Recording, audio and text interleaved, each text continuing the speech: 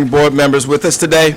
Vice Chair Okoye, Good morning. Commissioner Lawler, Good morning. Commissioner Jenkins, Good morning. and I am Chair Kevin Anderson.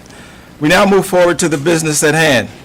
Please note that the deadline for all participant pre-registration and for all submission of materials and exhibits was 12 noon on the Tuesday before this Planning Board meeting. The order of cases for today's meeting is as follows. Items 1, 2, 14, 4, 5, 16, 8, 10, 11, 13, 6, 7, 9, 12, and 15. The first item on the agenda is the Commissioner's item, Resolution of Support for National Intern Day.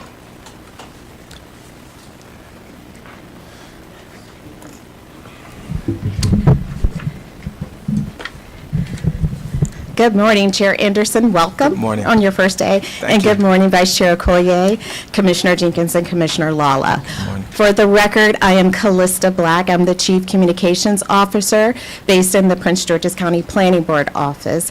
And it is my pleasure today. We're really excited. Today is Thursday, July 30th, and across the nation, we're celebrating National Intern Day. And before you, we have a resolution of support for National Intern Day. Since 1995, MNC PPC, Prince George's County Planning Department, and Planning Board has hosted interns from universities and colleges across the nation. They're bringing a wealth of experience from different disciplines. And this year, we have 16 bright minds joining us for 12 weeks. They started in May and will continue to mid-August. And they're working 40 hours a week, 12 weeks of paid internship, I know, alongside with our highly skilled and professional staff. And so they are working in the areas of transportation, community planning, placemaking, public affairs, facility management, and also public affairs and other areas. And so we are very thankful to the Planning Department for hosting them this year. And I'm going to kick it over to our Planning Director, James Hunt, to say a little bit about the interns. Thank you, Callista. For the record, James Hunt, Acting Planning Director here with the Prince George's Planning Department. Before I get started, can I have all the interns to stand? And I want to give you all a round of applause real quick.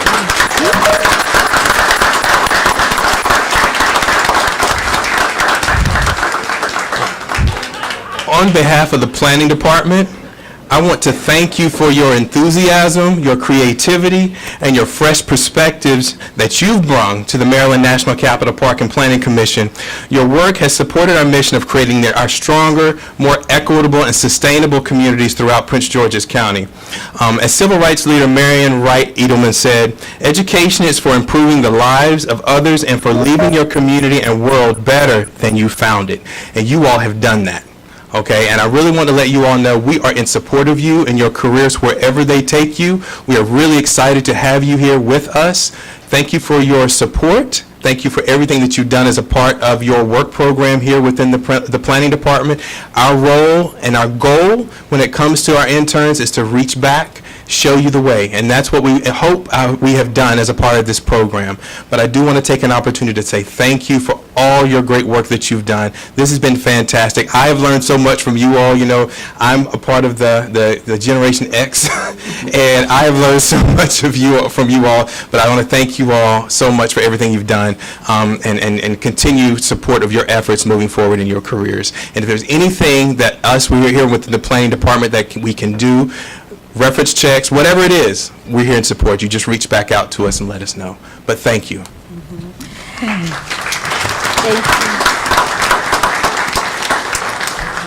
A program like this isn't possible without dynamic individuals who make it happen. We'd like to extend a very special thank you to Heather Orwiller, the internship coordinator. She couldn't be here today. She's traveling for work. Our incredible human resources team, Demetra Linsenby, Alicia Jordan, Maylene Trimble, Marcy Gonzalez, and Ellen Browse. And of course, all the supervisors, division chiefs, and the planning director's office. It's a whole team that makes this happen. And at this time, we would like each intern to come to the podium, introduce themselves to you, and share just a little bit where they're coming from and where they've been working. And after they do that, we would love for you to join us for a photo opportunity.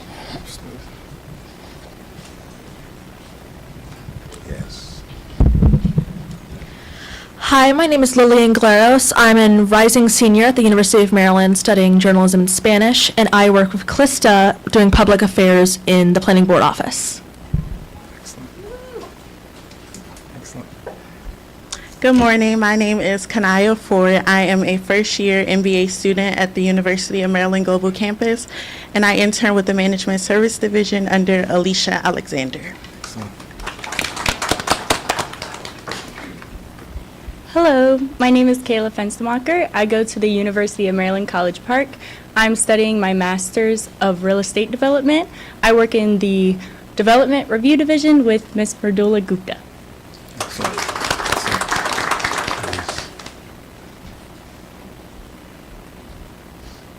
Hello everyone, my name is Eric Jacobson. I am a recent graduate of the University of Virginia, and I am in the Community Planning Department underneath Thomas Lester. So, nice to meet you.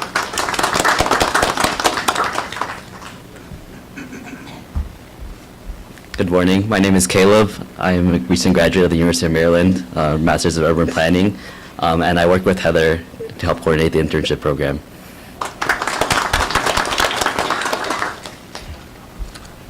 Good morning. I am Kara Kays. I am a rising second year at the University of Maryland for their Community Planning Master's program. I'm an intern here in the transportation side on Prince George's County, and I'm so happy to be here. I'm so happy for the experience, and it's been wonderful. So thank you so much.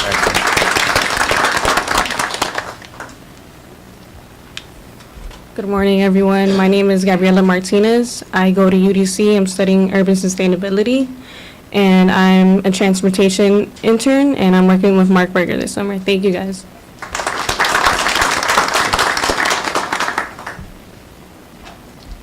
Good morning. I'm Ronan Mirza. I'm currently an undergrad at The Ohio State University studying city and regional planning, and I spent this summer with the food systems team. Thank you.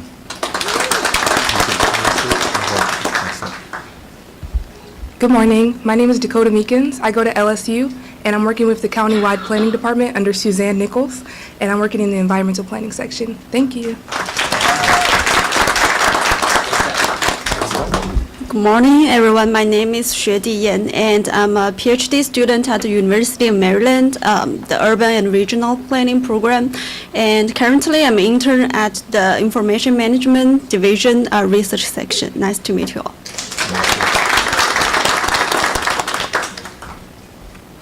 Good morning. My name is Noah Solomon. I am a rising senior at Towson University, and I am interning from the Information Management Division, and I'm working under Cherie Strong.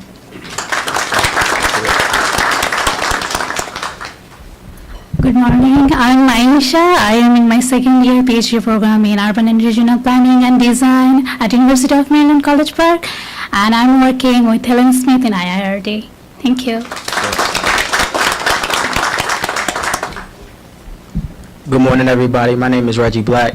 I just graduated from Prince George's Community College, and I'll be going to UMD College Park this fall, and I've been interning with Placemaking Adam Dodgen. Thank you.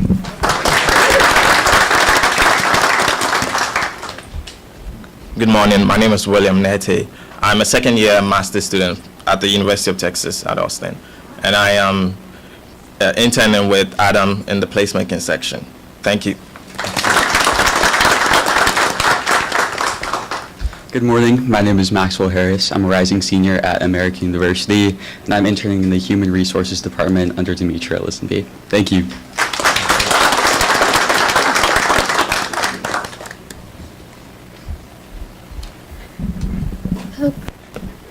And we will turn it back over to you. And we would like to request an approval, your consideration and approval on the resolution of support for National Intern Day. Want us to come down? If you move the resolution. We'll look for a motion to approve the resolution. So move. I second. We have a motion by Commissioner Lawler, second by Commissioner Jenkins. I will now call the roll. Vice Chair Okoye. I vote aye, and congratulations to all of you. We appreciate your time here. Commissioner Lawler. I approve. Commissioner Jenkins. I vote aye. Congratulations. And I, Kevin Anderson, approve, and congratulations, Director Hunt, for a great program. Looks very promising. Thank you. Okay. If everyone can join us for a quick photo op.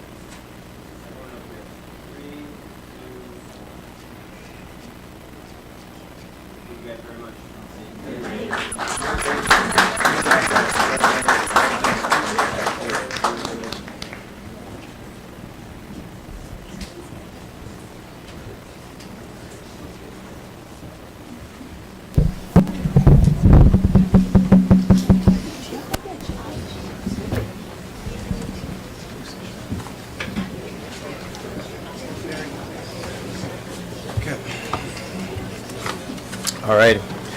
The next item on the agenda, item 2, is draft minutes of the July 23rd, 2026 meeting. We look for a motion to approve the minutes of July 23rd, 2026. I move approval of the minutes. I second.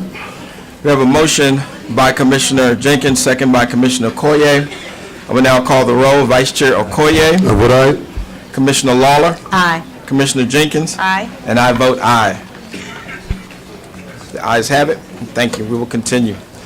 The next item on the agenda is item 14, extension request for preliminary plan 4-22050 Fairview. We will now hear from staff who will present this item. Good morning, Mr. Chairman. Jason. Can everybody hear me okay? Good morning, Mr. Chairman and members of the board. For the record, I am Jason Bartlett with the subdivision section. Item number 14 on the agenda is an extension request for preliminary plan of subdivision 4-22050 titled Fairview. This preliminary plan of subdivision was approved by the Planning Board on June 13, 2024, and was valid through July 11, 2026. The subject property is located in the northeast quadrant of the intersection of I-95-495 and MD 704. This preliminary plan of subdivision was reviewed pursuant to the prior subdivision regulations and approved 65 lots and 5 parcels for development of 65 single-family attached townhouse dwellings. By letter dated July 9, 2026, the applicant requested a one-year extension of the plan's approval. If this request is approved, the preliminary plan of subdivision will be valid through July 11, 2027. Section 24-119D5A of the prior subdivision regulations authorizes the planning board to grant an extension to the normal expiration of a preliminary plan of subdivision when certain criteria are met. Staff finds... Give me a call, okay? Okay, thank you. Thank you very much. You're welcome. You have a good one. Yeah. No problem.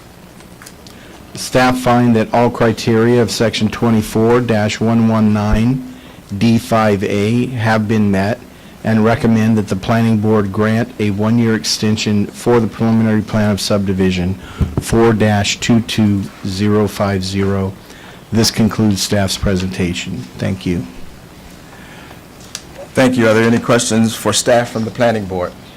None. So next, we will hear from the applicant's attorney. Yes, good morning, Mr. Chairman and members of the Planning Board, Edward Gibbs, and if I can figure out how to work this microphone here. I was just trying to change the angle. There we go. I think I can live with it this way. Thank you very much. Matter of personal privilege, welcome Chairman Anderson and Commissioner Lawler. Great to see you both here, and wonderful to have a fully constituted Planning Board. So look forward to working with you as we move forward. Thank you. Thank you for your personal privilege moment there. My name is Edward Gibbs. I'm an attorney with offices in Largo. I represent the applicant and the owner of this property and this preliminary subdivision plan approval. We did work diligently. We have a lot of information in our extension request. I really appreciate the opportunity to work with staff. They did a thorough analysis of the application. They found that we meet all of the criteria set forth in the subdivision ordinance, and I know you have a heavy agenda today. I don't want to prolong this when it's not necessary, but I would simply say that when you have 2 years to work with, and you have to do things like a detailed site plan, and then you have all the conditions to comply with, it is a heavy lift to get all that taken care of within 2 years. And in spite of that fact, in this case, we were going to expire on July 11th. We were within days. We filed our final plats for review in February, and we had 3 rounds of comments, and we came within days of making it. But we had to do the detailed site plan. We had to do a noise study. I mean, there were just many things. We were diligent. We just simply came within an eyelash of making it. And I think this points out how important it is to understand that 2 years for a major subdivision is simply a very, very heavy lift. And that's recognized in the new subdivision regulations, because for major subdivisions, they're valid for 6 years now instead of 2. So with that being said, I'll be happy to answer any questions, but didn't want to take any more of your time. Thank you very much. Thank you. Are there any questions for the applicant's attorney from the planning board? None. Board members, any deliberation? And if not, what's your pleasure? I move approval for the extension request. Second. Great. We have a motion by Commissioner Jenkins and a second by Commissioner Lawler. I would now call the roll. Vice Chair Okoye. Vote aye. Commissioner Lawler. Aye. Commissioner Jenkins. Aye. And I vote yes. The ayes have it. Thank you Motion very approved. Great. Thank you. We'll now move forward to the consent agenda. We have our consent agenda items. So we'll move through. Is there anyone here who wishes to oppose the staff's recommendation on the consent agenda items? Is there any board member who wishes to discuss these items? So we look for a motion to approve the consent agenda. I move that we adopt the items on the consent agenda. Second. Good. We have a motion by Commissioner Jenkins, a second by Commissioner Lawler. I will now call the roll. Vice Chair Okoye. Aye. Commissioner Lawler. Aye. Commissioner Jenkins. Aye. And I vote Kevin, and I vote aye. So we now move to our regular agenda items. And we will now have the first item on the agenda, which is item number 5, preliminary plan of subdivision, PPS-2025-019, Suit Road Industrial. And we will now hear from staff who will present this item, and I will now open the hearing.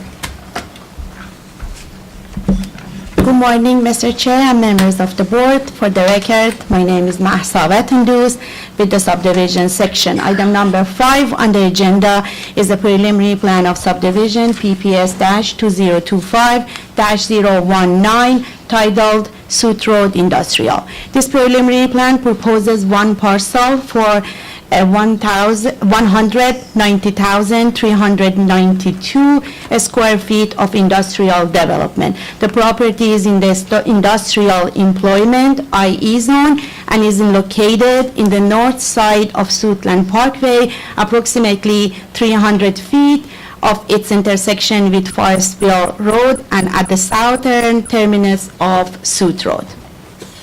This application is also supported by an approved certificate of adequacy, ADQ-2025-027. Staff has not received any exhibits or correspondence prior to the noon deadline on July 28, 2026. In conclusion, staff recommends that the Planning Board adopt the findings of the technical staff report and approve the preliminary plan of subdivision PPS-2025-019, Type 1 Tree Conservation Plan TCP1-2025-0029, as well as the variation request to Section 24-4205 and the variance request from Section 25-122B1G, subject to the findings and conditions in the technical staff reports. This concludes the staff's presentation. Thank you. Okay, thank you. Are there any questions for staff from the planning board? There are none. Next, we will hear from the applicant's attorney. Good morning, Chair. Good morning. We need to swear you in. And anyone else who's seeking to speak on this matter, if you'd stand, raise your right hand. And anyone online? You swear to or affirm to tell the truth, the whole truth, and nothing but the truth? I do. Thank you. Thank you. Good morning, Chair Anderson and Commissioners. Good morning. Matthew Gordon, counsel to the applicant, Sutton Forest OI LLC. I will be pretty brief this morning. We just want to thank planning staff for all their assistance over the, I think, probably the past year or so since we started the intake process. We're happy to be here in full agreement with their recommendations, that the application meets all the requisite findings, and we agree with all the conditions of approval. And we look forward to working with staff to certify the plan and move to the next stage, which will be a detailed site plan that'll ultimately come before this board again. We're happy to answer any questions that this body has. Thank you. Great. Thank you. Are there any questions for the applicant's attorney from the planning board? There are none. Board members, any deliberation, and if not, what is your pleasure? I'm sorry. I move that we adopt the findings of staff and approve preliminary plan of subdivision 2025-019, Type Tree 1 Conservation Plan 2025-0029, a variation from Section 24-4205 of the subdivision regulations, and a variance from Section 25-122B1G of the Woodland Conservation Ordinance, along with the conditions outlined in the staff report. I second that, Mr. Chair. We have a motion by Commissioner Jenkins and a second by Commissioner Okoye. We now call the roll. Vice Chair Okoye. Mr. Chair, I vote aye. Commissioner Lawler. Aye. Commissioner Jenkins. Aye. And I vote aye. The ayes have it. Thank you. Thank you.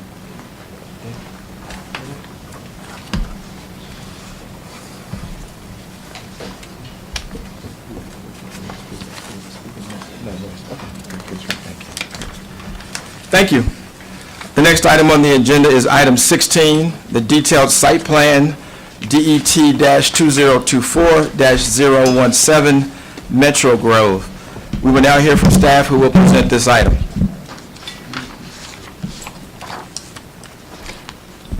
Good morning, Mr. Chair and members of the Planning Board. For the record, I'm Long San with the Urban Design section. Item number 16 is detailed site plan DET-2024-017 for Metro Grove. This case was first heard last week on July 23rd, and this case continued from last week's Planning Board meeting till today. The detailed site plan is for development of 250 multifamily residential dwelling units in 3 buildings with associated infrastructure and amenities. The development consists of 2 phases. Phase 1 will include 2 buildings totaling 200 units, and Phase 2 will consist of 1 building with 50 dwelling units. The subject property is within the residential multifamily 48 zone.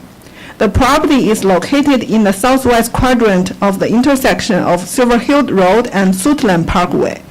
This concludes staff's presentation. Thank you. Great, thank you. I would now turn to my fellow board members for any deliberation on this matter, and if not, what is your pleasure? I move that we adopt the findings of staff and approve detailed site plan 2024-017, type 2 tree conservation plan 2026-0038, and alternative compliance 2026-004, along with the conditions outlined in staff's report as modified by applicant's Exhibit 1. Accept the request to remove or modify condition 1.1K and the changes on page 3 of applicant's Exhibit 3. Mr. Chair, I second that motion. Thank you. We have a motion by Commissioner Jenkins and a second by Commissioner Okoye. I will now call the roll. Vice Chair Okoye. I vote aye. Commissioner Lawler. Aye. Commissioner Jenkins. Aye. And I abstain. Thank you. The next item on the agenda is item number 8, the Community Planning Division Preliminary Port Town Sector Plan and Proposed Sectional Map Amendment. Due to Commissioner Matthews' absence, item 8 will be moved to the September 3rd, 2026 Planning Board meeting. The next item on the agenda is item 10, Office of the Planning Director Legislative Drafting Request, LDR 030-2026. We will now hear from staff who will present this item. Good morning, Chair and members of the Planning Board. For the record, Natalia Gomez with the Planning Director's Office. I am presenting today the legislative drafting request LDR 13, 2026. Next slide, please. So before I dig into what the legislative drafting request is, I want to, for the Chair and the Board and for the public knowledge, I want to quickly run through the generalized bill timing that the Planning Department works on. So per the zoning ordinance, when the council, a member of the council or the chair of the council, county council introduces a text amendment or proposes a text amendment, the Planning Department has 30 days to review, provide comments and recommendations to the Planning Board. Sorry, it has 14 days to release a staff report, and the Planning Board has 30 days to hold a public hearing to issue a recommendation. After, which is the first bullet we see here, Planning Board hearing recommendation. And what happened today, as in any other public hearing related to a legislative drafting request, the Planning Board hears a presentation and public comments as well as any written testimony entered into the record. From this, the Planning Department transmits a board letter with a summary of what happened in the hearing to the county council. And from there, the bill or the future bill, it's on the county council side. So it will eventually receive a number and it will follow the normal procedure. I mention this because once the LDR becomes a bill, there are additional opportunities for the public to sign up and comment and provide public testimony. It can be either in the committee meeting, what we see in the green bullet, or at the time of public hearing, which is towards the end of the bill, the legislative life of the bill. So let's start with the first part. Next slide, please. So what I'm bringing today is the first legislative drafting request that you're hearing today. This bill, LDR 30, proposes to permit 2 specific uses by right in the residential single-family attached zone. Those uses are place of worship of no less than 1 acre in size and what we commonly call restaurants, but in detail is alcohol production facility, small scale, shared commercial kitchen, restaurant, and restaurant with quick service. The bill also introduces some standards for these uses to promote a productive reuse of existing buildings. Next slide, please.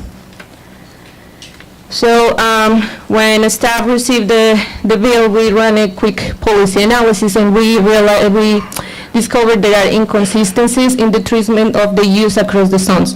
The reason is that both place of worship and restaurants are not permitted in any of the residential single-family zones, and only in some of the multifamily zones that are in a higher density.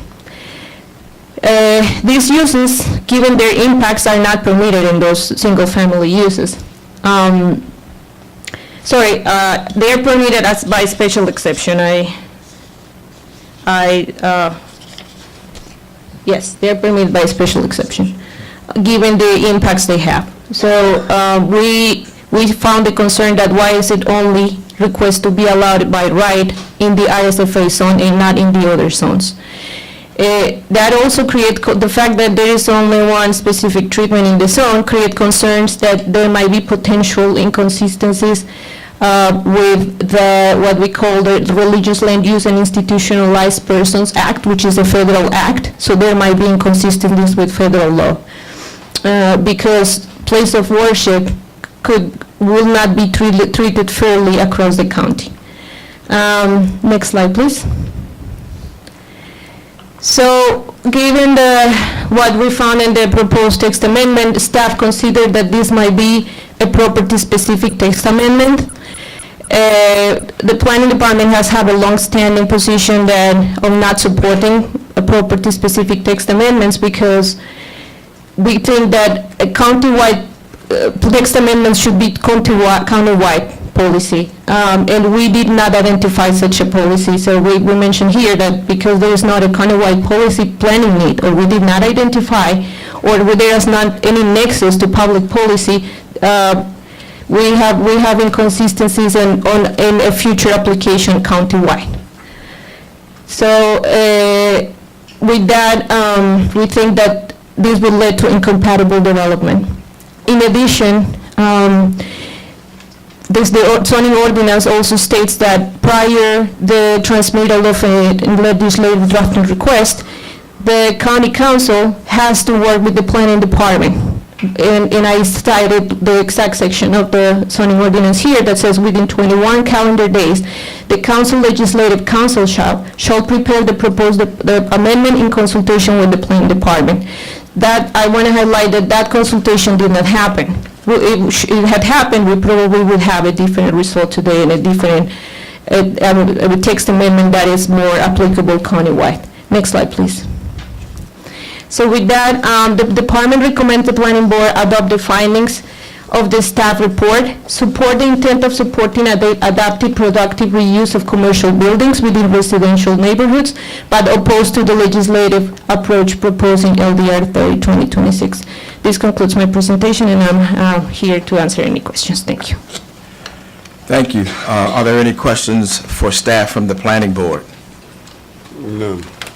Board members, any deliberation, and if not, what is your pleasure? I move that we adopt staff's recommendation to oppose LDR 0302026 and forward the recommendations in the technical staff report to the district council. Mr. Chair, I second the motion for LDA 30-2026. Thank you. We have a motion by Commissioner Jenkins and a second by Commissioner Okoye. I will now call the roll. Vice Chair Okoye. I vote aye. Commissioner Lawler. Aye. Commissioner Jenkins. Aye. I, Chairman Anderson, vote aye. The ayes have it. Thank you. The next item on the agenda is item 11, Office of the Planning Director Legislative Drafting Request LDR-152-2026. We will now hear from staff who will present this item.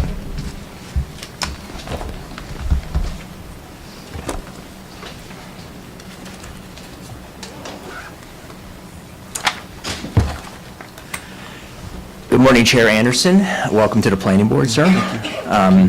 Commissioners, Commissioner Lawler, this is my first time before you, so it's a pleasure to meet you as well.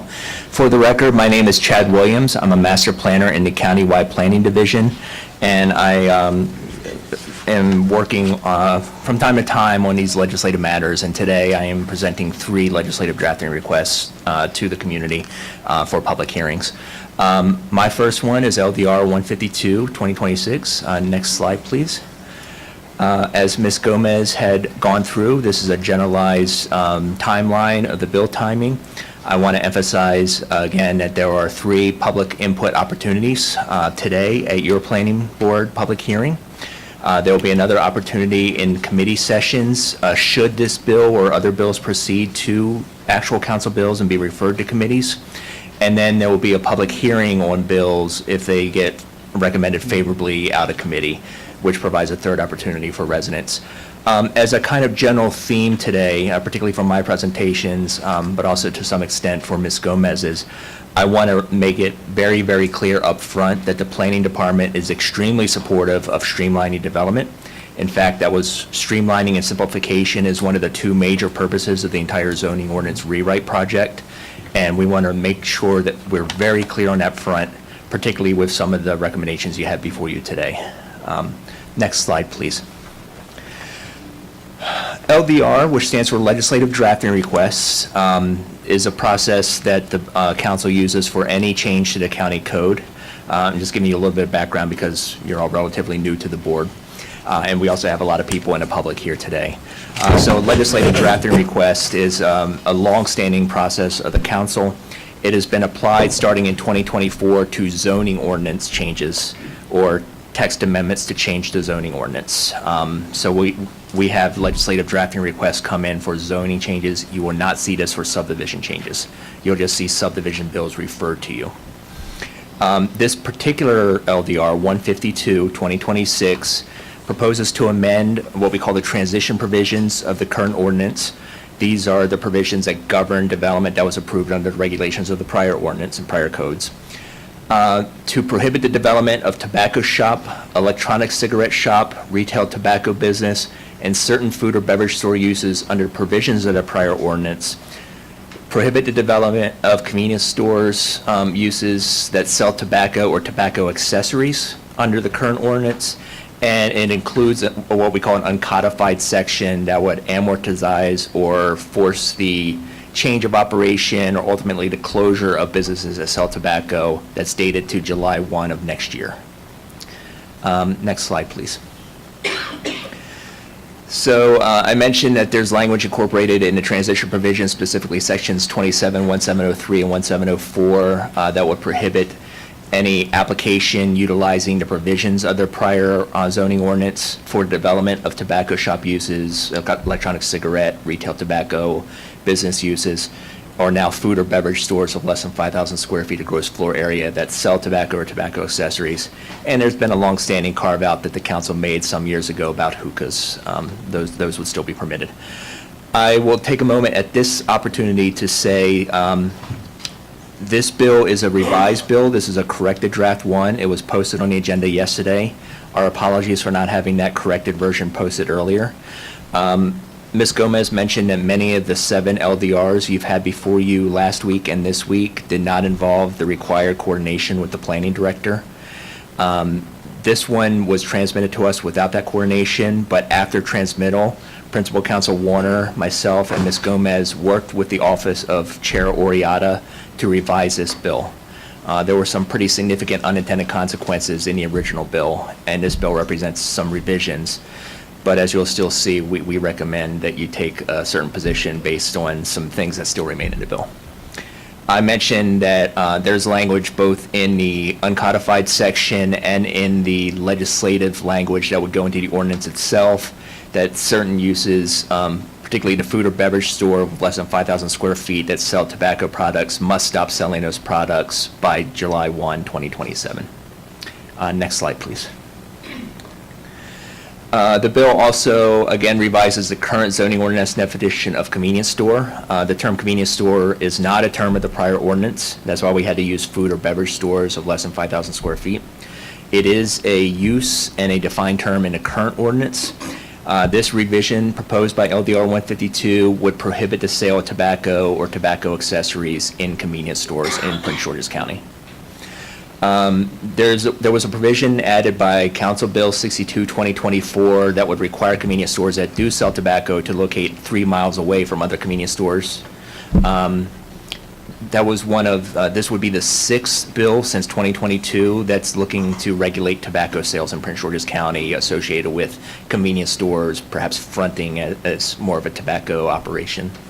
Or, sorry, the fronting would be as a convenience store, but it's more of a tobacco operation. That's a concern that the council has expressed verbally in many meetings before. I mentioned the amortization period, so we can move on to the next slide, please. In terms of the policy analysis, The bill amends the transition provisions to prohibit applications for those uses that are listed, but it doesn't say anything about currently operating uses. And we see that this is a real point of confusion, because typically you might have a business that if somebody wants to retire or for other reasons sells the operation, and that business can continue. This bill is unclear whether such businesses can continue. So we do recommend that there be provided clarity on that issue, and that specifically permits for changes in occupancy be allowed if the council wishes to prohibit these new businesses in the future, so that the current ones can continue operation. Very important point. We certainly recognize, as your planning staff, the health consequences of tobacco. We recognize air quality concerns. We recognize the challenges of concentration of certain what is perceived as negative uses. But we also have to balance that out with other considerations in the planning world. One such consideration being tax revenue. The simple fact of the matter is that tobacco sales are a vice. Many people indulge in vices. You cannot regulate vices. We learned that in the 20s and early 30s. But what these businesses do is they might have a small section of their businesses devoted to tobacco, but it brings in a significant amount of revenue for small business owners, and that translates into tax revenue for Prince George's County. So we do have some pushing dynamics from both sides on that equation to consider. And then we also believe that it's entirely possible that a complete prohibition on tobacco sales, particularly with that convenience store change for the current ordinance, could result in legal challenges for Prince George's County. Next slide, please. There was, again, a reduced square footage requirement that was added by another bill that focus on this issue that limits the amount of space that convenience stores, food or beverage stores could dedicate to tobacco sales. We think that that provides an alternative to LDR 152 that may not have been in operation long enough to have seen an effect, and maybe letting that go longer results in an effect.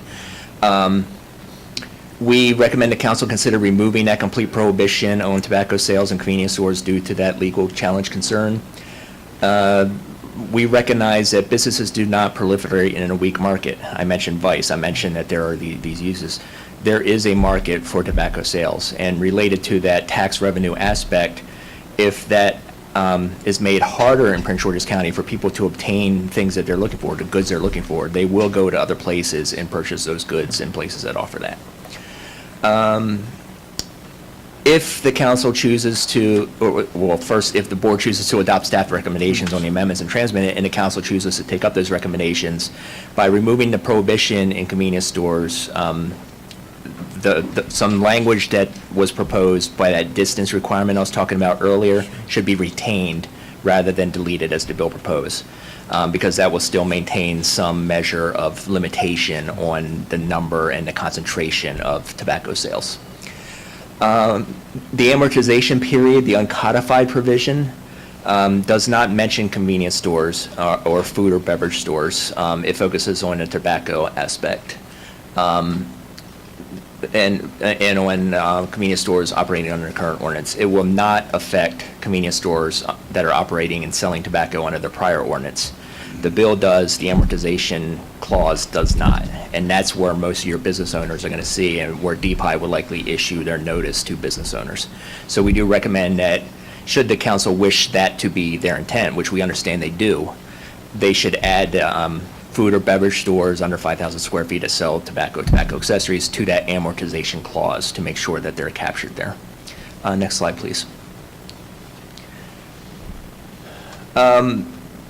So instead of offering written amendments, we do refer in our staff report, the council and the board, to section 4, the policy analysis section of the technical staff report, whether to allow that exemption for changes in occupancy, to allow businesses to remain open, whether to retain the current definition of convenience store, remove the prohibition against tobacco sales, and to change that amortization clause. So those will be essentially the recommended amendments of this particular technical staff report and staff's recommendations. Next slide, please.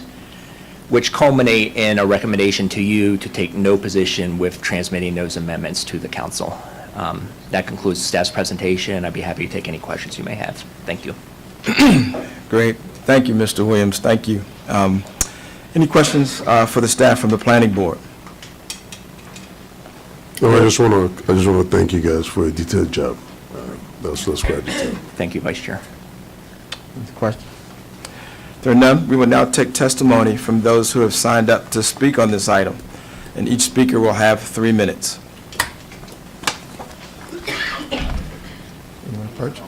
I'm sorry.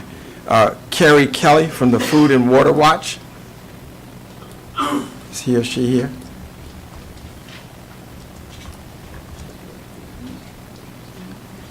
Is it on IV? I mean, is it on AV, or is she virtual? Okay. She signed up in person, Sharon. Looks like she's not here. Okay. She's not here, David? Okay. Great. There are none. Board members, any deliberation? And if not, what is your pleasure? None? Okay. I move that we adopt staff's recommendation to take no position on LDR 1522026 and forward the recommendations in the technical staff report to the district council. We have I'm sorry. Mr. Chair, I second that motion. Thank you. We have a motion by Commissioner Jenkins and a second by Commissioner Okoye. I will now call the roll. Vice Chair Okoye. Mr. Chair, I vote aye. Commissioner Lawler. Aye. Commissioner Jenkins. Aye. And I, Chairman Anderson, vote aye. The ayes have it. Thank you. The next item on the agenda is item 13, Countywide Planning Division MRF-2022-012, Junior Tennis Champion Centers expansion. We will now hear from staff who will present this item. Thank you very much, Chairman Anderson, members of the board. For the record, my name is Bobby Ray. I'm a supervisor with the Countywide Planning Division. As stated, this item is a proposed expansion of the existing Junior Tennis Champion Center located at 5200 Campus Drive in College Park.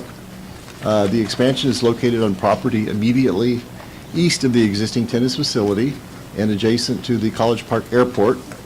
The property is owned by Park and Planning Commission, subject to a lease agreement between the two parties. Next slide, please. And as you can see from the aerial, you can see the property bounded in red and its proximity to the airport runway. The site is the former location of the 94th Aero Squadron Restaurant. That building has since been demolished, and the site has been used as a temporary storage lot for Parks and Recreation. Next slide.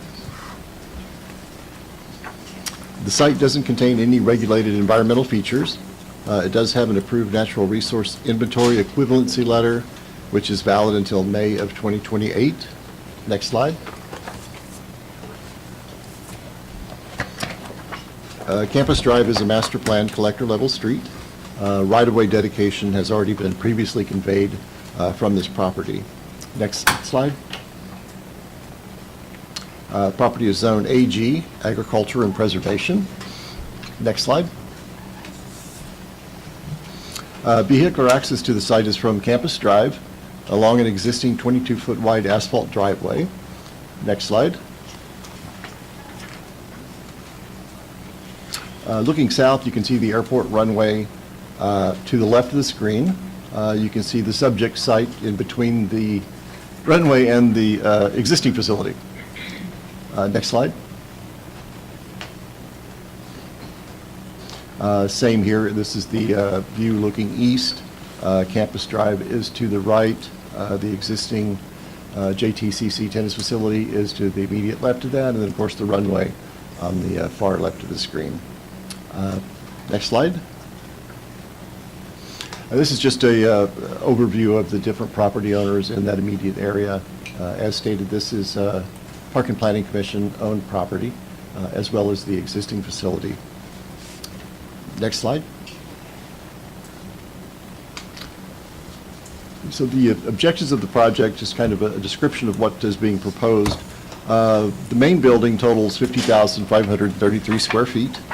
It includes 6 tennis courts, an area for food and beverage sales, offices and locker rooms, and there is a possible alliance with the University of Maryland women's tennis team to serve as their home courts. I guess that's still in consideration. Exterior improvements include 4 tennis courts, stormwater management pond, landscaping, site fencing, and lighting, and a surface parking lot with 81 spaces, 5 designated for ADA parking, and 4 spaces dedicated for electric vehicles. Next slide. So on the site plan, you can see the location of the new building in the center of the site, colored purple in this illustration. It's wrapped on the south and east sides by surface parking. You can see the new outdoor tennis courts proposed at the top of the site. Stormwater management facilities are located on the far east end of the site, southeast and east. Next slide. As far as vehicle circulation or site circulation, vehicles come to the site from Campus Drive. Pedestrian circulation is also provided from the sidewalks from Campus Drive. There is a trail connection to the northeast branch trail on the north side of the site, and there's an additional 10-foot wide trail proposed to loop around the stormwater management pond on the southeast side of the site.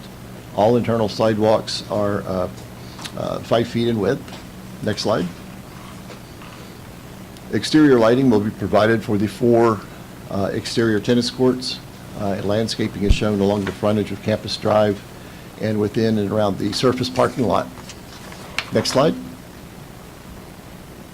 And this is a view of the east elevation of the building facing the parking lot.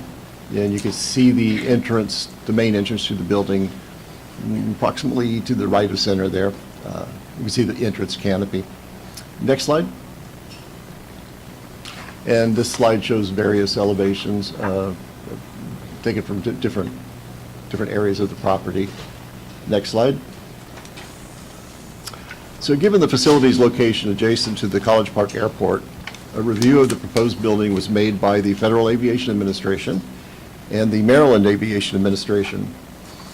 The compliance with both federal and state regulations is required, and in both reviews there were 2 points of building encroachment identified.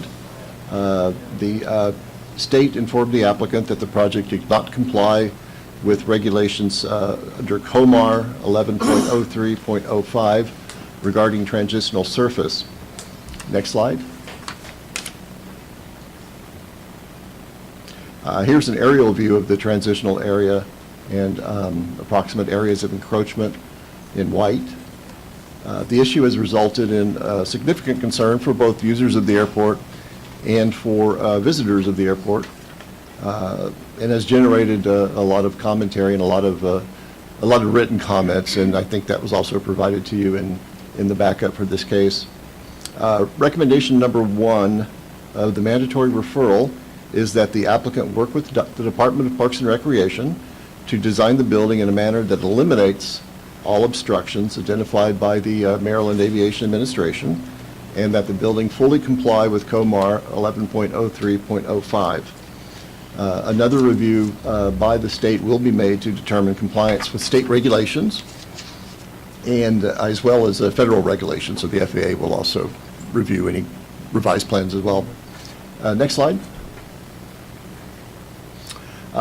This is kind of an overview of the outreach that has been done by the applicant. Going back to 2021, they conducted a series of outreach efforts that included the College Park Airport users and the City of College Park. The most recent presentation was made to the College Park City Council on July 14th. A letter was received on July 21st from the College Park City Manager to the Planning Board stating the city's position on the project, and that should also have been included in backup for this item. Next slide. So permitting agencies would include the Maryland Department of Environment, County Department of Permits, Inspections and Enforcement, WSSC, Maryland Aviation Administration, and Federal Aviation Administration, and a building permit from the City of College Park. Next slide. Recommendations include, as we stated, compliance with MAA regulations, coordination with Parks and Recreation on the design of the COMAR compliant building, Other recommendations on this and the next slide are related to site-specific and building-related improvements. The recommendation from staff is approval of the mandatory referral, subject to the recommendations, and transmittal to the project applicant. And that concludes my presentation. If you have any questions, I'll try to answer them. There's a lot of people here to also participate if the questions come up. Great. Thank you, Mr. Ray. Are there any questions for staff from the planning board?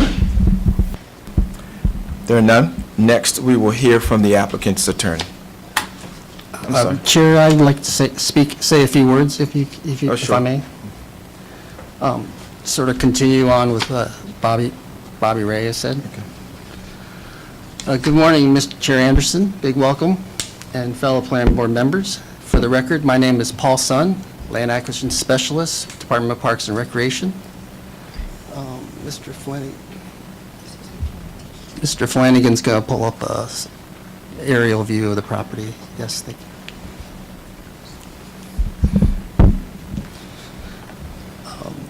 Our division is Park Planning and Environmental Stewardship. Our division chief is Sonia Ewing, who is here, and Dominic Cartucci, supervisor. We are led by Darius Stanton, Director of Parks and Recreation, who is now available to join us today. So first of all, thank you, Bobby Ray, Katina, and entire planning department staff, along with our legal team, for providing guidance on this partnership project.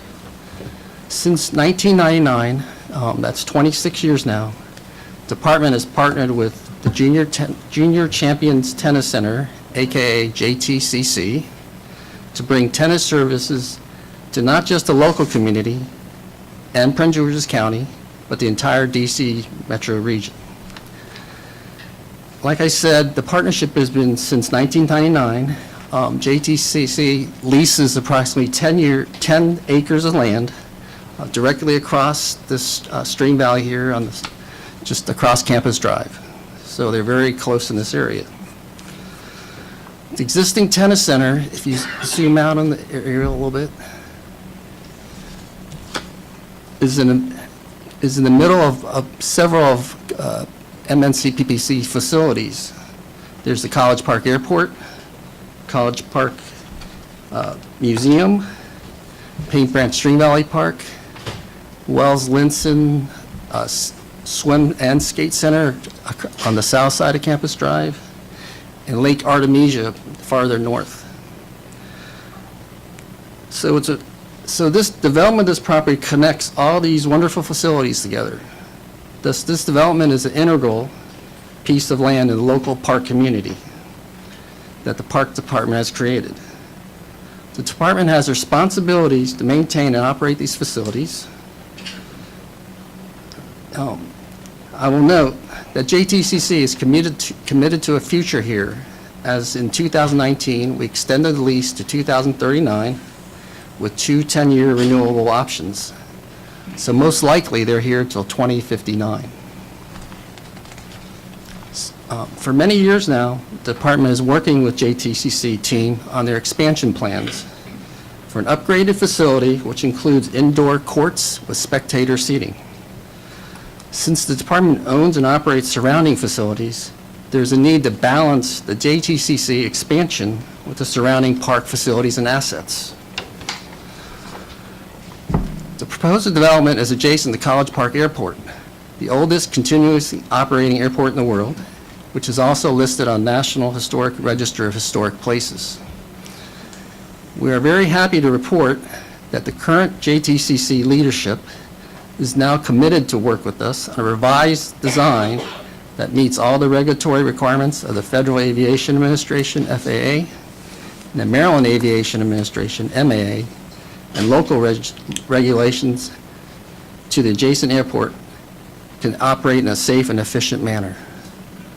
The department fully supports JTCC's expansion plans and looks forward to this continued partnership. As a partner in this project, we have asked and will allow JTCC to use additional parkland to create the best design possible. which will protect the existing airspace along with mitigating the impacts to the 100-year floodplain. The department is committed to ensure that the recommendations of the planning board hearing today are carried forward, and its final design and revisions will be shared publicly before the project moves forward towards amended lease agreement. So lastly, I just want to conclude that the property is located in the city of College Park, who I believe is scheduled to speak later today. We wish to assure everyone that we'll be back to this College Park City Council once the department and JTCC have reached a consensus on a final development plan. And this will happen before any leases will be executed or construction permits to be filed. Just in conclusion, we have a full complement of staff from various operating divisions here today within the Parks Department, along with MAA staff that will answer any questions or that you guys may have. With that, I'll give the floor to Mr. Shipp. Great. Thank you. And, Mr. Sun, so sorry we overlooked, and Mr. Shipp, thank you. Just want to make sure there's an opportunity if there are any questions from the board. There are none. Thank you, Council. Thank you, Mr. Chairman. For the record, William Shipp with the law offices of O'Malley, Miles, Nyland, and Gilmore, right up the road in Greenbelt. We're here today on behalf of JTCC, the applicant. First of all, I want to welcome you, Mr. Chair, to your first meeting. It's a pleasure to have you here. And I also want to welcome Commissioner Secretary Lala. It's great to have you here and the other commissioners as well. This has been a long time coming, this application. And it's been a difficult site, and there's a number of things that we've had to work through. But as you've heard or can glean, the primary issue has been this interaction with the MAA, FAA guidelines and regulations. I want to state at the outset, because I know there's a number of stakeholders here who are concerned about that issue, that we agree with Mr. Sun's comments, we agree with staff's comments, we agree with the staff recommendation that the project shall be revised to comply with the MAA and FAA regulations with no variance to the height restrictions. We are working closely with the Parks Department to come up with the best solutions for that, but we're confident we can do it. I do want to speak a little bit about the proposed recommendations. We agree with them all in concept, and we've actually proffered a couple more. You should have those in your record. I will go over those briefly because I know you have a long agenda. But I do want to call up the CEO of JTCC to give you a little bit of background on how important JTCC is to Prince George's County. Mr. Martin Blackman, CEO.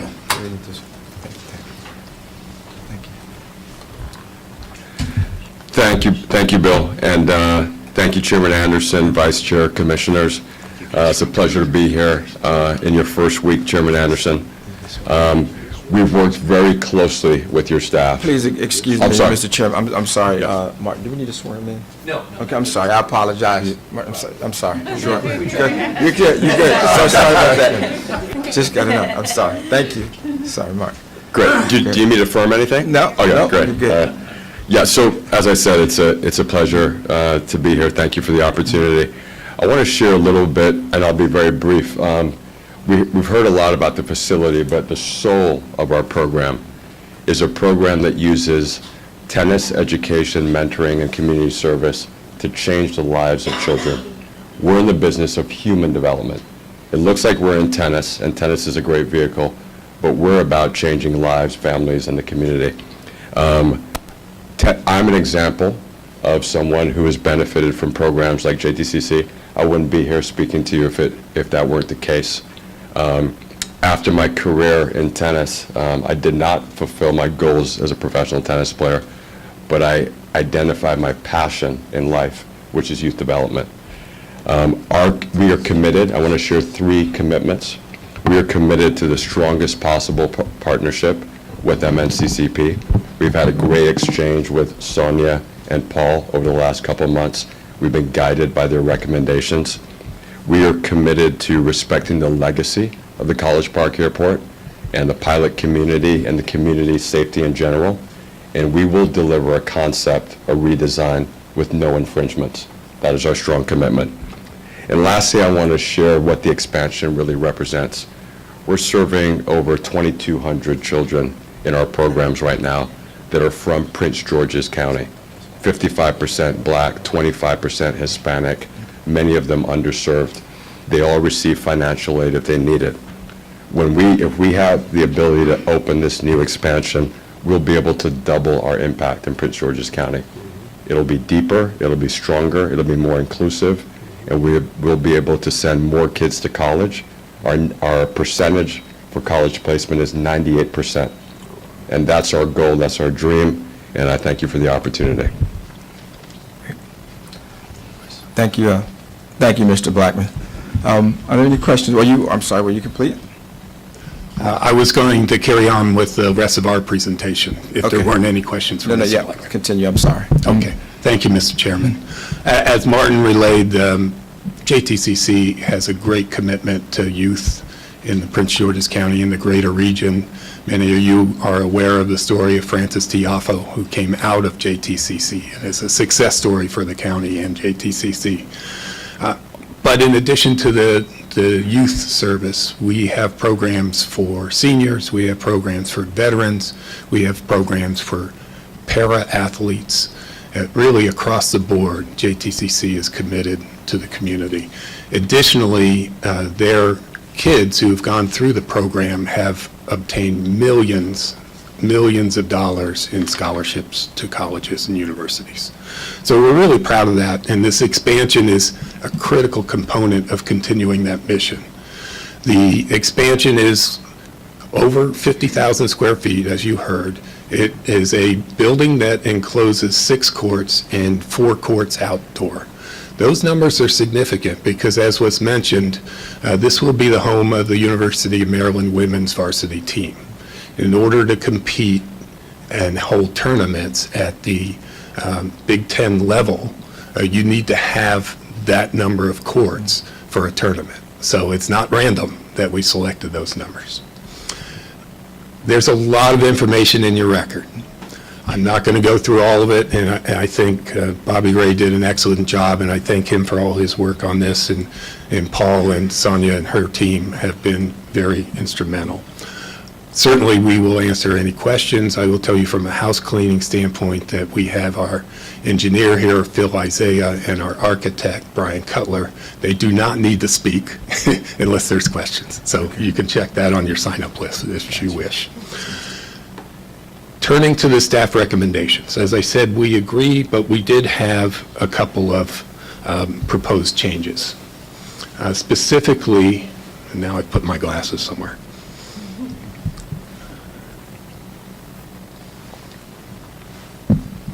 I think in recommendation 1, we just had a typo that the word "on" should be changed to "of," and 2 is fine. 3 is fine from our perspective. We agree with, I should say. You determine if it's fine. The number 4 is where we have some suggested language changes, and as revised, it would read, "The proposed development shall consider the Central Trail connection with a goal to provide better trail connectivity and to allow for further integration between JTCC and adjacent park assets, along with creating an integrated trail experience for both JTCC and park users. The applicant may modify its design proposal and may, to the extent practicable, preserve, I think, modify its design proposal and may, to the extent practicable, preserve the existing Sycamore alley." We think that gets to the intent, which is to look at the design when we revise the building and comply with MAA and FAA and still have it be a fully integrated site. We asked for deletion of the language about potentially losing a tennis court outside because, as I said, that's critical to the operation. The other conditions, or recommendations, I should say, that we proposed in addition is number 12. Prior to submission for any building permits for the project, the applicant and DPR shall brief the City of College Park on all revised plans. And then 13, upon DPR's final approval of the development plan, which incorporates these planning board recommendations, JTCC and MNC PPC may execute a lease agreement, and the lease agreement shall require that any proposed buildings and structure be designed and constructed in compliance with MAA statutes and regulations and FAA recommendations, and county ordinances and regulations without need for variance. These revisions were vetted with the Parks Department, so a lot of this language is actually their language and ours as well. I think we're in agreement on that, and we would ask the board's consideration for these revised recommendations. I don't think it disturbs the intent. In fact, I think it strengthens the intent of the staff report. With that, I would, be ready to answer any questions, or after any speakers come up, if I need to respond to any comments, I'd be happy to do that. Great, thank you, Counselor. For the record, I'd like to ask staff if they agree with the changes. Are they in support of the changes? Yes, Chair, we have no objections. Thank you. Thank you. Counselor. Thank you. For the board, are there any questions for the applicant's attorney? Any additional questions or thoughts? Okay. There are none. We will now take testimony from those who've signed up to speak on this item. Each speaker will have 3 minutes. I think Counselor mentioned that Mr. Brian Cutler would not be necessary. I think we've heard from Mr. Blackman. Is Philly Saja from Solstice Incorporated present? Rashawn Baker from the Junior Tennis Center champions. Please come forward. Okay, Rashawn. Good afternoon, Mr. Chairman, and congratulations. Welcome to Prince George's County. Having you on here, it's a great honor. Senator Lawler, same to you. I won't be long. I guess I'm here to talk about, since I'm old enough, the beginning of this process, which is with Wayne Curry convincing JTCC to come to Prince George's County. There were other areas they were looking at, Montgomery County, Fairfax, but actually brought them here with the vision that this would expand and provide the cachet to Prince George's County. I don't know that he would have envisioned it going the way it is now. But the final thing is that I'd like to say, or final couple of things, is this project has been supported by every county executive since Wayne Curry. And that's a monumental feat, as many of you may know. I think it's not just about providing professionals, but it's expanding opportunities and education in Prince George's County, and this is a great one for us. Thank you. Great. Thank you. Shane King with the Junior Tennis Champion Centers. He does not need to speak. Okay, great, thank you. Brian Kozlowski from Private Pilot. He's not here. Matthew. He's on the line. I'm sorry. I apologize. Is he virtual? Okay.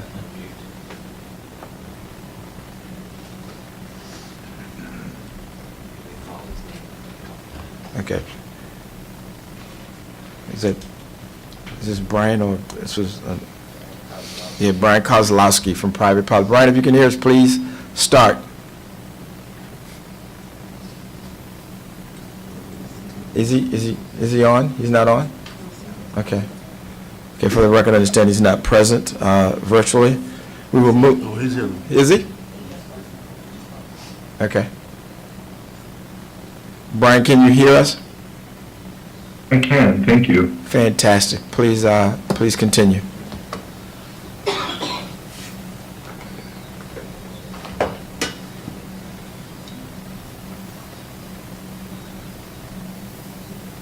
I'm sorry? I can't. Yeah.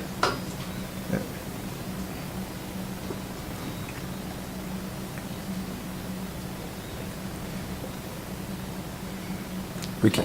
I'm so sorry, was that please continue directed at me? Yes, it was, Brian. I'm so sorry. Oh. Yes, you have you have the attention of the board and members present at the board meeting.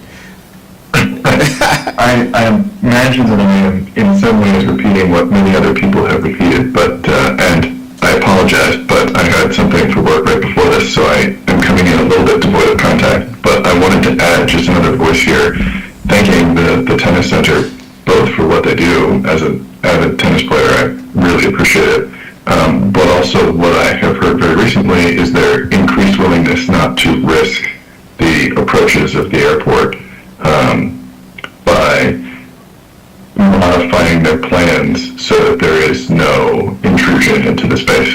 I don't know that I need 3 minutes to say that, but I wanted to, as a member of both the tennis community and the pilot community, thank them for their mission, and also very much thank them for hearing and understanding on the pilot's side that a tricky part of this problem is that if you have a small intrusion, you can tell yourself it's no big deal until all of a sudden it means that we lose an approach that can drastically impact the ability of the airport going forward. So I don't have any deep questions here, but for a short time, the night approaches at the airport were turned off, and I found myself several minutes after dusk had fallen flying into this airport and not being able to land, and my son and I having to go to a different airport and then hike home at midnight and an Uber, and these things have real life implications. So we greatly appreciate your understanding.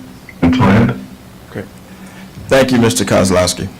Is there any questions or thoughts from the board? No. Thank you. We will now call Mr. Matthew Mulliken. He's present? Fantastic.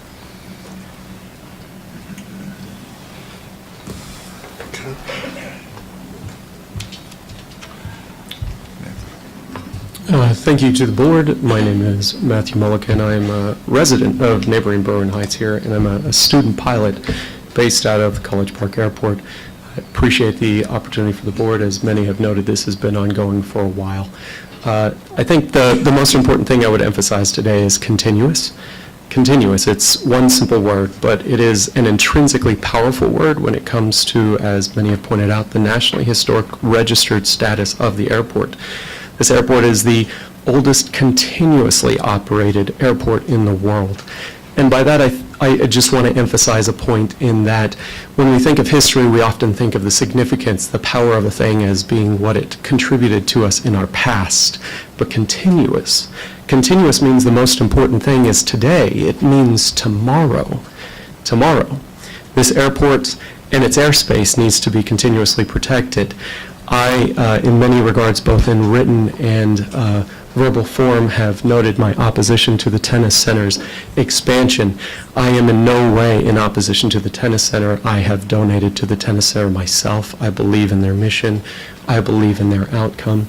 I also believe that the airport provides many of those same opportunities to minority represented demographics in our area.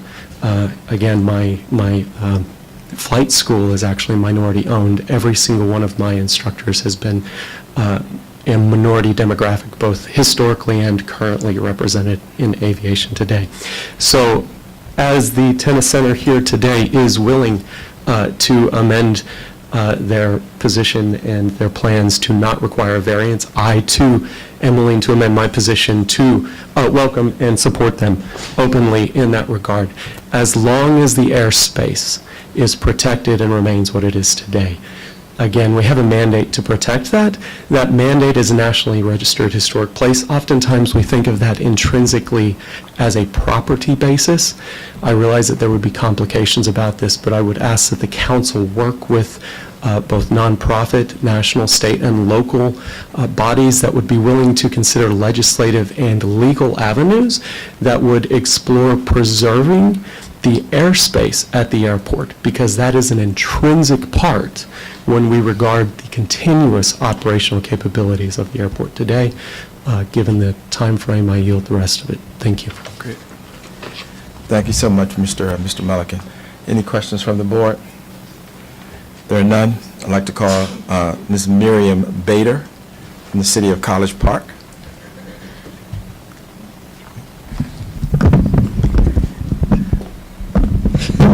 Okay, let me turn this down. Good morning. Good morning. Planning Board Chairman Anderson and Planning Board. My name is Miriam Bader. I'm the Director of Planning and Community Development for the City of College Park, and I'm here today to represent the City of College Park. I'm going to read their letter that they submitted to you all, just so we would have it on the record. Dear And if I may, I'm Sue Ellen Ferguson here on behalf of the city as their attorney. Good morning. Thank you. Thank you. The City of College Park is home to many places and institutions that help make Prince George's County a great place to live, learn, work, and play. Among these valued community assets are the Junior Tennis Champion Center, located at 5200 Campus Drive in College Park, and the adjacent College Park Airport, which is the longest continuously operated airfield in the world. 2 years ago, the city was provided with an overview of the proposed JTC expansion, and since that time, the membership of our council has changed significantly. City staff was informed by Maryland National Capital Park and Planning Commission staff last week from the time this letter was written. I think it was on July 10th, that the planning board will take action on this matter on July 30th, and the council was requested to provide comments. However, at the July 14th council meeting, park and planning staff could not provide updated site plans showing the placement of the tennis facilities in compliance with county, state, and federal guidelines, and in a manner that would allow the airport to continue safe operations.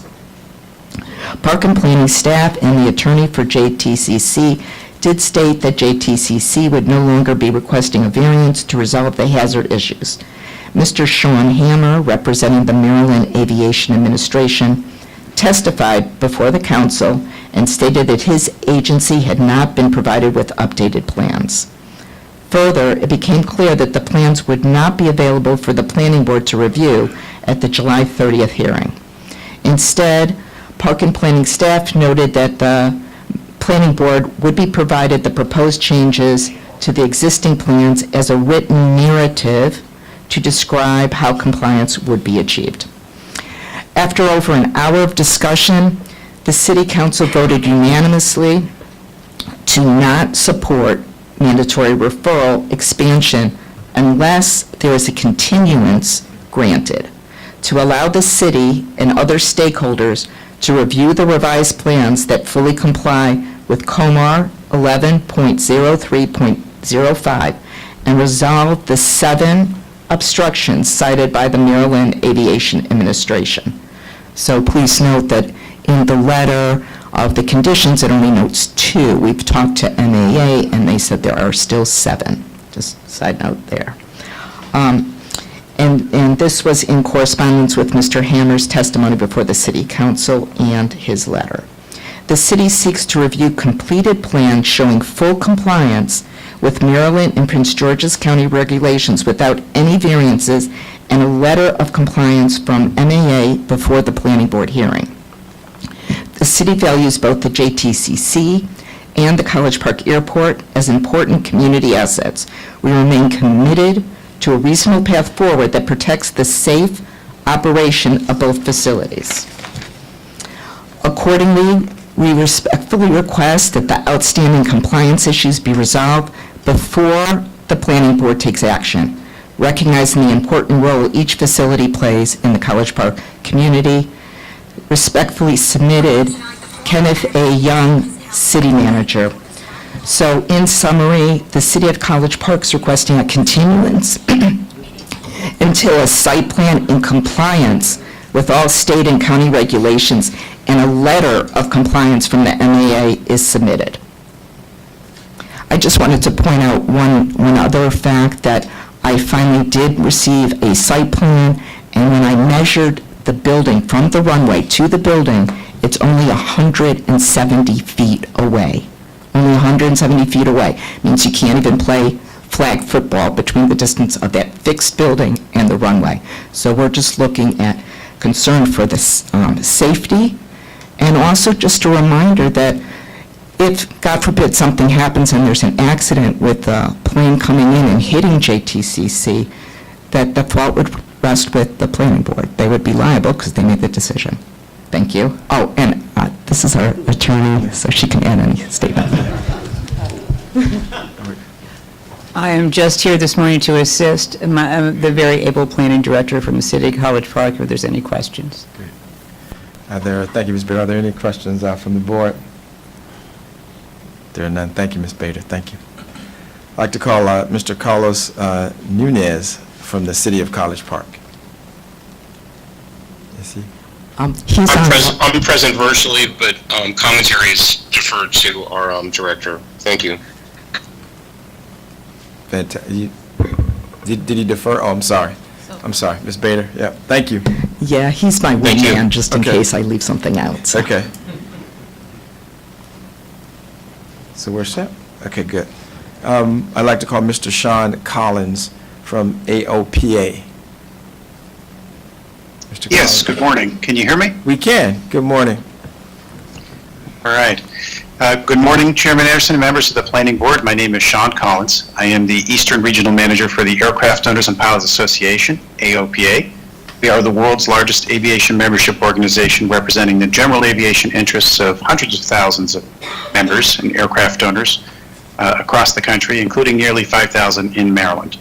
On behalf of these members, AOPA supports the recommendation that the MRF-2022-012, or Junior Tennis Champion Center, expansion proposal must comply with the COMAR, but only if the board revises language to expressly prohibit the acquisition of a waiver or variance from the COMAR safety standards. Just as counties plan zoning to designate areas for certain types of development, aviation regulators utilize safety zones, which we refer to as imaginary surfaces, around runways to protect against hazardous developments. These surfaces, or planes of dimension, not to be confused with aircraft, that extend outward and upward from the runway surface. Each surface's dimensions vary based on the runway type and instrument capabilities, so think utility of the runway. Now, why does any of this matter? Not all aircraft operations are conducted under ideal visual flight conditions. Instrument procedures, which are used typically during inclement weather, are designed to provide a minimum safety margin with the lowest possible decision altitude to enhance the utility of the runway and increase the likelihood of a successful descent and landing. In this stage of flight, aircraft are slowing down to reduce their energy, which makes them more susceptible to crosswinds and can cause them to drift from alignment with the runway. These varying conditions are the very basis for why these surface areas are designed and to provide that minimum safety standard and obstacle-free zone. So the current proposal, or the current proposed placement of the JTCC structure within the transitional surface area adjacent to the runway, as we know, violates FAA guidance for safe, efficient use and the preservation of navigable airspace, and in so doing jeopardizes the safety of both the flying and non-flying public. Compatible land use within this area is typically limited to aeronautical activities and airport-related infrastructure. Additionally, the proposed construction also violates, as you know, the COMAR, Section 11.03.05 for obstructions to air navigation for penetrating the transitional surface. Approval of this project as presented would create, frankly, an intentional degradation of safety that increases risk to both aircraft and future users of the JTCC. So for these reasons, AOPA encourages the Planning Board to, if not deny and defer the mandatory referral, to revise the language to expressly prohibit the acquisition of a waiver or variance from the COMAR. Thank you. Happy to answer any questions that you may have. Great. Thank you, Mr. Collins. Any questions from the Planning Board? No. There are none. Thank you very much, Mr. Collins. I'd like to call. Thank you. Thank you. I'd like to call Sue Ellen Ferguson from the City of College Park. I'm sorry, it's deferred? Deferred, thank you. I'd like to call Mr. David Dortch from the City of College Park Airport Authority. Is he present? Is virtual? Okay. Mr. Dortch is not, for the record, Mr. Dortch is not present. No virtual. I'd like to call Mr. Leroy Summer. If he's here, he's present? Great. Welcome.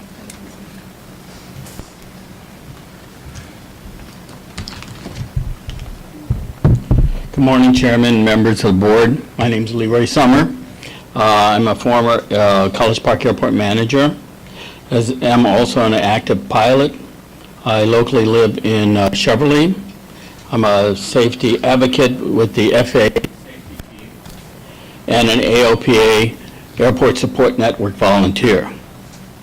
I'm here today to urge strict compliance with COMAR 110305 to protect our community's airspace and regional economic viability.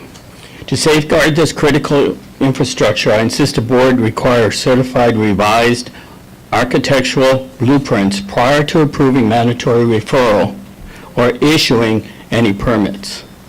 We cannot afford to move forward on good faith alone when public safety and economic stability are on the line. On July 14th, the proponent talked to the city of College Park, and you've heard all the findings from the city of College Park, so I won't go into that.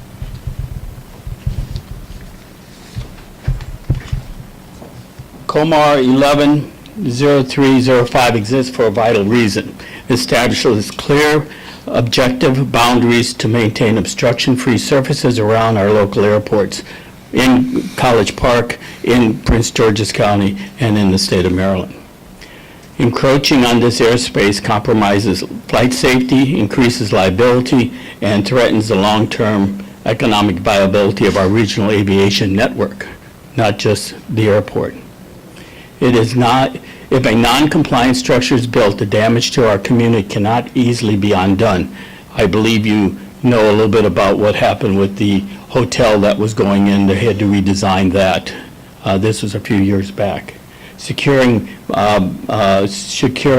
binding, compliant blueprints before granting approvals is the only responsible path forward. The board has a regulatory duty to ensure that all development strictly adheres to state laws, state aviation laws. For the record, we're asking for accountability, transparency, and legal certainty. Please exercise your due diligence, deny or defer the mandatory referral without all permits until the applicant submits certified, revised architectural blueprints proving absolute compliance with COMAR 110305 without waiver or variance. Further growth in the area will arise with similar requests and similar concerns. This will establish a earmark on that for the council. Thank you for your time and your commitment to public safety. Thank you, Mr. Summer. Are there any questions from the planning board? There are none. We'd like to call Michael Cummins from Free State Flying Club in EAA Chapter 4. Good morning. Yeah, thank you. Good morning to the board. My name's Michael Cummins. I live in University Park, and I'm here to comment on the JTCC expansion, both on behalf of myself and additionally some organizational stakeholders that are representative of the pilot community at College Park. So to introduce myself and them, I live a short walk away from the College Park Airport in University Park. And in fact, this gem of aviation is the reason that my wife and I moved to the area in 2000. And also the reason that we will retire here, because the airport is walking distance from our houses, or our house. I'm also a commercially rated pilot, and we've been a tenant at the airport for more than 25 years and have had multiple airplanes based there, which includes my wife's 1967 Cessna 150, a small two-seat aircraft. I'm president of the Free State Flying Club, so that's one of the organizations I'm representing. It's a 501c7 nonprofit, which has multiple tenant aircraft at the airport. And we've been based here for over 55 years. I've been empowered to speak on behalf of the club. I'm also a board member of the Experimental Aviation Association, Chapter 4. This is a 501c3 nonprofit STEM organization that's been based at the College Park Airport for over 70 years. And has a mission not too dissimilar from JTCC, a mission which I've not heard a single aviator say a negative thing about, by the way. So, and I've also been empowered to speak on behalf of EAA Chapter 4. And I'm also I'm a former Airplane Owners Pilot Association, AOPA ASN volunteer, and Lee Summers is a current one, volunteer for College Park, and there's probably no one better qualified than him, so I'm here also to support the things that he had said. Now that you know who I am and who I'm representing, the message we would like to convey to federal, state, and local governments and regulators is simply this. The College Park aviator community would like JTC's developers and any other developers proposing construction around the College Park Airport, now and in the future, to comply with all applicable safety regulations, federal, state, county, and local, without any variances. and we're asking the planning board to join us in this hopefully non-controversial position. I'm not going to, I think you've seen the letters and you know which regulations we're talking about in this particular case, but I'd like to stress that as the property owner and airport operator, it is especially important that MNC PBC not request or support any variance to air safety regulations for permitting. Such a position would paint the airport operator, MNC PPC, as taking direct measures counter to a culture of aviation safety, which would reflect badly with both MAA and FAA, and possible certification and granting decisions. I think I'm out of time. Can I continue? Sure. Thank you. Additionally, property owners' variance for their own property will empower surrounding developers to seek further and potentially more expansive variances using the airport owner's own variance as precedent. In other words, if you can do it on your property, we can do it on ours. So, the recent communications seem to reflect a determination on the part of MNC PPC to stand firm on aviation safety and support the airport over encroachment, and we applaud this position. However, on this proposal, the pilot community has been feeling a lot of pressure to capitulate with or endorse non-conforming plans from the developer. I want MNC PPC to rest assured that the pilot community, volunteers, and community members will continue to do what's necessary, including taking time off from work and vacation schedules, to give the MNC PPC the support it needs to do the right thing for aviation safety and preserve this aviation jewel that is College Park Airport. So in conclusion, I just want to repeat, College Park Airport's pilot community has a non-controversial position that land development around the airport be conducted in accordance with the law and existing regulation, without any variances granted for aviation safety regulations. We hope you'll support this position. Thank you. Thank you, Mr. Cummins. Any questions from the planning board? There are none. Thank you, Mr. Cummins. Thank you. I'd like to call Chelsea Dorman from the Maryland Aviation Administration. Chelsea, are you here? Good morning. Good morning, Chelsea Dorn from Maryland Aviation Administration. I'm here with my colleague Stephen Edgin, and we don't have much to add, but we're both available for questions if anyone has any. Thank you, Ms. Dorman. Any questions, any thoughts from the planning board? Thank you. Thank you, Ms. Dorman. I would like to call Kurt Schneckenberger, if he's present.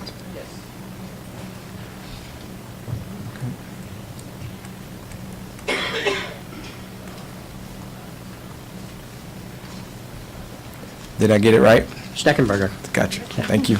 Welcome. Thanks for the opportunity to speak. I've been a pilot flying out of College Park since before the tennis center, and but not as long as the Wright brothers were there. We've been excellent neighbors with each other since 1999, and I believe that if construction completes with no variance to Comar, we will continue to be excellent neighbors with each other. That's it. Great. Thank you. Any questions from the planning board? Thank you so much, Mr. Schneckenberger. I'd like to call Stephen Edgin from the Maryland Aviation Administration. Just available for any questions that you might have. Great. If the board has any questions? Okay, great. Thank you. There are no questions. Thank you. Are there any other questions for any other speakers collectively for the planning board? If there are none, board members, any deliberation? And if not, what is your pleasure? I move that we adopt the findings of staff and approve mandatory referral 2022012, along with the conditions outlined in staff's report as modified by the conditions offered by JTCC. Mr. Chair, I second the motion to adopt. Good. We have a motion by Commissioner Jenkins and a second by Commissioner Okoye. We'll now call the roll. Vice Chair Okoye. Mr. Chair, I vote yes. Commissioner Jenkins. But aye. And Chairman Anderson, I vote aye. The ayes have it. And thank you. Thank you. Thank you. Thank you. The next item on the agenda is item 6, the Countywide Planning Division MR-2026-005 for the University of Maryland UMD-Research and Development District. We will now hear from staff who will present this item. Good morning, Mr. Chair and members of the Planning Board. For the record, I am Monte Burrows, a Planner 3 with the Countywide Planning Division. Slide 1, Item 6, the applicant, the University of Maryland, seeking mandatory referral approval to develop an approximately 6.4-acre parcel located at 5851 Rivertech Road. The proposal includes 2 new flex research development buildings totaling approximately 57,960 square feet, consisting of a 21,000 square foot building and a 36,960 square foot building. This project represents the second phase of development within the Rivertech area and is intended to expand upon and remain compatible with the existing development patterns established by the College Park Academy located at 5751 Rivertech Road. Mandatory referral MR-1614F. And the 2 existing Flex R&D buildings located at 5600 and 5650 Rivertech Court. Mandatory referral MR-1702F. Next slide, please. Slide 2 shows the site is located in Council District 3 and Planning Area 68. Slide 3, please. Shows site location along, next slide, please, I'm sorry. Shows the site location along River Road. Next slide, please. Shows the zoning map. Property is zone RTO-L-E, regional transit oriented low intensity edge. Next slide, please. Shows the area map and location of existing site and College Park Academy adjacent to the property. Next slide, please. Shows overlay map APAO, which is Aviation Policy Aviation Overlay. Next slide, please. Slide 7 shows the master plan right-of-way map. River Road and Rivertech Court are both classified as collector level streets. Next slide, please. Slide 8 illustrates existing site conditions. Next slide, please. Represent the proposed site development concept plan. The property will be assessed by the existing public street and sidewalk network. No improvements within the public right-of-way are proposed except those necessary for site access and utility connection. Internal circulation will be provided through private access road and sidewalks that will be maintained by the property owner. Vehicle access to the site will be provided by both Rivertech Court and Hayes Drive. The proposed development includes more than 200 parking spaces, including ADA accessible spaces. Next slide, please. Contains the architectural elevation for the proposed building. The proposed Flex R&D buildings are designed to support a wide variety of research, technology, and innovation related uses that align with the university's educational and economic development missions. Recognizing that today's research and technology sectors are often operated beyond traditional business hours, the buildings are designed to provide tenant with 24-hour access, allowing flexibility for a variety of operational needs. Next slide, please. Before we go to the last 2 slides, 11 and 12, and also the recommendation, a notice of application was mailed to adjourning, confronting abutting property owners as well as area civic associations on June 11. As of to the date of the staff report, no opposition had been received. Staff also circulated the application to the appropriate county agencies and departments for review. All final referral comments are summarized in the staff report. And for the last 2 slides, staff recommendations. Staff recommends Planning Board approval of mandatory referral MR-2026-0005, subject to the recommendations shown on slides 11 and the next slide, which is 12. The recommendation include the reservation of parking spaces for electronic vehicle parking and the installation of 2 crosswalks to enhance site circulation. Conditions also include, number 1, the applicant should provide the following: a landscape plan with all applicable landscape schedule, a tree canopy coverage scheduled on the landscape plan, and a photometric plan including all lighting fixtures details. 2, identify any proposed signage for the development. 3, provide a list of all materials used in the architecture and site design. 4, reserve 10 parking spaces, approximately 5% of the spaces in Lot 3 and Lot 4, constructed on or after January the 1st, 2027, for electric vehicle charging station. 5, install a zebra crosswalk across the entrance to the Lot 3 loading area to connect the sidewalks along the west side of Lot 3, providing to River Tech at the southern driveway. And lastly, install continental-style crosswalks across the 3 driveway aprons, coordinated with the adjacent green bicycle pavement marking to enhance pedestrian safety. Thank you, Mr. Chair. That concludes staff presentation. Staff and the applicant team are available for any questions. Thank you. Thank you, Mr. Bowe. Are there any questions from the planning board? None. There are none. I just have one. I'm sorry? I I have apologize. one quick question. Commissioner Jenkins, yeah. Yeah, of course. I appreciate y'all reserving space for electric vehicles, big deal. My other question is, will there be bike racks or spaces or opportunities for folks to bike to this area? Yes, there will. Oh, go. No, it's right. Oh, yes. Great, awesome, thank All right, you. thank you. Thank you, Mr. Bell. Thanks, Commissioner Jenkins. Any additional questions from the board? No. Thank you. Next, we will hear from the applicant's representative. Good morning. Good morning, Chair Anderson, members of the board. Ed McGinnis. I am the University of Maryland's Assistant Vice President for Real Estate. I'd like to begin by thanking Mr. Barrow for his professionalism and courtesy and that of his staff. Pleased to be before you with the recommendation that you just heard for approval. We talked a lot about a 58,000 square foot addition to the Discovery District. But I'm actually going to talk about what the context is and what is happening in the University of Maryland's Discovery District now.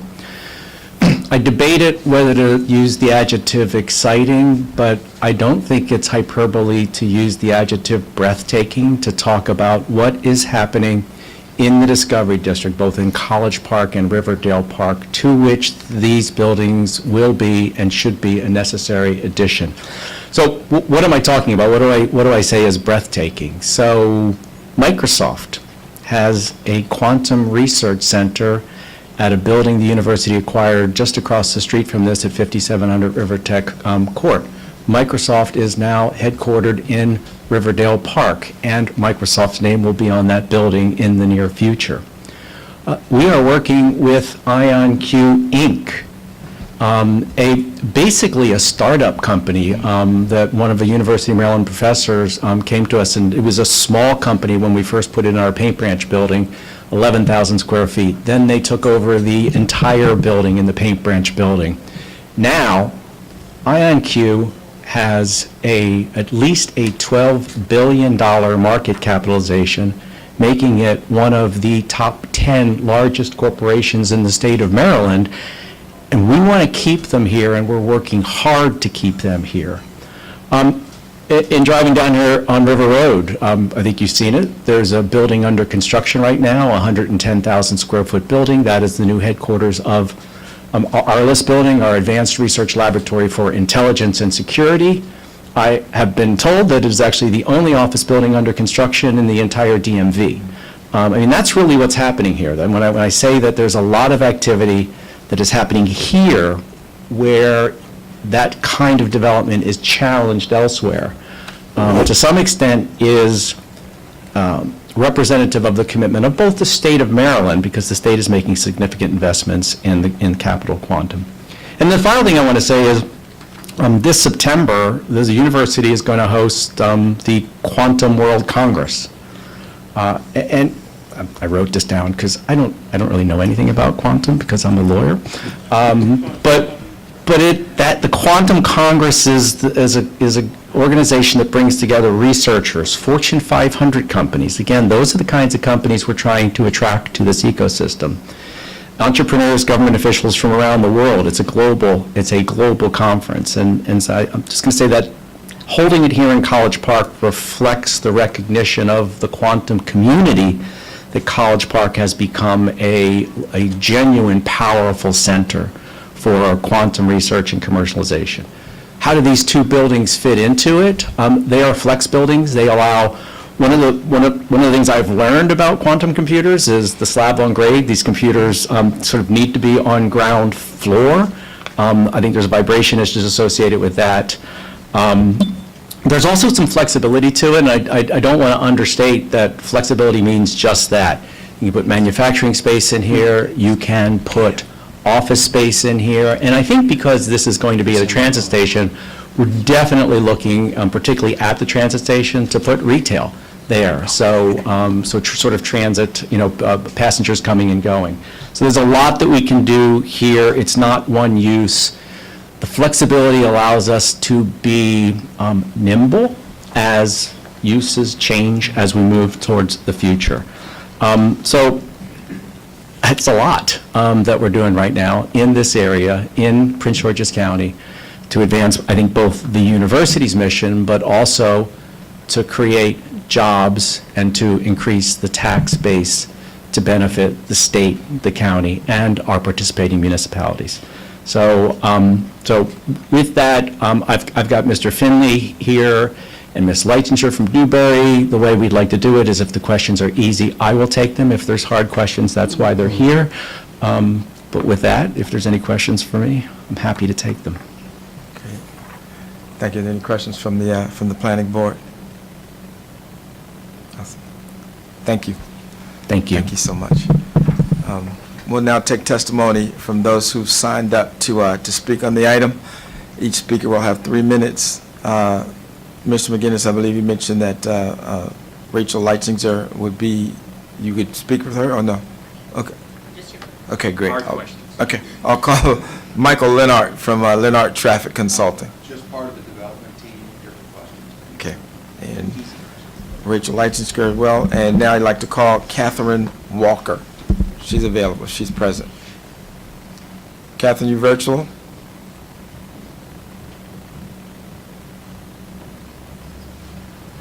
Hello? Catherine Walker? Seems she's not present for the record in person or virtually. I'd like to call Dan Barron if he's if he's present or virtual. I'm virtual, Mr. Chairman. Great, thank you. Thank you. Good morning, Mr. Chairman and members of the board. My name is Dan Barron. I'm a resident of the town of Riverdale Park. I'm speaking in opposition to this development. First, it conflicts with the county's vision for this area. The College Park, Riverdale Park Transit District Development Plan calls for transitioning the area from a suburban office park into a walkable, mixed-use, transit-oriented neighborhood around the new Purple Line station. But what's being proposed, 2 single-story buildings surrounded by large surface parking, is inconsistent with that vision and inconsistent with the zoning here, which is Regional Transit-Oriented Low-Intensity Edge, or RTO-L-E. Combined with the prior phases of this project, this will leave the area redeveloped as nothing but office park right as the new station opens next door. Second, this project turns undeveloped land into primarily a large surface parking lot in a community that already deals with routine flooding. That runs directly counter to the Transit District's plan's goals of reducing impervious surfaces in this area. Recognizing this is a mandatory referral, I'd ask the Planning Board to do 2 things. 1, consistent with the goals to limit impervious surfaces in the Transit District, ask planning staff to analyze the parking minimum and maximum allowed under RTO-LE for a project of this size, and that the Planning Board recommend the applicant not exceed that maximum. And 2, recommend the applicant provide for the Taylor Avenue Connector Trail, a recommended trail to provide nearby neighborhoods with more direct access to the new Purple Line station, whether that's by building a portion of it, updating the internal sidewalks so that people in the neighborhood can walk safely through the site to the station, or at least reserving the right-of-way so that a future trail can be built. so that residents and students have a safer, more direct route to the new station. Thank you.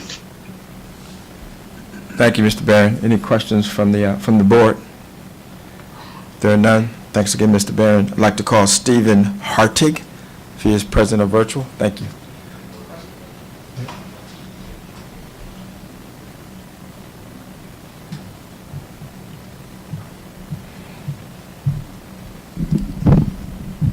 Can you hear me? I can. Good All morning.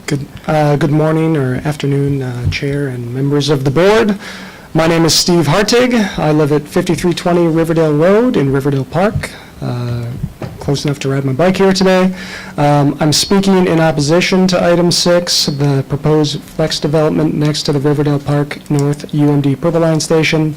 And I want to make it clear, I don't oppose any development at this site. I just oppose the construction of suburban sprawl next to a light rail station. The state is spending roughly $10 billion over 30 years on the Purple Line. The return on investment doesn't come from the tracks. It comes from what gets built next to the stations. In 2015, this county adopted a transit district development plan to move the Discovery District away from suburban office buildings ringed by surface lots and toward a walkable, mixed-use neighborhood. The land was rezoned to match. The parcel in question sits on the doorstep of the Riverdale Park North Station. The university is proposing 2 low-rise flex buildings and 203 surface parking spaces. There is more asphalt than building in this site plan. The applicant's own marketing material on page 6 of your staff report advertises 4 spaces per 1,000 square feet. That's a suburban ratio right next to a light rail station. Staff call this consistent with the plan, but the land use the plan recommends here is mixed use. 2 single-story flex shells do not add to the mix of uses. I'd personally love to see a housing component on the doorstep of a light rail station. The plan here repeats for a 4th and 5th time on this street the pattern the plan was written to end. In addition, the staff report never tests the parking number. It doesn't tell you the minimum or maximum the RTOLE zone allows. There's no landscape plan and no photometric plan in this record. Important information is missing that needs to be considered before a mandatory referral is approved. So I'm asking you to disapprove this referral and to state as your reason that it's inconsistent with the 2015 Transit District Development Plan. If you're not prepared to do that today, defer action and hold a second review when there is a more detailed site design. Section 6B of the board's standards for mandatory referrals allows it to hold a second review for large or particularly sensitive projects. Given the amount of investment taking place with the Purple Line, this project is certainly worth a more thorough review. I understand that the university and the state ultimately do not need to follow the county's recommendations. However, this referral is the county's one chance to say anything about how the site is designed. Please take this time to acknowledge that this plan does not meet the county's vision for a more vibrant and walkable Discovery District. Thank you. Thank you, Mr. Hardig. Are there any questions from the board? There are none. Thank you, Mr. Hardig. Thank you. Board members, any deliberation, and if not, what is your pleasure? Yeah, that was Stephen. Yeah. None from me. But I move that we adopt the findings of the staff and approve mandatory referral 2026005, along with the conditions outlined in the staff's report. Mr. Chair, I second that motion. Great. We have a motion by Commissioner Jenkins and a second by Commissioner Okoye. I will now call the roll. Vice Chair Okoye. Vote aye. Commissioner Jenkins. Vote aye. Chairman Anderson votes aye. The ayes have it, and thank you. Thank you. The next item on the agenda is item 7, zoning map amendment, ZMA-2025-004, Edeland property. We will now hear from staff who will present this item.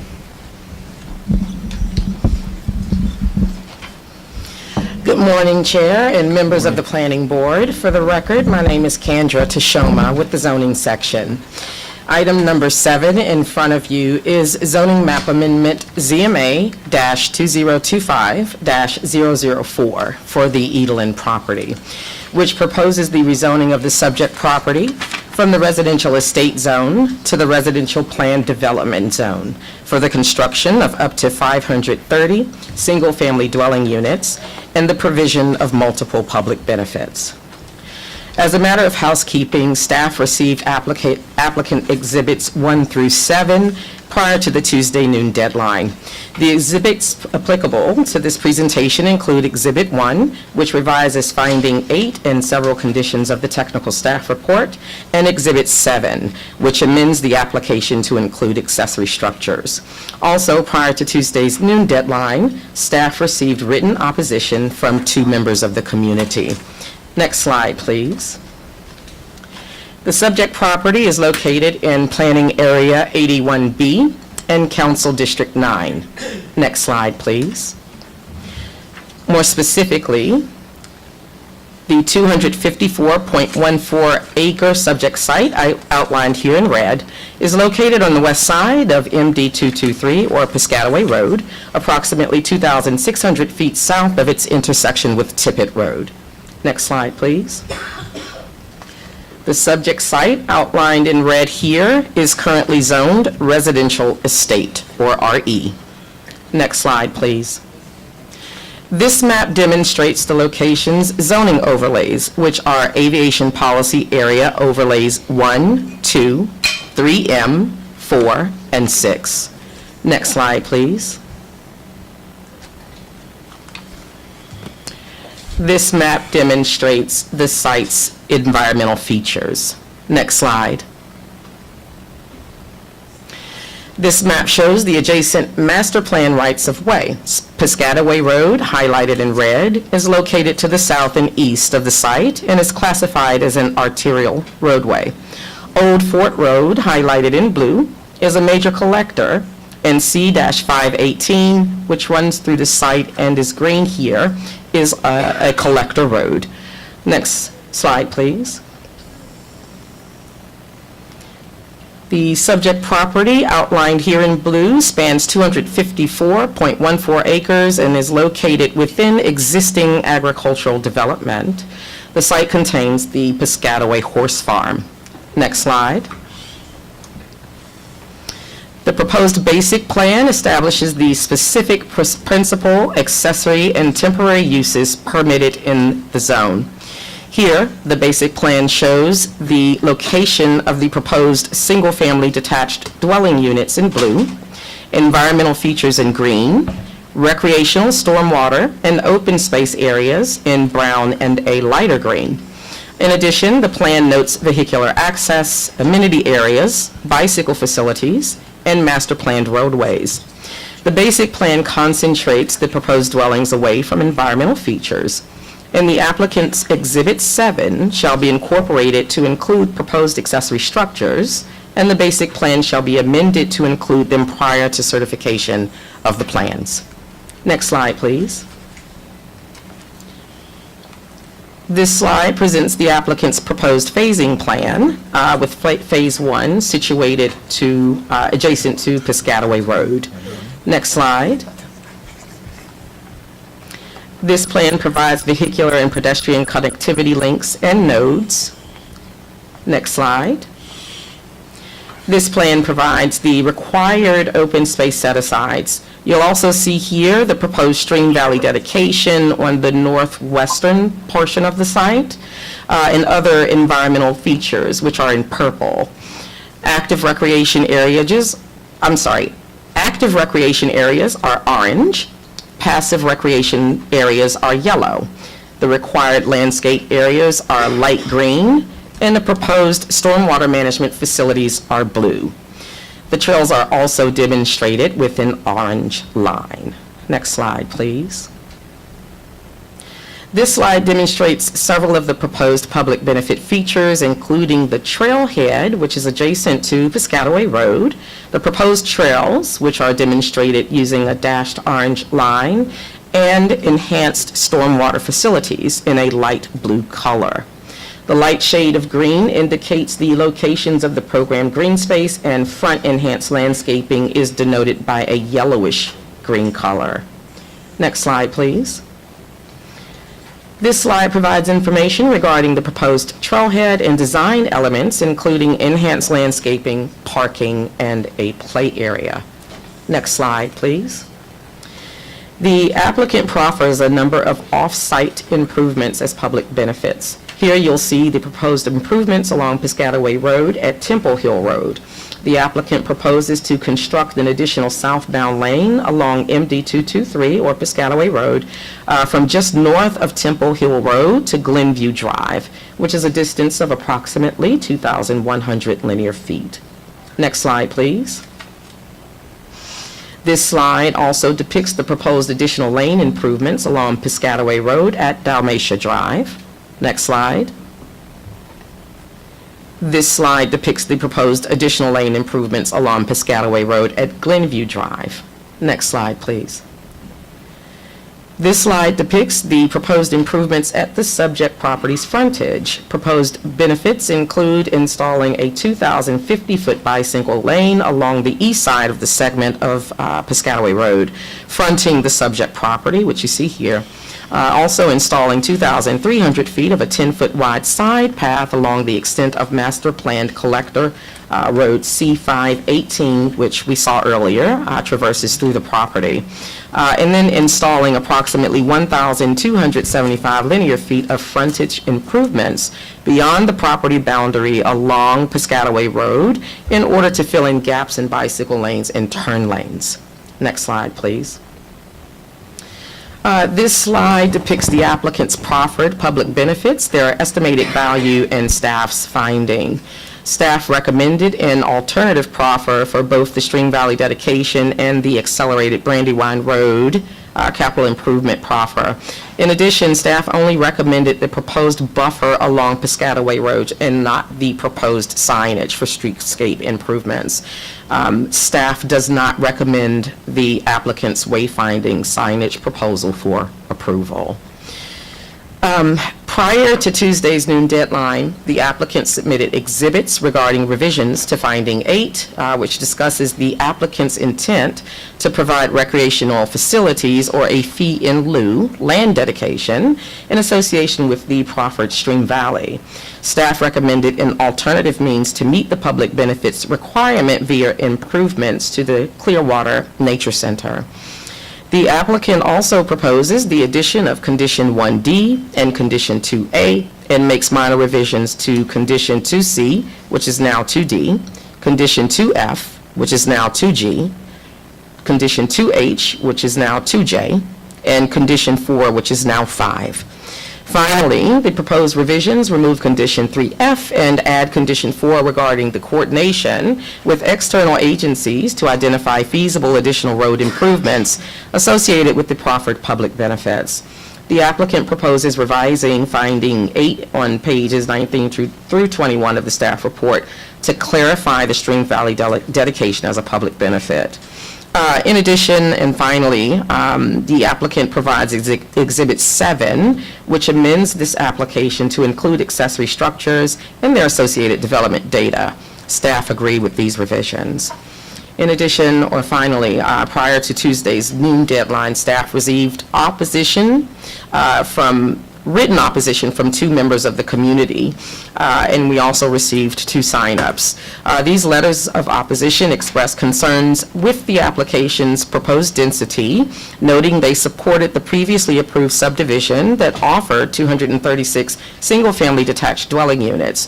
There are also concerns regarding infrastructure related to transportation. There are concerns with the application's proffered public benefits and their proportionality to the requested density, and that the development does not conform to the 2013 approved Subregion 5 Master Plan, and that the project will have adverse impacts on the community. Again, 4 individuals did sign up to speak in opposition. Based on the analysis contained in the technical staff report, staff recommends approval of ZMA-2025-004, subject to the recommended conditions of approval as modified by the applicant's Exhibit 1 and Exhibit 7. This concludes staff's presentation. Thank you. Thank you. Are there any questions from the planning board? I'd also like to ask if there are any questions from Councilor Brown. Yes, I do have a question or two, Mr. Chairman. But before I ask these two questions, let me just introduce myself, since this is your first sitting with me as People's Zoning Council. And so I want to explain what my role is. You probably wonder, why is this guy walking up here and sitting at the dais with us? I read about it. All right. But as People's Zoning Council under the zoning ordinance, my role is to act as an objective attorney to address the legal and factual issues that either the staff, the applicant, or the opposition may not have raised. So there will be occasions when all three of them will disagree with me, but my role is to raise those issues for the record so that you have it in front of you, and when the case goes later to the district council or the zoning hearing examiner, they have those issues in front of them. Thank you. All right? Thank you. And so the two questions that I have for the staff, they're sort of related. Now, I do understand that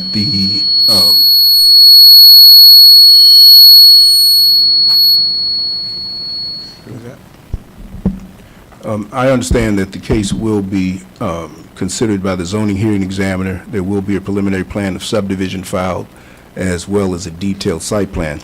But my issues are related to the requirements of the PD zone.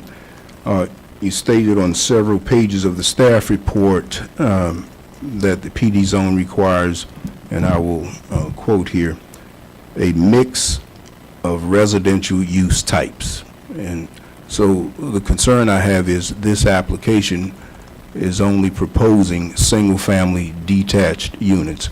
How is that in compliance with the requirements for the PD zone?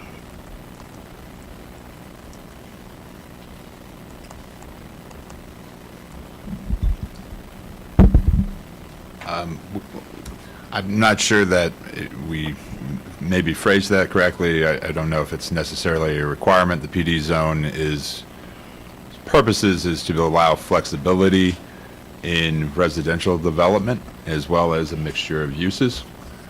So in this case, the development is creating their own development standards, which we have provided conditions addressing some of the changes to those development standards to allow for different setbacks and lot coverages within this residential zone.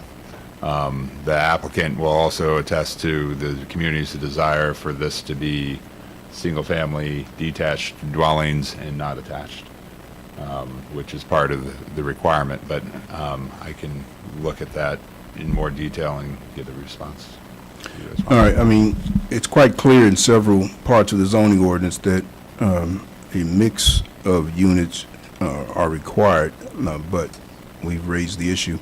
The other question I had was related to the public benefit features and the recommendation by the staff that the applicant contribute, I believe it was $300,000, $309,000 to the Clearwater Nature Center.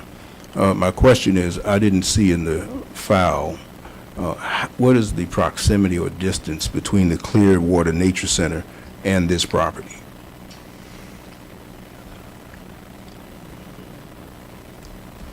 We can get you that number. All right. We don't have that at hand. All right. The reason I raise the issue is, under the law, of course, you may not condition an approval, and you've suggested a condition in this application of $300,000 from the applicant be made to the Clearwater Nature Center.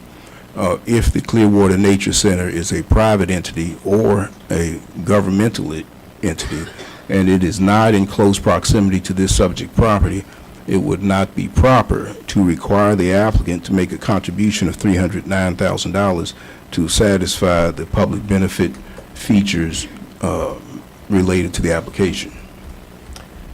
Real quick, for the record, James Hunt, Acting Planning Director. The Clearwater, it's my understanding that that nature center is within probably a 2 to 3 mile radius of this site. And so we'll look into it to confirm for the record, though. All right. And then the other issue I had related to the same requirement for, and you've identified both in the condition and on page 25, the applicant shall work with SHA to identify road improvements in the area and provide said road improvements at a minimum value of $520,000, which will provide both tangible and quantifiable benefit related to Route 223. I'm just going to assume that those proposed road improvements would benefit the adverse impacts that may come from this particular project. Would that not be true? It was unclear whether or not those road improvements were some distance on 223 or, again, in proximity to the property to alleviate any adverse impacts from the property. Yeah, so road improvements are to continue the road improvements that have happened with the surrounding PDs, which have improved Steve Road as well as parts of Piscataway Road, to lengthen those improvements to major traffic corridors that exist to either side of these developments. So this will be a direct alleviation of adverse potential impacts traffic-wise from this development? Yes, by adding lanes and improvements that are needed by SHA or the county. All right. And those issues with regard to SHA will be further developed at the time of preliminary plan of subdivision and/or detailed site plan or review by the examiner, correct? Correct. All right. No other questions, Mr. Chairman. Thank you. Just to follow up, the Nature Center is 2.6 miles from this property. Is it a private entity or a public entity? Public. It is public? Park and Rec. Park and planning. Okay, so we're going to require them to make contribution to park and planning. Yeah. And in terms of your first question, can you cite the code citation for what you're referencing in terms of the mix of uses? Yes, you mentioned it in your staff report, section 27-4302, parenthetical small a, parenthetical small. The number 1, that's on page 17. You mentioned it again.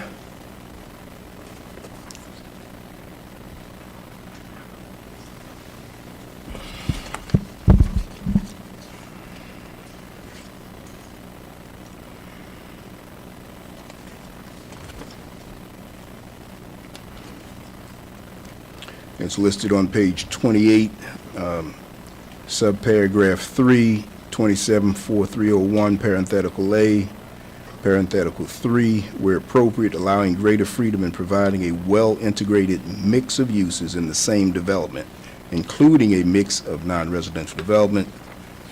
You identified again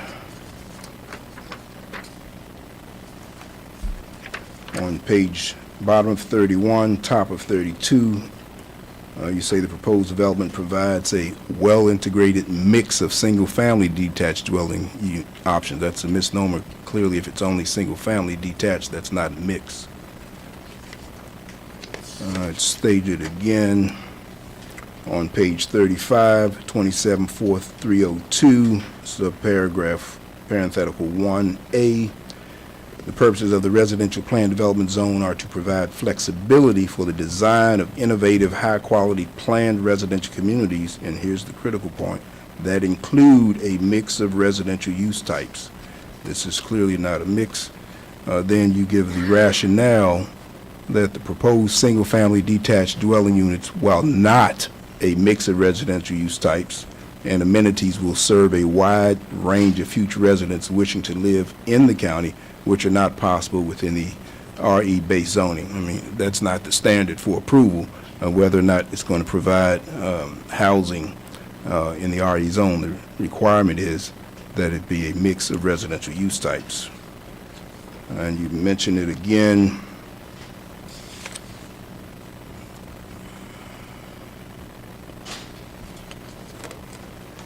In the 2 conditions.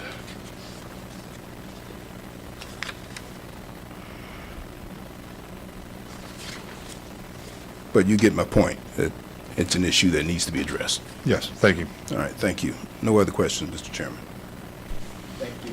And Mr. Chairman, I would direct staff to the analysis they provided in the second paragraph on page 17, which did address kind of their analysis of this particular project, and it looks to me like they are looking at in context with the diverse housing types in the Hyde Park PD, which may not answer your question, Mr. Brown, but it is where they did some of that analysis, so that's something they may want to speak to.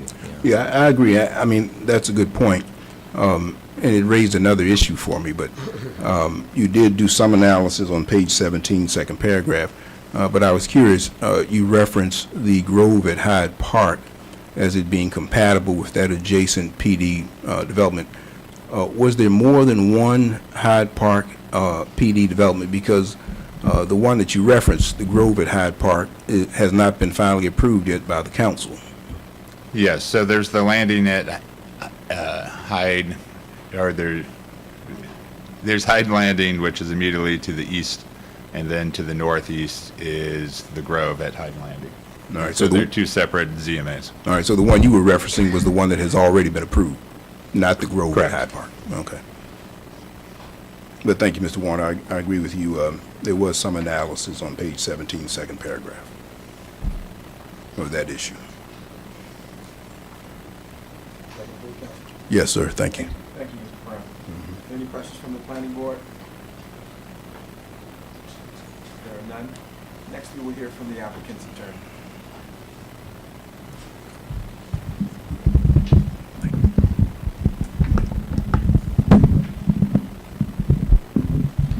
Thank you. Good afternoon, Mr. Chairman, and as with my previous colleagues, I want to welcome you to the Planning Board. We're very excited to have you here and also excited to have a full complement of Planning Board members. I'm sorry Commissioner Lala had to leave, but we're so glad to have everybody here. For the record, my name is Thomas Haller. I'm an attorney with offices in Largo, and it's my pleasure today to be representing DRB Atlantic, who is the proposed builder and developer of the proposed Eland property project. I want to first introduce members of our team that are here today and who may testify, and particularly to answer any questions. I have Mr. Kita Sidhapanya, who is with DRB Homes, and he he's the Director of Land Acquisition for DRB, and he will be glad to answer any questions about the applicant. I have Mr. Michael Lenhart with Lenhart Traffic Consulting, who has been providing our traffic analysis on this site. I have Mr. Mark Ferguson, who is going to be our land planner. And also with me today is Mr. Dan Schlegel, who is with the engineering firm of Dewberry, who will be providing our land planning and also our design services. Mr. Haller, before we continue, can we get everybody sworn in? We can. Okay, thank you. If all those wishing to speak can stand, please raise your right hand, and all those online, do you swear or affirm to tell the truth, the whole truth, and nothing but the truth? I do. Thank you. Much. As staff indicated, this is a proposal to rezone 254 acres of land from the current RE zoning category to the RPD zoning category. And as the commissioners may be aware, Prince George's County adopted a new zoning ordinance in 2018 that went into effect in 2022. And the new ordinance included a new way of approaching planned development. The prior zoning ordinance included zoning categories that were referred to as comprehensive design zones. The new zoning ordinance created this new process, which is called an RPD. The planned development zones there are different types. This one is a residential planned development zone. There are others for industrial or even mixed-use types of development. This one is specifically for residential planned development. There have not been many residential planned development applications. There have only been 2 that have been approved. There's a third one that is pending, as Mr. Brown just mentioned, which abuts this property. But as each one of these has gone through the process, and as we in the land use community work with your staff, we learn a little bit more each time about issues and how to deal with these applications. And that particularly relates in part to the requirement that's in the current code to provide public benefits. And so, and the process is not for the faint of heart. This project has taken 15 months to get from the pre-application meeting to today. And we still have to go through the zoning hearing examiner and go to the council. So this is a long process, and it requires quite a bit of commitment from the applicants to go through this process. But through working our issues out with staff, through the community outreach that we've conducted, we've gotten feedback that has informed our plan and has impacted the proposal that you see before you, both in terms of the unit mix, but also in terms of the public benefits which we are proposing. We believe that the plan that is before you speaks directly to and conforms to the purposes of the RPD zone, which include reducing the inflexibility of the base zones, improving community facilities and services, and enhancing the functionality of vehicular access and circulation, and also providing public benefits which benefit the surrounding community. I want to divert for just a second and point out that the issue with regard to the mix of uses that Mr. Brown raised is a provision of Section 274302A1, which is one of the purposes of the RPD. The RPD zone does allow flexibility to provide a mix of uses. We could theoretically provide commercial uses. We could provide a mix of housing types, but I do not believe that, and I do not view it as a requirement of the zoning ordinance. But I would also note, and not to jump ahead in my presentation, is that we had numerous meetings with members of the community about the project. And one of the first pieces of input we got very early on in the project was we don't want any more townhouses. There are two abutting developments, one being Hyde Landing, which is an approved RPD that was approved for 1,288 units, all of which are attached. No single-family detached homes. The second application, called The Grove, was also abuts our property. That is the one that is pending before the District Council right now, and they are proposing a mix of townhouses and single-family detached homes. The community wants single-family detached homes, and as staff pointed out, given the location of this property as it moves toward the abutting existing communities to the south and to the east, single-family detached homes is what is compatible with the abutting properties. And one of the findings is that the proposed RPD is compatible with and does not adversely affect surrounding communities. So we believe that the provision of single-family detached homes within the context of the three RPDs that are either approved or pending in this location provides the mix of uses that is envisioned in the code, and we're just the single-family detached component of that mix of uses. I do want to note, as I begin my presentation, that with the exception of the minor revisions that are contained in applicant's proposed revisions to findings and conditions, we are in lockstep with staff with regard to the recommendation of approval. We agree with the conditions as revised, and we appreciate the time and the effort that staff took to get us to this stage. I would like to begin my presentation. I'm going to ask Mr. Flanagan if he can pull up page 34 of the additional materials that are in the backup. And as he's doing that, I want to provide the planning board with just a bit of context. And I'm glad that I included this exhibit based on the conversation that we had about how this property, and particularly the proposed rezoning, meshes with the two abutting properties. I realized as I was doing my presentation that only Commissioner Okoye has been here for any of these proposed residential plan development zones. I think that you were here when the Grove was before the planning board in December of 2025, but Commissioner Jenkins and Chairman have not been here to kind of understand the context and the neighborhood within which these projects exist.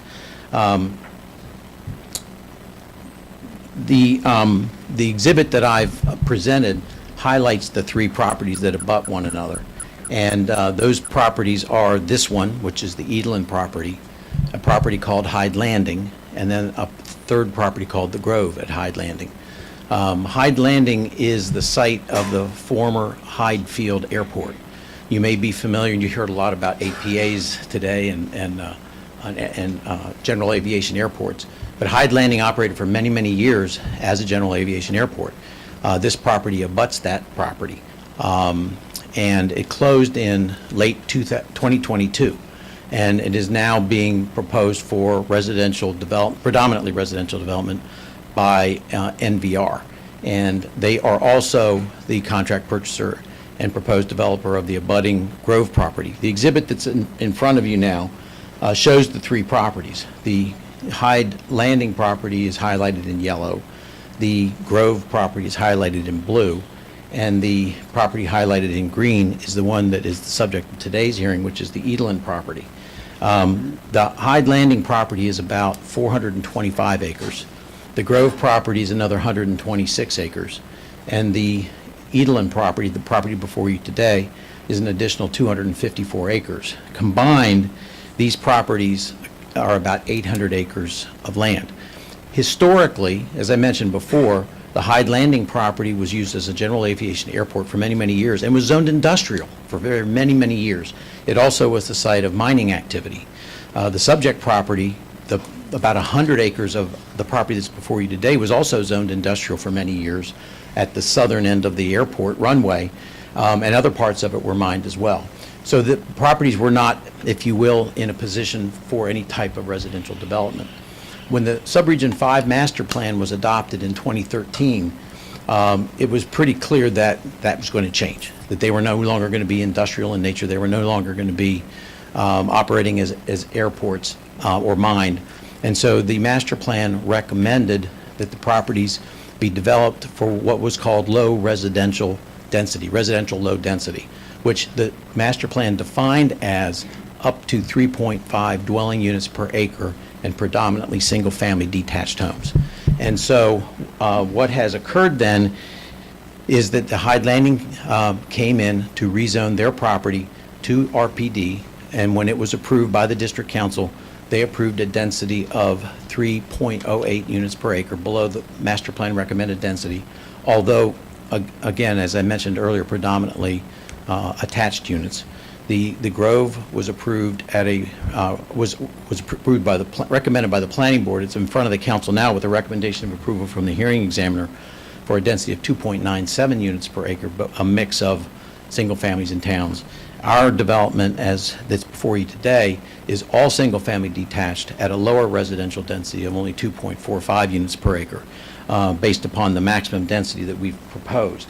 So what you end up with in the three developments is a mix of residential. In fact, the Hyde Landing also includes a commercial component of about 60,000 square feet. So what you get is this area, which the master plan recognizes the largest undeveloped area within that portion of the subregion, is now primed to be developed appropriately through the newest mechanism in the Prince George's County zoning ordinance for this type of development. But it's also important because when the master plan was done, there were some facilities, for lack of a better term, that they identified that needed to be done. And so, for example, you see on the map in front of you, there's a red line that runs from Steed Road all the way through the Hyde Landing property into this property and ends up ending up at Piscataway Road. That is a collector roadway called C518. The master plan designated that as a future roadway that was to run parallel to Piscataway Road and would also not only serve those properties, but also take some pressure off of Piscataway Road, and is eventually supposed to extend across Piscataway Road into another arterial roadway, which will run all the way to Route 5. When the Hyde Landing project came in, they proposed to dedicate and build that road through their development, but it dead ends at this property. So the master plan's recommendation to create that parallel road cannot be implemented without this property moving forward. Our plan does that. Another important factor is that the Maryland National Capital Park and Planning Commission owns a lot of property immediately abutting these properties. It's a little bit hard to see, but there's properties outlined in green on the image that are kind of on the top end. And so those are associated with the stream valley of Tinkers Creek. And the master plan calls for the expansion of the Stream Valley Park system and the construction of a trail system.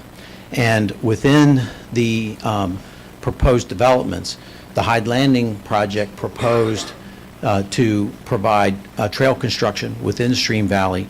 The Grove carried those forward and brought those proposed trails up to the land that Park and Planning owns and proposed to dedicate 54 acres to Park and Planning. And so in order to ensure that that those dedications can be implemented and meaningful, we are proposing an additional 30 acres of parkland dedication to the Department of Parks and Recreation and the construction of the trail network. So again, that's a very important master plan facility that was recommended that can't come to fruition until all three of these properties move forward. And one of the things that we proposed in our development as a public benefit feature is it's great to create a trail network within these developments, but they need to be accessible to the general public, not just to the people who live within this project. And so what we've proposed is to dedicate an acre of land to the Maryland National Capital Park and Planning Commission and to construct on that land a trailhead that will include parking spaces as well as a playground, so that and this trailhead will be located just off of Piscataway Road, so easily accessible to anybody that lives in the community.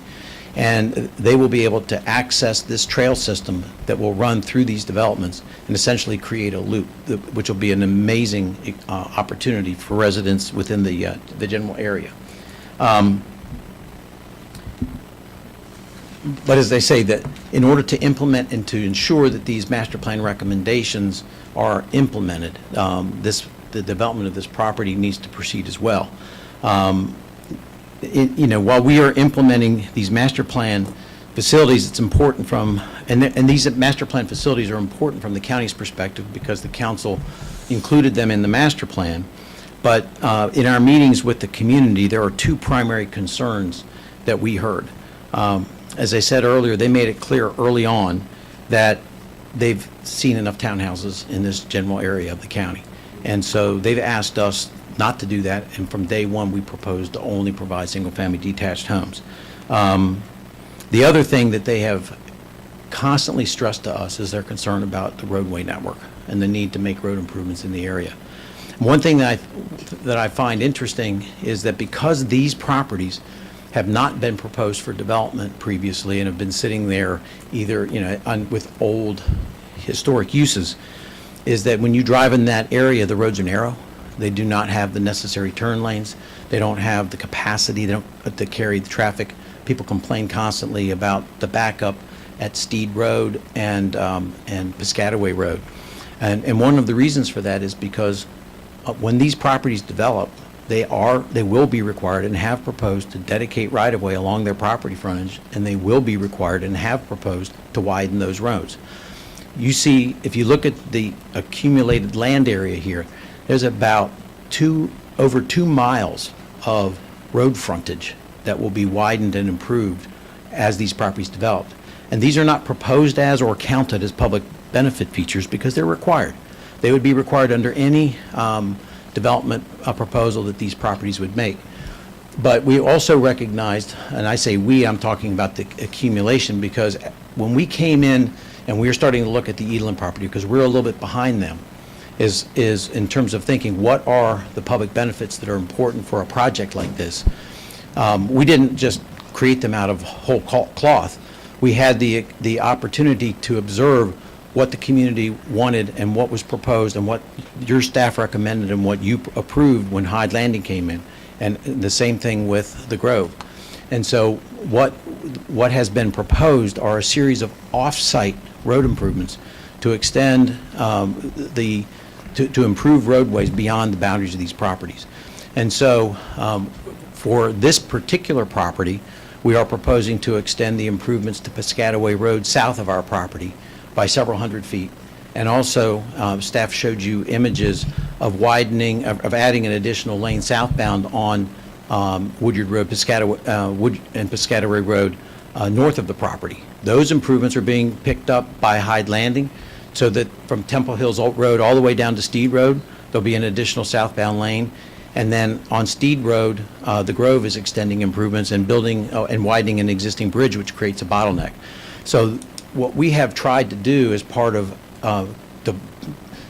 deciding what public benefit features to propose, to focus on the things that the community has expressed the biggest concern for us.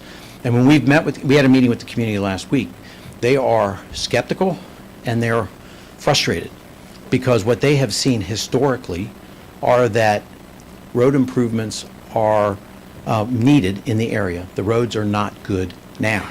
And developments come in, they get approved, and no road improvements get made. And so, they are concerned that this is going to be in the same old, that these developments are going to be approved, and those road improvements are not going to be made. But that's where the PD rezoning opportunity comes into play here. Because if we were developing this under the standard method of development, the county's aware that there are road improvements that need to be made. They've created 2 CIP projects. One of the CIP projects proposes to fix 6 of the intersections within this area. The second CIP project proposes to fix the B.K. Miller intersection at Brandywine Road and Piscataway Road. Anybody that knows this area knows that has been a bottleneck for years. The problem is that those CIP projects are developer funded. County's not making those improvements, the developers are making those improvements. But if we were to come in with a standard subdivision, our obligation would be to pay to those CIP projects, and then the county would then have the money. What we've proposed as part of our development and as a part of our public benefit is we're not going to just give the county the money, we're going to make improvements. So we've proposed to make improvements rather than just give the county money to make those improvements to Piscataway Road that we mentioned. And the combined force of these developments is going to actually result in road improvements being made. County's not making them, the developers are making them. And so, but we do understand why there is frustration in the community about road improvements actually occurring and not just being promised. And as I said, that's what the PD zoning tool gives us the ability to do, is to actually propose to make improvements as opposed to county to make those improvements.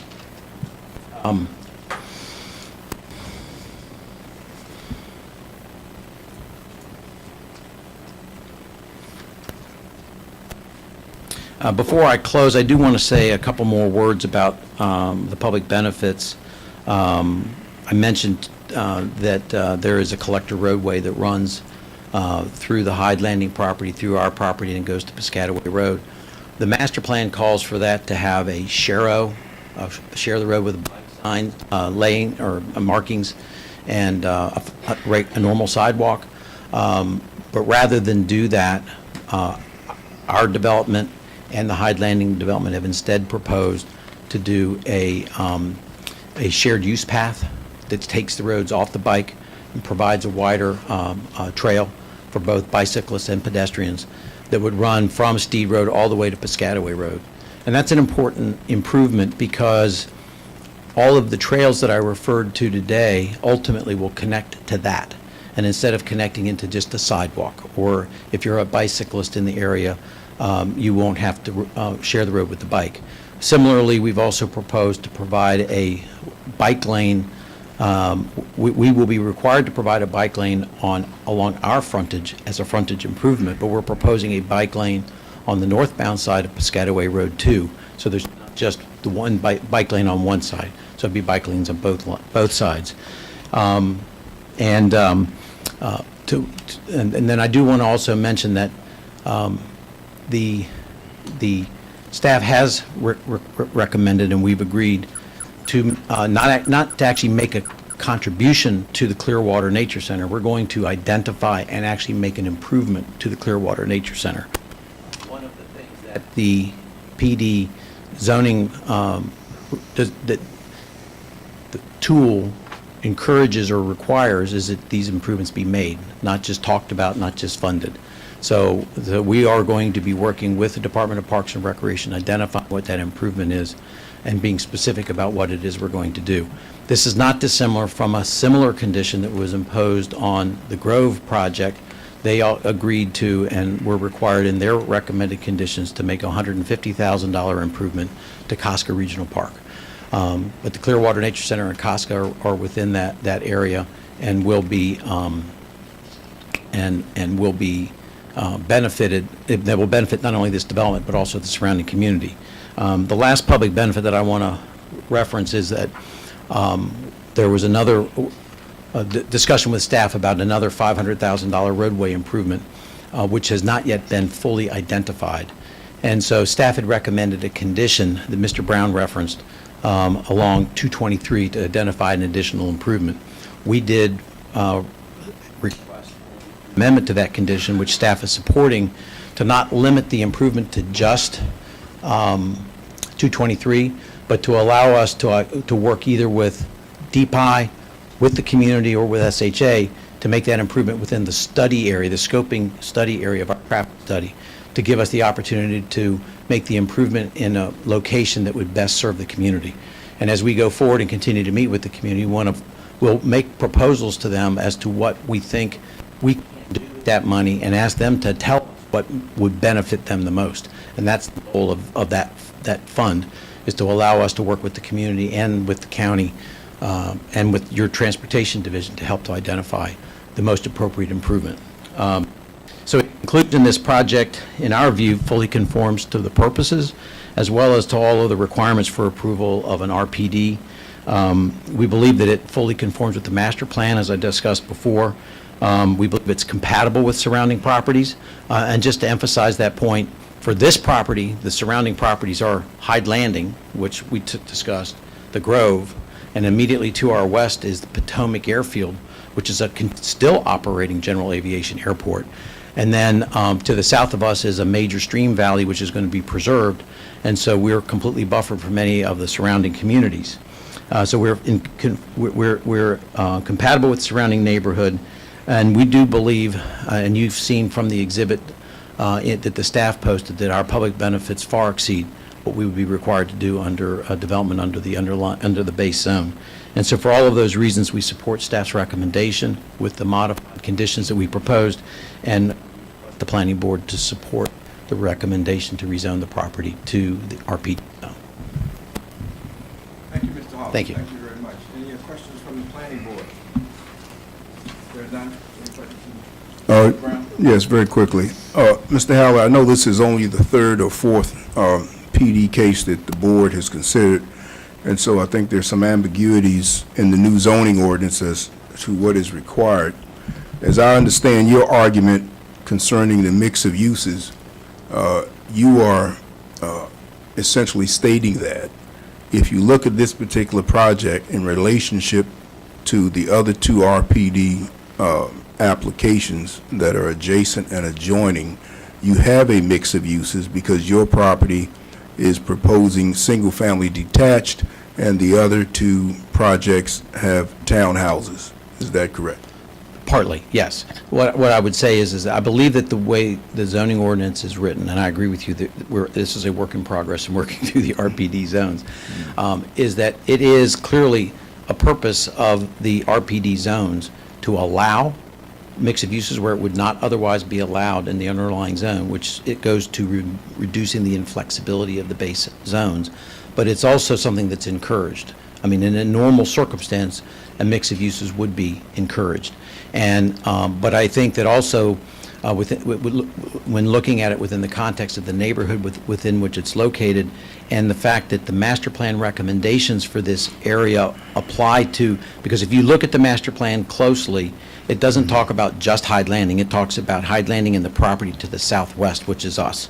And so in terms of implementing the master plan recommendations, that mix of uses, I think, is in our particular, I mean, if we came in and just proposed us a handful of single-family detached homes and a bunch of townhouses, we'd be compatible with Hyde Landing, but we wouldn't be necessarily compatible with the surrounding properties. It wouldn't necessarily provide the mix of uses which says primarily residential that the master plan calls for in this area. So our goal was to try to balance out the land uses on the abutting properties, and we think that by doing that, it fulfills the purposes of the RPD. Mm-hmm. No, I mean, I agree with you from the standpoint of the master plan and the other RPD applications in the community. However, just to play devil's advocate for a moment, on page 28, where staff cites section 274301 parenthetical A, the third requirement, general purposes of planned development zones provides, where appropriate, allowing greater freedom in providing a well-integrated mix of uses in the same development. That is contrary to everything you just said. I still think it's a purpose, and I think it has to be taken in context with surrounding community. For example, not every property is appropriate for commercial. It wouldn't work on every property. We did, and the staff made the comment, we are trying to provide a mix of lot sizes in this, and that's the mix of single-family detached that you referenced. So the goal isn't to provide just one specific house type, one specific lot size. Is to provide a broader variety, and again, within the context of the neighborhood in which we're located, I think it accomplishes the goals of the RPD zone. Thank you. No other questions, Mr. Chairman. Thank you. Thank you, Council. Next, we will now take testimony from those who have signed up to speak on the item. Each speaker will have 3 minutes. For the record, I'd like to invite Mark Ferguson, I believe you show up. Mark Ferguson from RDA Site Design Incorporated. Good afternoon, Mr. Chairman, members of the board. I am Mark Ferguson with offices in historic downtown Upper Marlboro.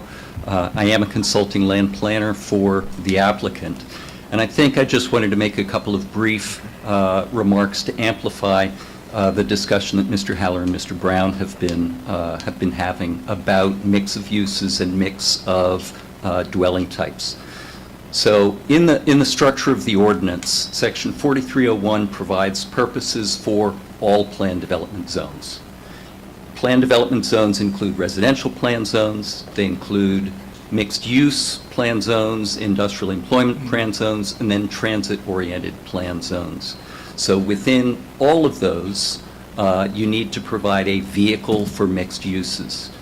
You do that in mixed-use zones, but you cannot statutorily apply a mixed-use zone in a residential base zone, the RE zone for the subject property. The only planned development zone which can be applied in residential base zones is the RPD. So within that context, then you narrow down to the RPD zone, and again, its purposes there don't provide for a mix of uses. There are limited commercial uses that are permitted in the RPD zone, but it's principally for residential uses. And then here, the purpose doesn't say to provide for a mix of uses, but it says to provide for a variety of dwelling types. Now, this is the purpose for the zone. So then when you go to the use table gives you a list not of uses that are permitted or prohibited. Well, it gives you some that are prohibited. But the uses in the use table for planned development zones have an A listing. And the A listing is what uses are allowable. And then when you go down the allowable uses in the RPD zone, you can have single-family detached, you can have attached, you can have multifamily. So there are a range of uses that are allowable in the RPD zone, depending on where you apply it in the county, what the master plan recommendation is. So here, we have a master plan recommendation for low density, and we have a base zone of RE. But you could equally apply an RPD zone in a zone that was zoned RSF 65, or RSFA, or RMF 20, and there your response for the types of dwelling units that you provide in the RPD zone in a different location would be very different than the ones you provide here. So I think staff's analysis was absolutely correct, and I do think that this does implement the purposes of the zone, and certainly there isn't a requirement for a mix of dwelling types in the RPD zone. That's what I have to say. Thank you. Thank you, Mr. Ferguson. Any questions from the planning board? Questions from Councilor Brown? None. There are none. Thank you. Would like to call Michael Lenhart from Lenhart Traffic Consulting. Thank you. I'd like to defer to this site. Great, thank you. Now I'd like to call Keita Shapania. Great. Thank you. Robert Bishop. We'd like to call you present or virtual. Robert Bishop. For the record, he is not here. Just shook a seat.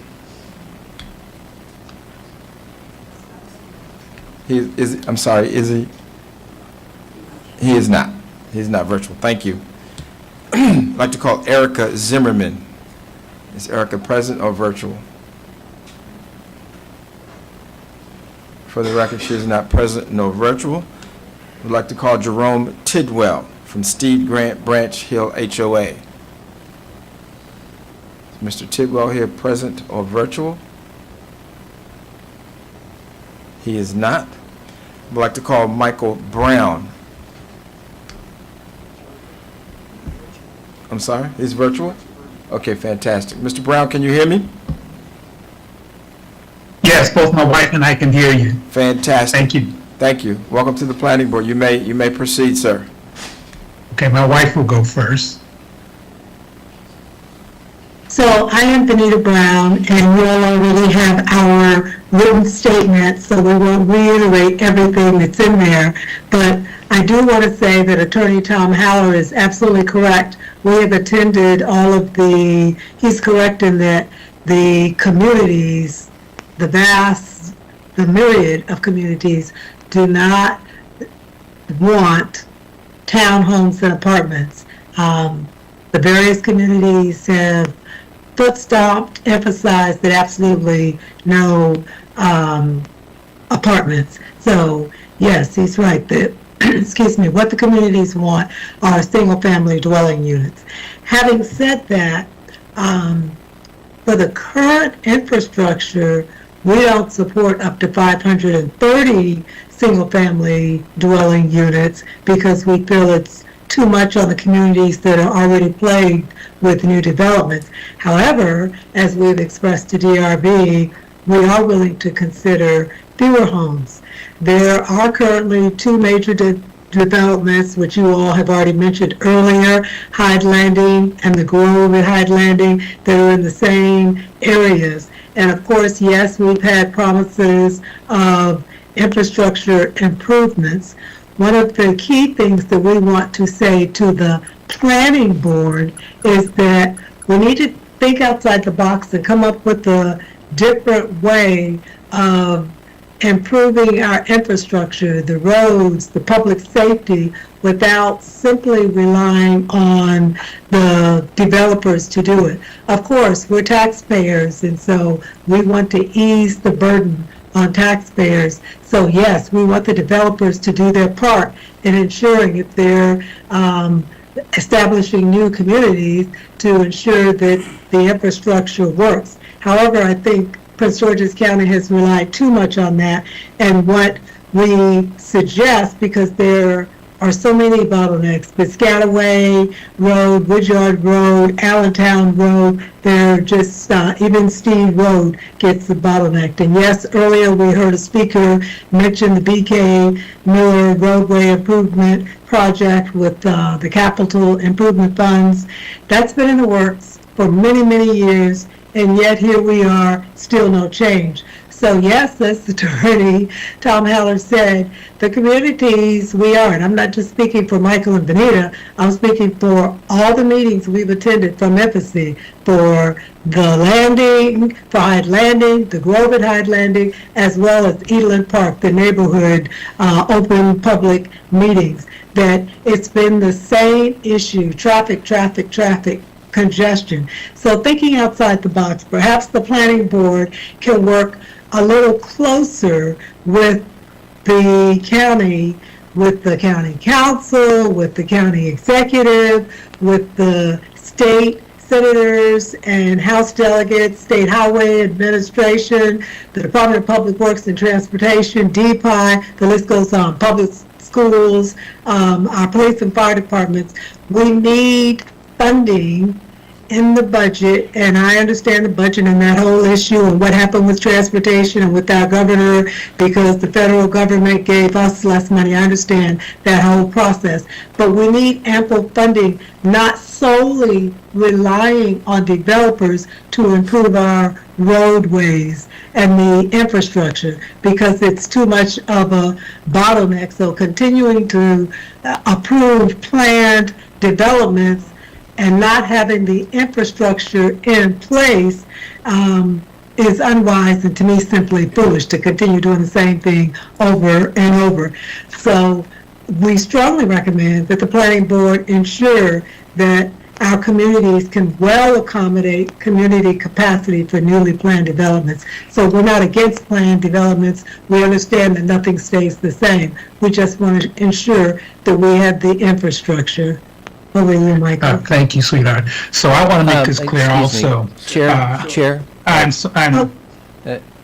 Mr. Brown, just 1 second. I just wanted to make sure I clarified Ms. Brown's testimony. So there was a lot of "we" in her testimony, and I know that the two of you signed up as members of the Hill and Tree Estates HOA, and I just wanted to clarify, is your testimony on behalf of the HOA? The HOA has authorized you to give that testimony, or is that just your personal testimony? We are community liaisons for Hill and Tree Estates HOA, but this is our personal testimony, having attended all of the meetings, as we said, for all three of the communities, but we understand we're here particularly for Edeland Park and Edeland property. So yes, this is my personal testimony. Perfect. Thank you very much. Great, thank you. And also I want to clarify for the record, Mr. Brown and Mrs. Brown, you both individually signed up, but we could get it for the record that that is their testimony? Right. Did you want to speak as well, Mr. Brown? Yes, sir, I would if it's Sure. Oh, sure. Okay. Thank you. So for the DRB development, I want to say thank you for listening. I think that you have a great group of people, Peter and Erwin. I'm so grateful. And Michael, who does the traffic support, which we know him very well in the Prince George's area, and Dan, the engineer, and for Tom, the attorney. Tom, you expressed my feelings, so that let me know that the DRB and all these meetings, that you were listening, not just to Vanita and I, but you were listening to the communities as they were speaking to you. That says a lot for this development that wants to come to our community. But I just want to make it clear that we can get some of the best individuals out here, developers out here, like DRB, to build our homes. But what good is it if we have these beautiful homes, but we can't get out of them, we can't get into them? I'm going to give you a testimony of Vanita and I, what went on. And one day we were leaving our establishment, our community, and while we were leaving it, we were turning down east side of Piscataway, going to our appointment. East side of Piscataway is on the opposite side of Piscataway Stables of the Edeland property, and we were headed down Mary Catherine. We're headed down toward Tippett and Miller Farms, and before we can get down to the area where the Edeland property is, where Piscataway Stables are, even before we got there, there was traffic. And in that traffic, we were barely moving. And those that were on the opposite side, the west side, the side that the Edeland property is on, like in Mary Catherine, they were waiting for all of us on our side to get through. And it got to the point while Vanita and I was sitting there near the Mary Catherine area, there was a police officer. And while he was sitting, I guess, trying to wait patiently, next thing you know, Vanita and I saw him back up. And when he backed up, all of a sudden his blue light started turning. And all of a sudden, he started coming across to our side with his blue lights, and everybody, of course, let him go through because they think it's an emergency. And then he came and cut in front of us and took those blue lights off. My point is this. Our roads, before the Edeland property and after the Edeland property, our roads are already saturated, our roads are already congested, our roads are already overflowing and gridlocked and overtaxed. And like Vanita said, all we are asking is this. We're asking for our county council, our county executives, our public works, our public transportation to strongly recommend that the planning board, before we allow all these great developments coming in, and before we start approving all these great developments, that we first have a viable plan to alleviate road work, concerns, congestions, public safety, before approving these zones. We cannot put all of our faith in these great developers that are coming our way. We need to have some support for before and after, like in the BK Mill area in Brandywine. These things have been promised us, and we haven't received within our own community. And it takes people like the DRB developers, which I believe there are going to be some excellent people in our community, to come and piece work our roads. So that is my consternation, and but I do want to say thank you to the board. And like DRB and like Anthony, when he explained himself, he heard us. I am really hoping that you hear us as well. Thank you. Great, thank you, Mr. Brown. Any questions from the planning board? Mr. Brown? None, thank you. Great, thank you. I would like to call Sam Lynch, if he's present or virtual. Yes, sir. Great, welcome. Thank you. I agree wholeheartedly with the Browns to just provide their testimony. I won't rehash everything that I have written out, but I do want to say, good morning. And I am a board member of our community, which is the Steves Glen Branch Hill community, which sits actually in the middle of Steve Road. So we're sandwiched between all these properties. And as it was mentioned, it's going to be very difficult for us to get out of our community, particularly if we're turning left going towards Piscataway Road. It's with all the density of traffic that's already there. We have Mount Elon Mega Baptist Church, which also creates havoc whenever they have events. We have the workflow traffic that in the evenings and also in morning times on Piscataway Road and Woodyard and also Branch Avenue. I mean, it's ridiculous trying to get out of our community and also to try and get to other places within the county because of traffic. I would like to say that, this case is a request to approve for 530, in this case, I would guess, single-family homes on 254 acres of which once was historically livestock and agricultural purposes. And under the existing RE zoning, the property owners may develop approximately half that amount, which is approximately 265 homes. And like I said, adding more homes to it doesn't help our community at all. And the only reason for this rezoning is to increase the sale value of the development rights, for the landowner and the developer, DRB, which, like was mentioned, they presented a very good case. And, something that we hadn't heard in a while from developers there and all. But in my personal opinion, there's no policy basis, no infrastructure capacity, and no master plan justification for doubling the density in this location. And like I said, I won't belabor the point, and we have what's already been said. But I would just conclude that traffic congestion, stormwater, and flooding, which occurs on Steve Road down by the bridge there and all, and also in our area, the school capacity is already strained. And approving this rezoning would undermine public confidence in the zoning process. The community supports responsible growth only when infrastructure, safety, and environmental protections are guaranteed. And here, we don't believe that that's occurring and not going to happen in the foreseeable future. So for these reasons, we respectfully request, like I said, and approve our board members and also our community members that the planning board deny ZMA 2025-004 approval to establish 530 new homes, which, like I said, is already severely constrained in our area there. I appreciate your time, and thank you very much. Thank you, Mr. Lynch. Any questions from the planning board? There are none. Mr. Brown? None, thank you. There are none. Thank you. Board members, any deliberation? And if not, what is your pleasure?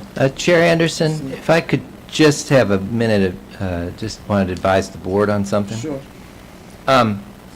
Because there was a lot of discussion from staff and questions about public benefits and how those are related to this application. Because when a project goes through the preliminary plan of subdivision process, we are required to ensure that its impacts to public facilities are addressed. That's the adequacy process. And when this project will go through preliminary plan of subdivision if it's approved, and they will have to address their impacts. So you ask yourself, well, then why are we asking for also public benefits at this stage? Why do we ask for that as well? And the reason is because the application is seeking a change in zoning from what the district council had originally intended for this property and imposed. And so the district council, when they adopted the master plan for this area, evaluated the area and zoned this property residential estate. Right now, residential estate zone allows them no more than a maximum density of 1.08 dwelling units per acre. So they're asking for a rezoning that will allow them to build 2.45 dwelling units per acre. And that's a substantial increase, obviously, from what the district council had intended for this site.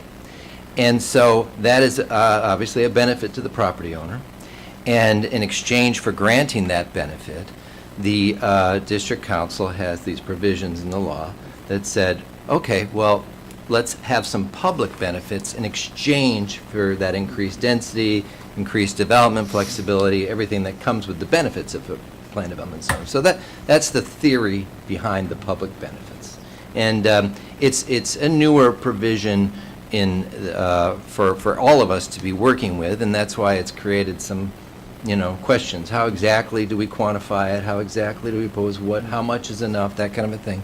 And there haven't been that many PED applications yet that we've really worked that process out thoroughly. And there's probably more work that needs to be done with the code to make it work better. But that's the theory behind it. And I just wanted to advise the board as to why. Excellent. Any comments or responses? Maybe just a point of clarification here. So there's a minimum sort of requirement around the public benefits. And what I think I'm hearing from DRB is that they are sort of going above and beyond sort of what those maybe minimum requirements are. Am I understanding that correctly? Okay, that's how it was sort of tracking in my brain. I mean, I think that the way the code is written, public benefits must be proffered, and staff reviews them and determines whether they think they're sufficient. There's not a quantifiable minimum in the code right now, and that may be something that the council wants to consider to make this a little bit more of what would be the right word? An easier process to quantify for a developer, right? And also easier for staff to quantify as what's appropriate. So that may be something that in the future. But for right now, it appears that staff and the developer have both agreed on a substantial number of public benefits, and they both agree that this seems to fit the requirement of the code for this particular development. Great. Thank you. Thank you. Thank you. Any responses? Commissioners, is there a motion and a second for this item? I move that we adopt the findings of staff and recommend approval of PDZMA 2025-004, along with the conditions outlined in the staff's report as modified by applicants' exhibits 1 and 7. Second. Thank you. We have a motion by Commissioner Jenkins and a second by Commissioner Okoye. I will now call the roll. Vice Chair Okoye. I vote aye. Commissioner Jenkins. I vote aye. And I, Chairman Anderson, vote aye. The ayes have it. The motion approved, and thank you. Thank you. And at this time, I would like to offer that we'll take a break. It is now 1:12. We will reconvene in 15 minutes, and so let's give it a break, and let's call it 1:30. It'll be 18 minutes, so we'll reconvene at 1:30. Thank you.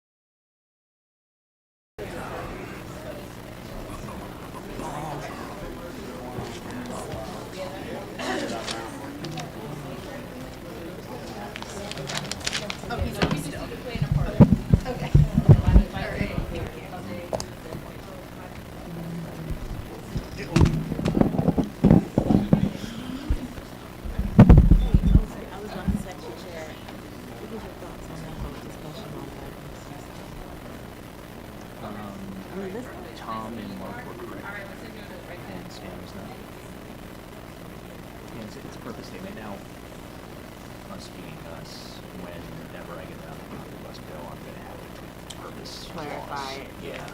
Because when you read it, I get why you brought it Yeah, up. but it's not a requirement. The purpose is just a statement of intent, so it's Yeah. not a requirement at all. Yeah, but when you read it said the basic plan shall still include residential, non-residential. And I understand it's more if of what it includes, it should show this, but not, it's saying it's required to show both residential, non-residential. We'll talk about it. I thought it was interesting that he brought that conversation up because it helps us.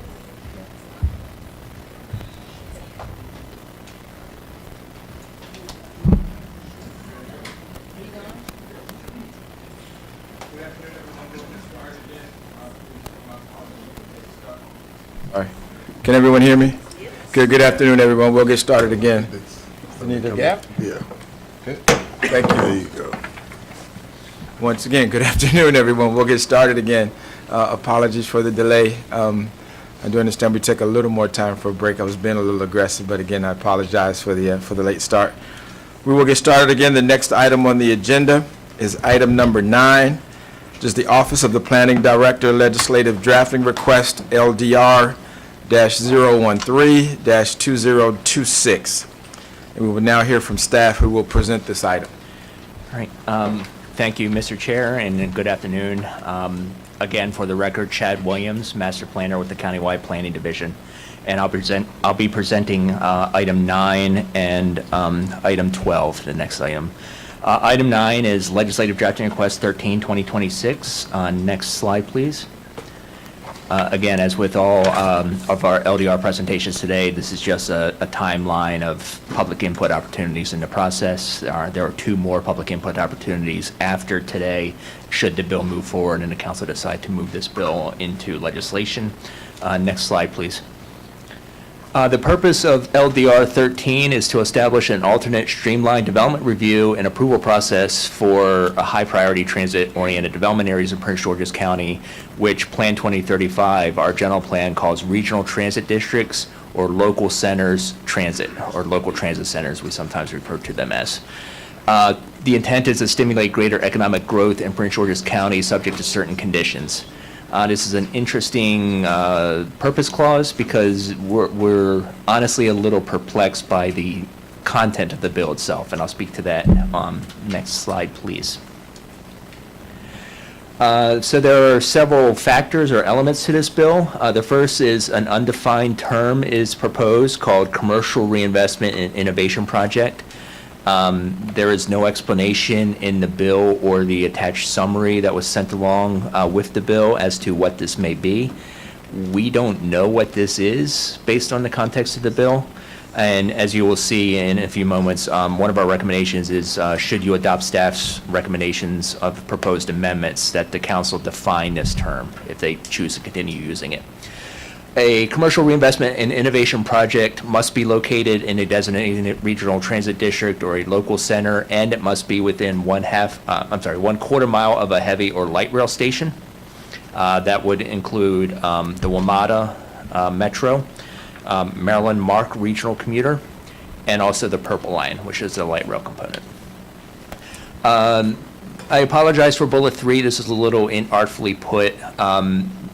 The bill states that this use, commercial reinvestment innovation project, and actually use may be too strong a word, whatever this thing is, must provide at least half of its square footage above the 5th floor or in a 5-story building. So it's just a little inartfully worded. Ultimately, it means that every building that qualifies for a commercial reinvestment innovation project is at least 5 stories in height, because you can't get above the 5th floor. It says 60 feet above grade for at least half.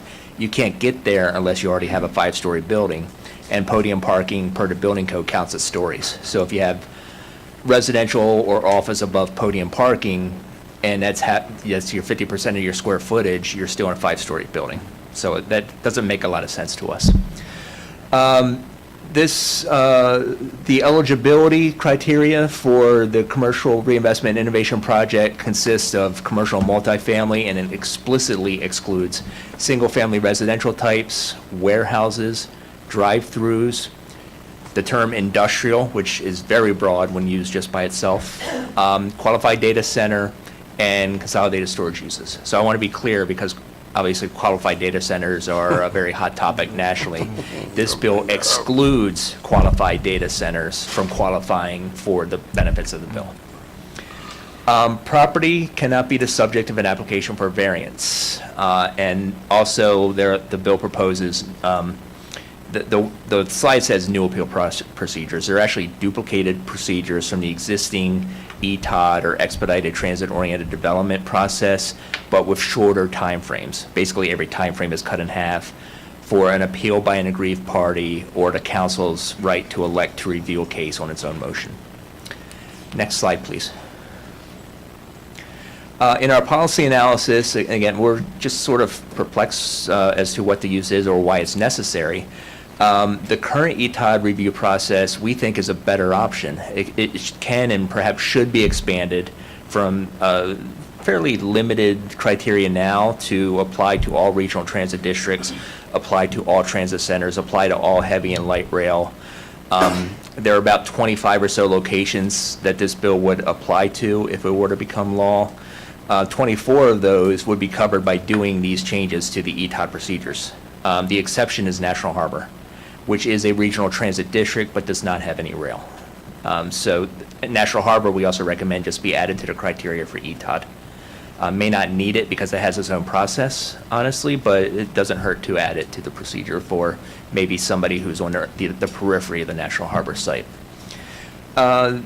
Also, the bill contains no analysis or background in either the bill or summary as to why a project should be exempt, or a prospective project be exempt from consideration for this process if they need a variance. Variances for various things like lot size, lot coverage, front yard depth, they're very common. And we don't understand why the council would want to deny somebody who needs a variance of that nature from qualifying for this, this thing. Next slide, please.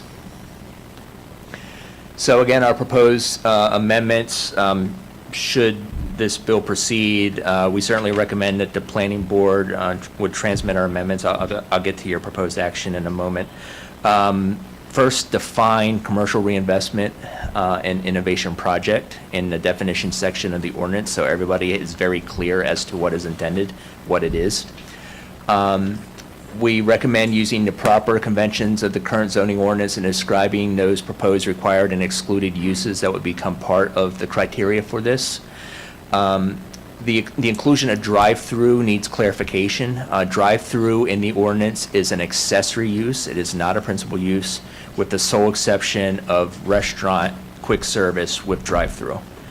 So anything else, a bank, a pharmacy, anything else used in a drive-through is not a principal use. It's the bank or the pharmacy is the principal use, and a drive-through is, if you want to add a drive-through, you add an accessory drive-through to that use. So this is a confusing aspect of the uses, just as much as just using the term industrial is.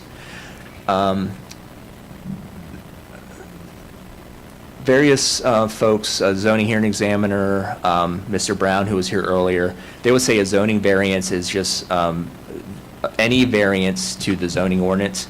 That's not really how the current zoning ordinance uses the term variance. It just uses that term by itself. And a zoning variance by implication would be what is an impermissible or not allowed variance to change the zone or to change the uses allowed in a zone. And we think the use of the term zoning variance is confusing from that perspective when we tried to simplify the terminology through the rewrite. We just recommended that be cleared up a little bit. And next slide, please.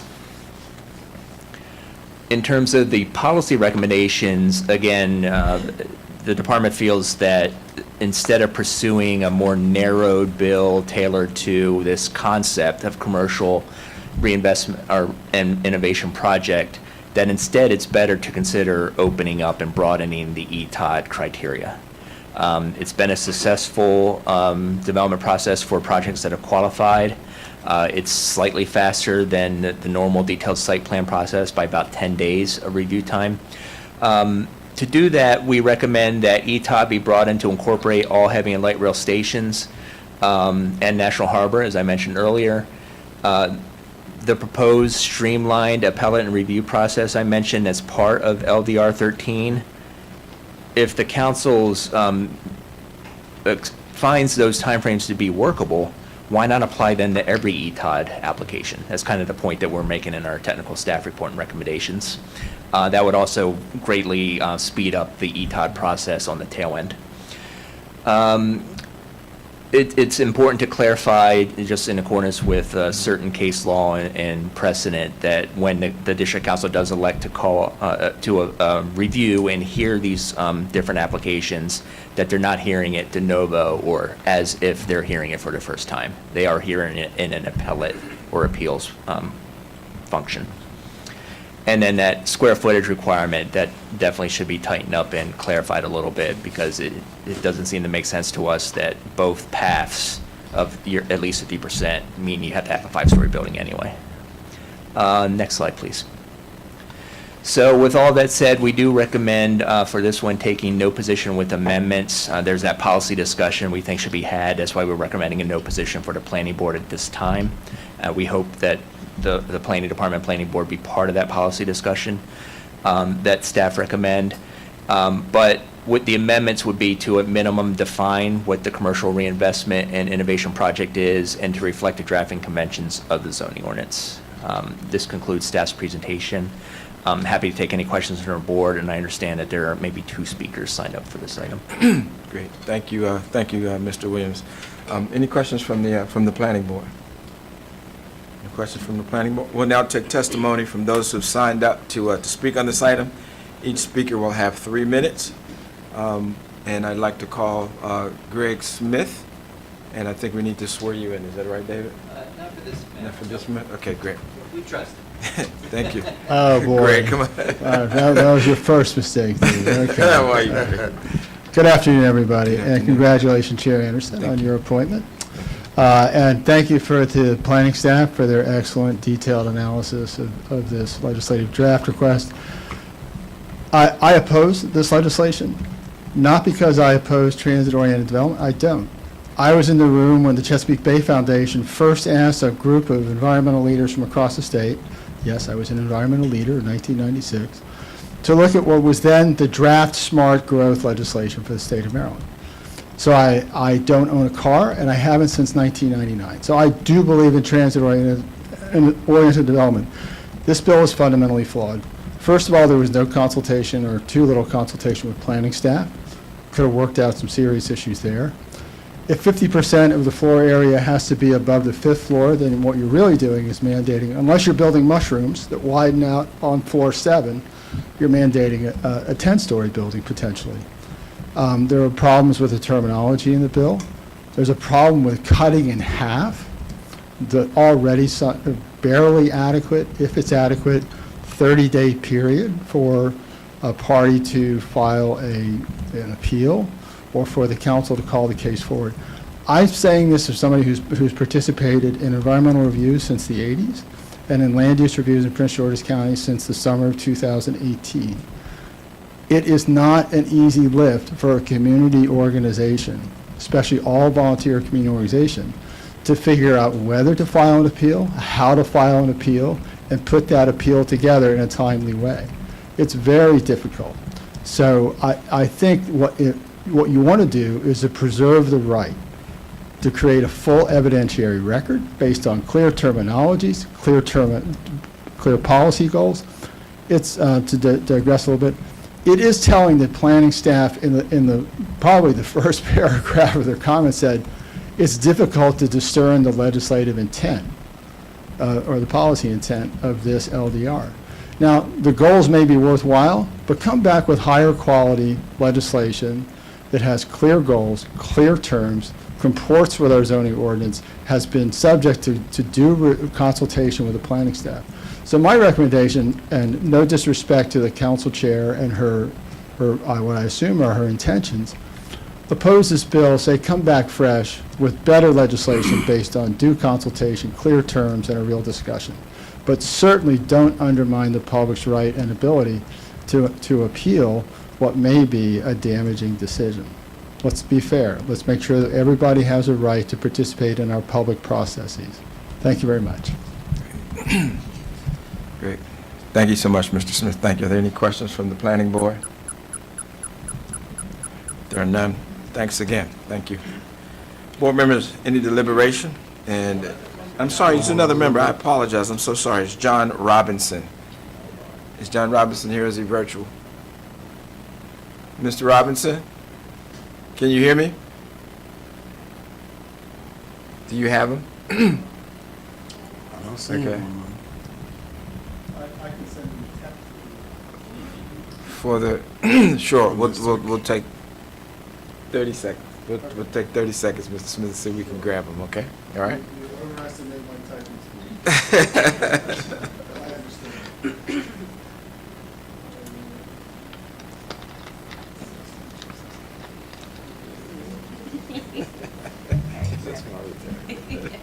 That's right. Yeah, it is. Did he make it? Fantastic. Mr. Robinson, can you hear me? Is he on? I'm sorry, I can't hear you. Oh, okay. Mr. Robinson, could you unmute? I think we have you. Can you hear me? Mr. Robinson? If you're talking, we can't hear you. Are you on mute? You still have him on? Okay. I'm here. There we go. All right. Hi, Mr. Okay. Robinson. Good. Please proceed. You're in front of the Prince George's County Planning Board. Thank you.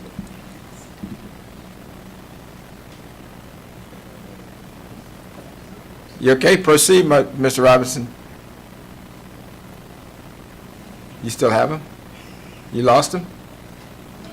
Okay. Mr. Robinson, are you still there? Can you hear me?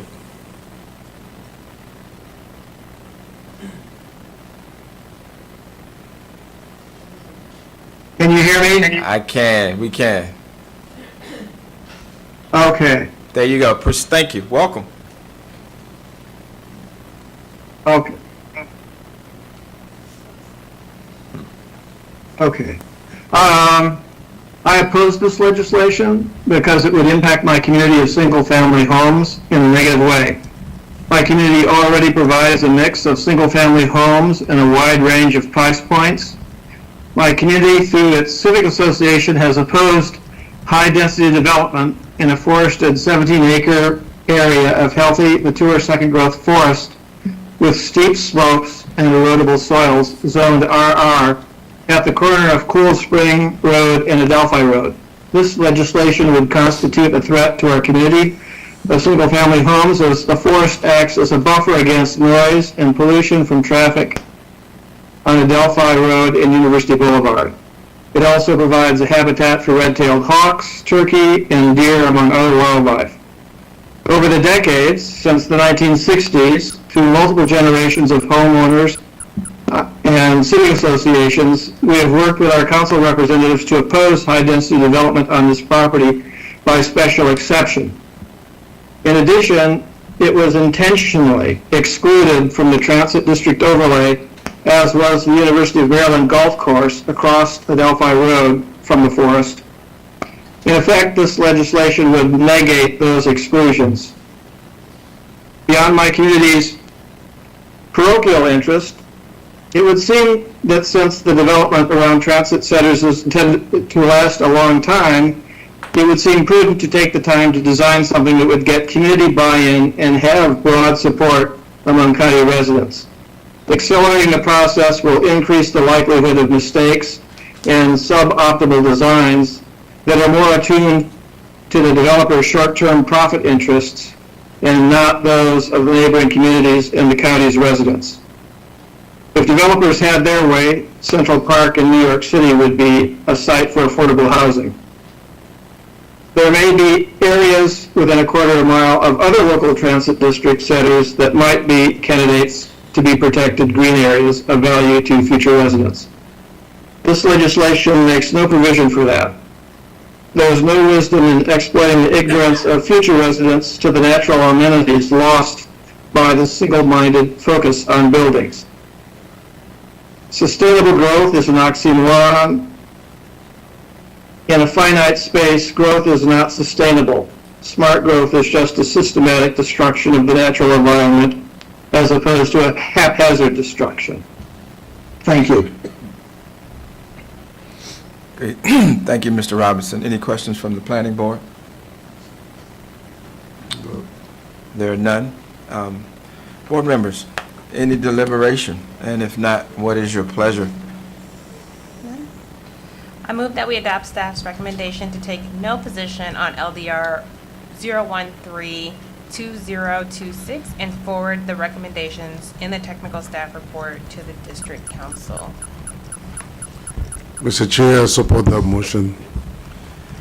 Thank you. We have a motion by Commissioner Jenkins, a second by Commissioner Okoye. I will now call the roll. Vice Chair Okoye. Aye. Commissioner Jenkins. Aye. And I, Chair Anderson, vote aye. The ayes have it. Motion is approved. Thank you. We'll now move to the next item on the agenda, which is item number 12, Office of the Planning Director Legislative Drafting Request, LDR-153-2026. And we will now hear from staff who will present this item. Mr. Williams again. All right. Thank you, sir. Again, for the record, Chad Williams with Countywide Planning Division. This is LDR 153-2026.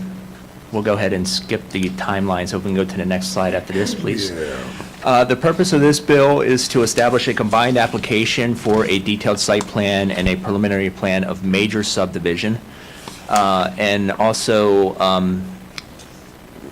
revise some requirements pertaining to the natural resource inventory plans and stormwater management concept plans to allow for concurrency of submittal rather than require the finalized plans for the combined application or review. And this bill generally relates to development plan review. LDR 153-2026 is the first of four potential legislative recommendations. As of yesterday, there are probably more than potential of the county streamlining development work group. They were initially proposed in a work session on June 22nd. LDR 153 is the first one to emerge from that work group, but it did not receive a vote from the work group before it was presented as a legislative drafting request, and it was moved unilaterally by Chair Oriata. Next slide, please. So that really covers that first bullet point you see before you, that this was an initial recommendation. This bill also did not receive any referral to the planning director as required by the county's laws for amending the zoning ordinance, so there was no coordination with planning staff on this bill. Again, I started my presentations this morning by reiterating the planning department's strong support for streamlining development review, reminding the planning board and anybody viewing this session that was one of the major purposes of the entire zoning ordinance rewrite project. That remains something we're firmly committed to. We're willing, able, and ready to work with anybody. This LDR is not really a viable path forward. It's not the way that these efforts of streamlining could be an effective approach for the county. And I will explain why, not only in this staff report, but in this presentation. Next slide, please.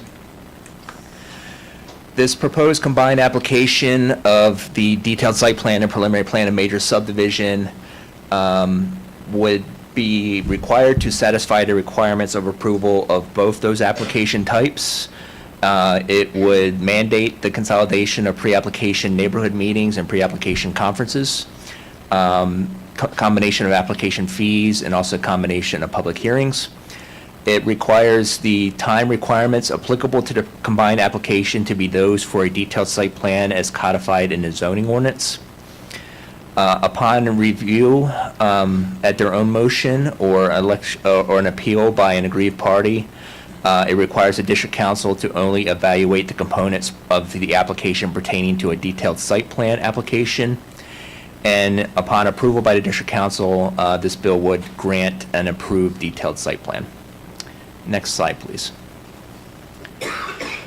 When it comes to the policy analysis, that's where the rubber really meets the road on this particular application, on this LDR. You have a wonderful planning staff. I have a number of talented colleagues throughout the planning department. And I think it's telling when I say that as much as we tried, we were unable to identify a single amendment that would make this LDR a viable approach. The proposed application also does not have any concurrent amendments proposed to it for the subdivision applications, subdivision regulations. It's entirely possible that could catch up, but at the time of the technical staff report writing, there was nothing in the legislative system the council uses that indicated a bill was in there for the subdivision regulations part. It would also require a bill to amend various parts of the county code when it's talking about stormwater management plan and natural resource inventories. It doesn't speak to whether the approval of the combined application would also grant the approval of a preliminary plan of subdivision. Presumably that would be part of the subdivision bill, but it's not in this bill, so it's unclear whether an applicant would get an approved subdivision. They clearly get an approved detailed site plan if this were to move forward. A combined application of this nature is what most jurisdictions in America refer to as a unified development code. A unified development code combines zoning and subdivision and often other parts, stormwater management, environmental regulation, woodland conservation, into a single code. It is unclear to staff whether a unified development code is even permitted in Montgomery or Prince George's County pursuant to Division 2 of the Land Use Article of State Law. There is no clear authorization for such combination of a creation of a unified development code.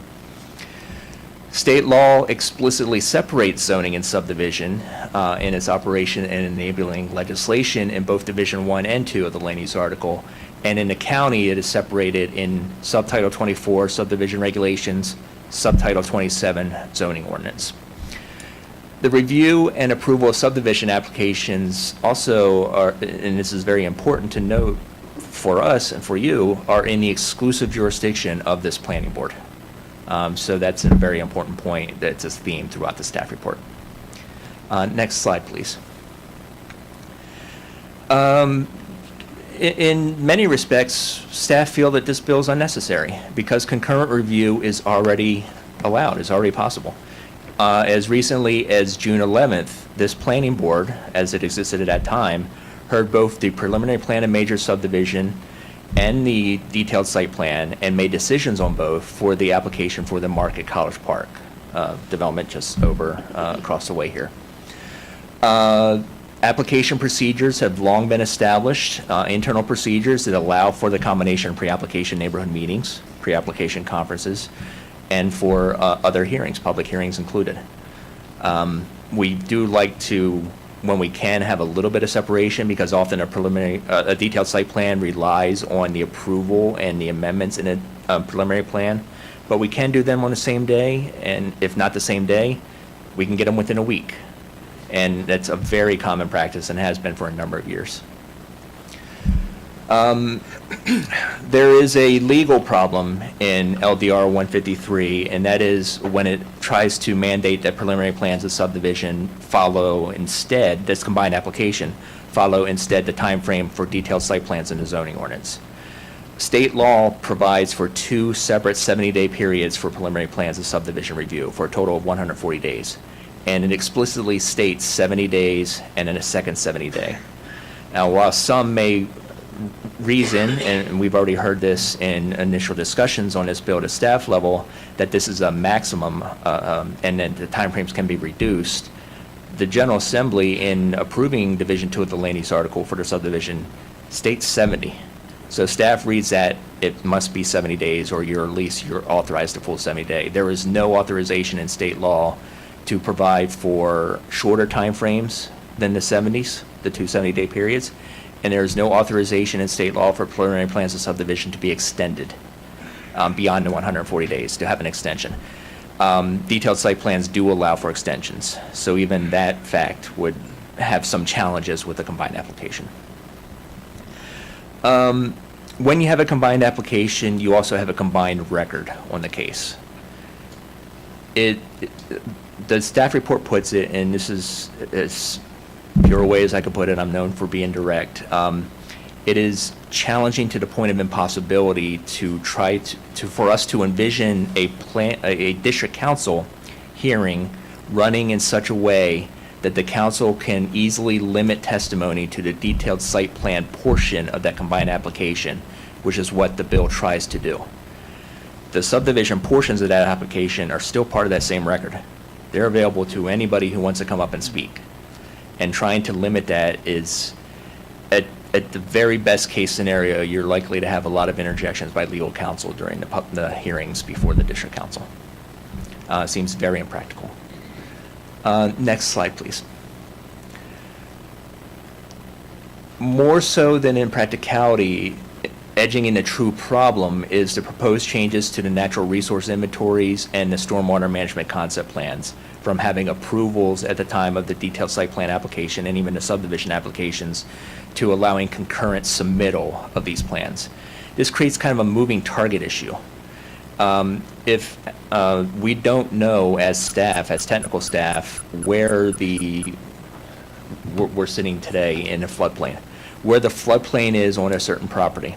We don't know where other aspects of stormwater management facilities are going to be located or how the grading is going to be. We may not know that if this bill became law, even when you're asked to approve a detailed site plan. You, as the planning board, need to know where this information is because it leads to problems like flooding.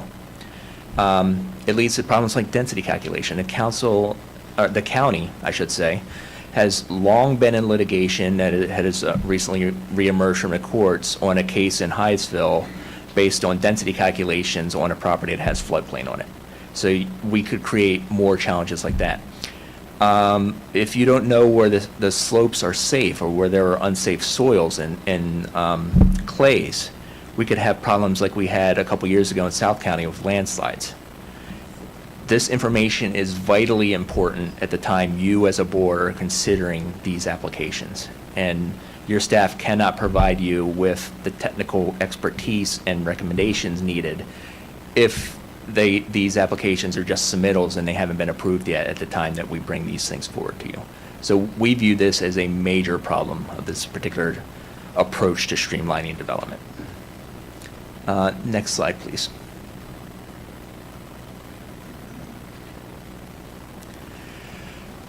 With that general theme, having proposed NRI plans and not knowing when they're done, we actually wonder if this is a streamlining measure at all. It may actually mean that the tail end of the process becomes much longer, because frankly, if our staff doesn't know where these features are, we're probably forced to recommend disapproval on all these projects to you. And then to get to an approval, these plans need to be approved.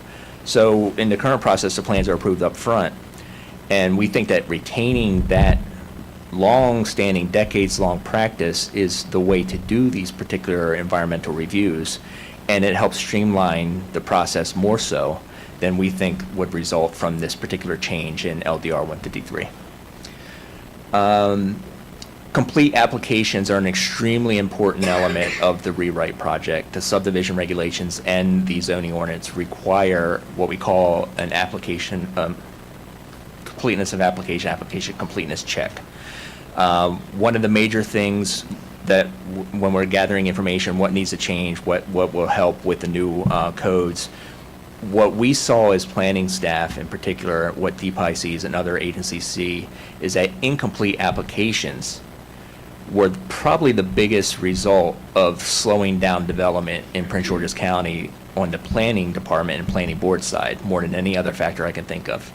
So we tried to make sure that applications would be complete. And now not having those complete applications poses a little bit of a challenge. Next slide, please. I do want to be positive here. I want to say that while LDR 153 we believe doesn't work in any capacity, there are many alternatives to streamlining that can and possibly should be considered. And we're more than happy to work with council staff, the county executive, anybody who wants to work, we will work with in brainstorming streamlining. Just a few examples pointed out in the staff report come from the initial recommendations of the zoning rewrite. We don't necessarily think that there should be detailed site plan for any number of single-family detached or three-family dwelling units. What we found is that a detailed site plan that focuses on architecture doesn't do a lot of fundamental changes to these projects, these type of applications.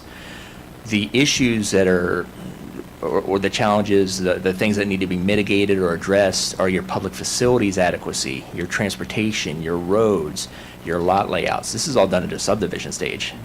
By the time you get to the detailed site plan stage, you're looking at architecture. And when you're dealing with large subdivisions, there's typically large builders involved that have an array of models. And there's not a lot of value added to a detailed site plan review by the board or the council, frankly. And I would point out that many of these developers are competing amongst themselves and within the region. And it's to their benefit to bring forward quality product. So we think that that's one thing that the council could consider, one specific example. Another is just in general broadening the criteria for detailed site plan review from what it is now. It's about 25,000 square feet now for non-residential. The initial proposal was 75,000 square feet. Maybe take it back to just that original, maybe go further. Division 6 of the zoning ordinance contains development standards, very detailed, stringent, baseline development standards. I went back and I looked at some of the materials the consultant provided in preparation for today's discussion, and the consultant actually recommended that if the council reduced the threshold of detailed site plan, they should lower the development standards accordingly, because there's some challenges, some pushback in between simple streamlined applications and high quality development. That particular council chose to go in a different direction, high quality and a lot of review through detailed site plan. That's a discretionary review, I should say, because another recommendation we have is to shift from discretionary review to administrative approval as much as possible. That was an original goal of the zoning ordinance. Have a lot of development be by right, because you have that Division 6 backstop. You have high quality baseline standards. The county has a level of standard of quality that we never had before this new zoning ordinance was done. So the council might want to consider pulling back a little bit, even for a trial period. Just see how the development standards may work on more administrative approvals at the permit level. And when you're competing with, as Prince George's is, with a very strong regional market, Virginia, Maryland, all of our neighboring jurisdictions, a lot of them are doing much more administrative review and approval than we are. So their development's happening faster, they're getting high quality development, they're getting a lot of attention and draw, and in some ways, they're outperforming Prince George's County. So there are, streamlining is very important again. We know that we want to do another zoning ordinance bill in the relatively near future to look at additional streamlining measures, perhaps open up departures or variances, do some other things that the work group is also looking at. There are things that we can do together, and that's really the theme line here. LDR 153 is not the way to go, but there are other things that certainly could help Prince George's County succeed and thrive. Next slide, please. I made these points earlier. I'll just leave them on for just a moment for those at home to look at, and then move on to the next slide. I believe this should be the wrap-up. Proposed amendments. Unfortunately, again, there are no amendments that we can propose to make this bill a viable approach. We tried. But instead, in following active collaboration with all the various stakeholders, there are many, many other alternatives that can be considered to help further streamline development review and development approval in Prince George's County and achieve the high quality development and the uses all of us residents deserve to see. Next slide, please. So we do recommend that the planning board oppose LDR 153 to establish the combined application for detailed site plan and preliminary plan and major subdivision. And we ask you to, in addition to just transmitting the technical staff report and the analysis therein, to also include 2 immediate recommendations to the county council. And that is to refer the draft recommendations of that streamlining development review work group to the planning department, Department of Permitting, Inspections and Enforcement, environmental agencies and organizations, and other major stakeholders, including residents and civic organizations, for review and comment prior to the finalization of those recommendations. And also to direct the council staff and the planning department to meet and prepare the comprehensive draft legislation to carry out the final recommendations of that work group once they are approved and adopted by the council.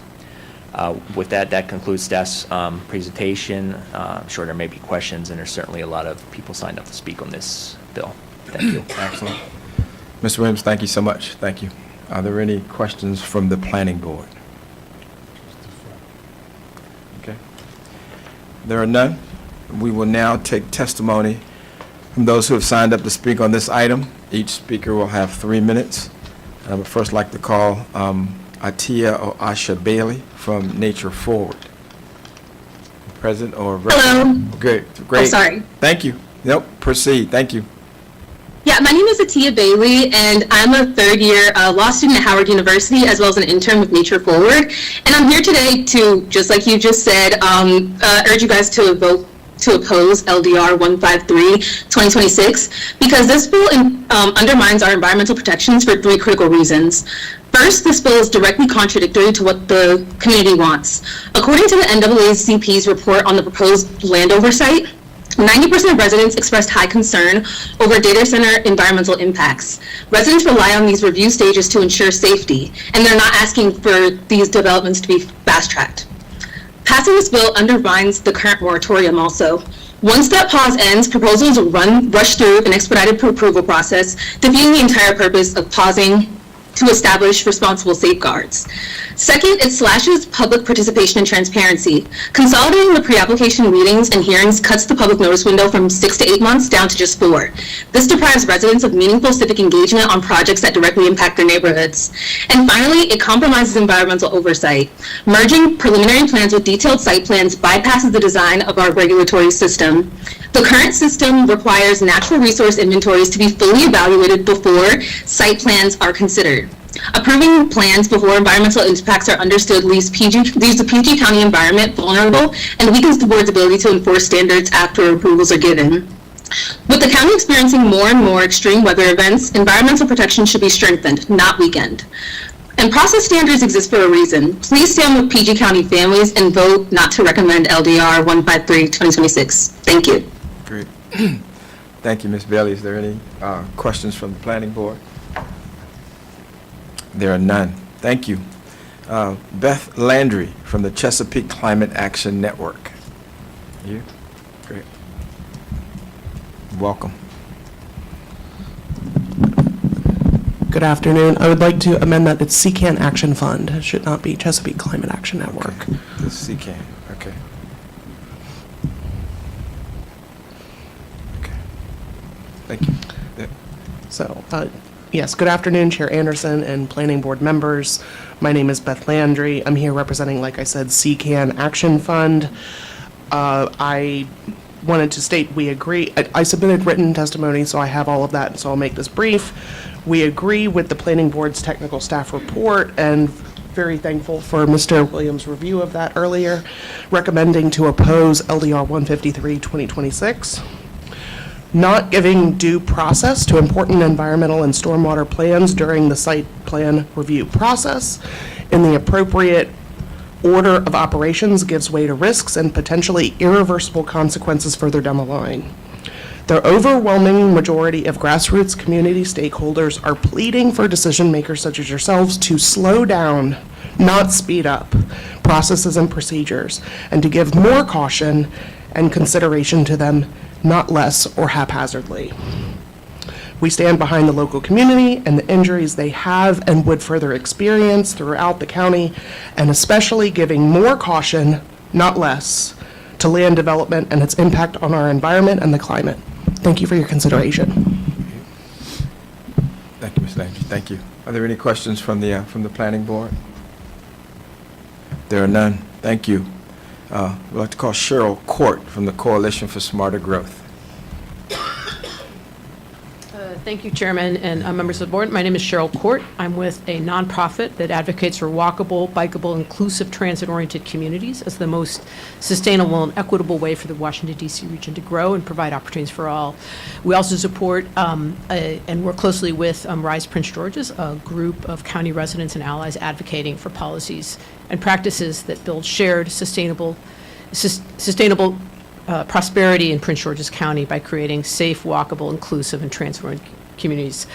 I submitted written testimony, so I just want to actually sort of thank the staff for the report that they gave and say that we are strongly for moving forward with streamlining development review and reducing uncertainty and excessive process and really the faithful implementation of the new zoning code. And we worked on the new zoning code. We were very excited by it. It promised to streamline review and increase public engagement on the front end, with it followed by administrative and matter of right review that did not require additional steps and discretionary or political level review on the back end. However, the administrative unpredictability was retained through what's called election to review, or colloquially known as call-up, by the county council. This means that the zoning regulations that are more detailed, but have all the same procedural uncertainties that we had before. So this is not an improvement, and it's not the streamlining we'd hoped for.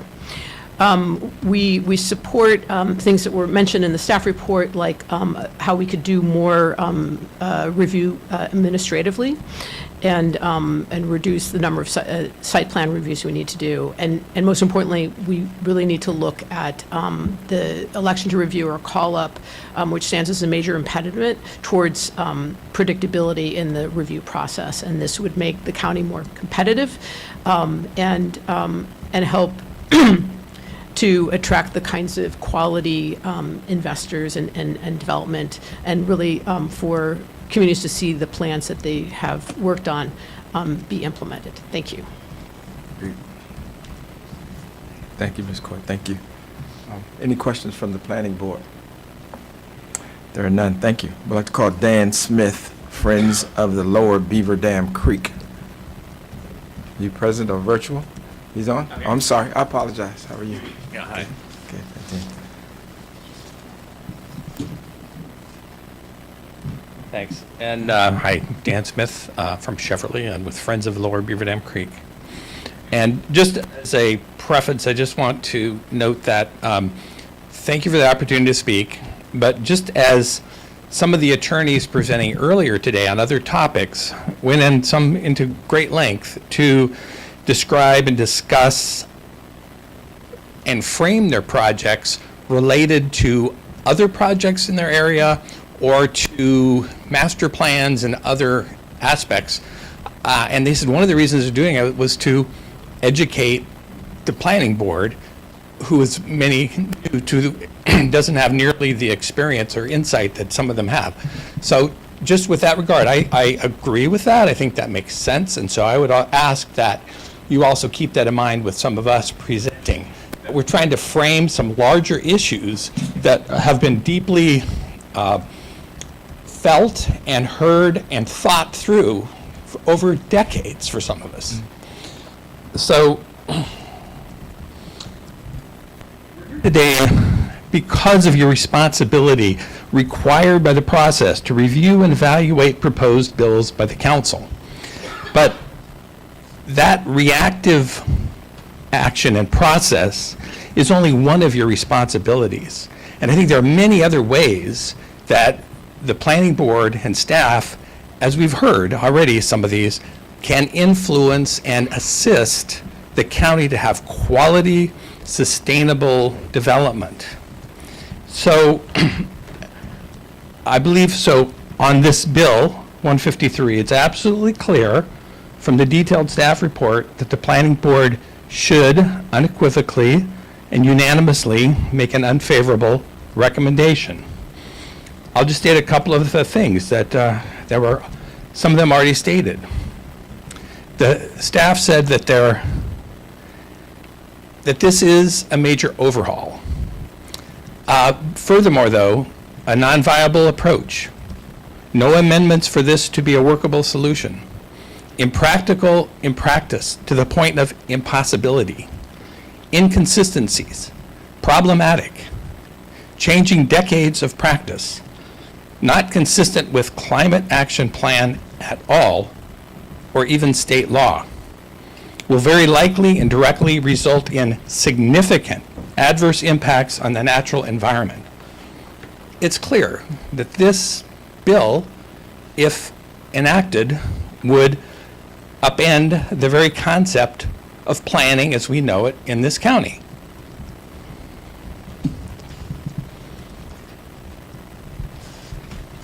So there are some of us in the community that are frustrated with the planning development process. We want change, yes.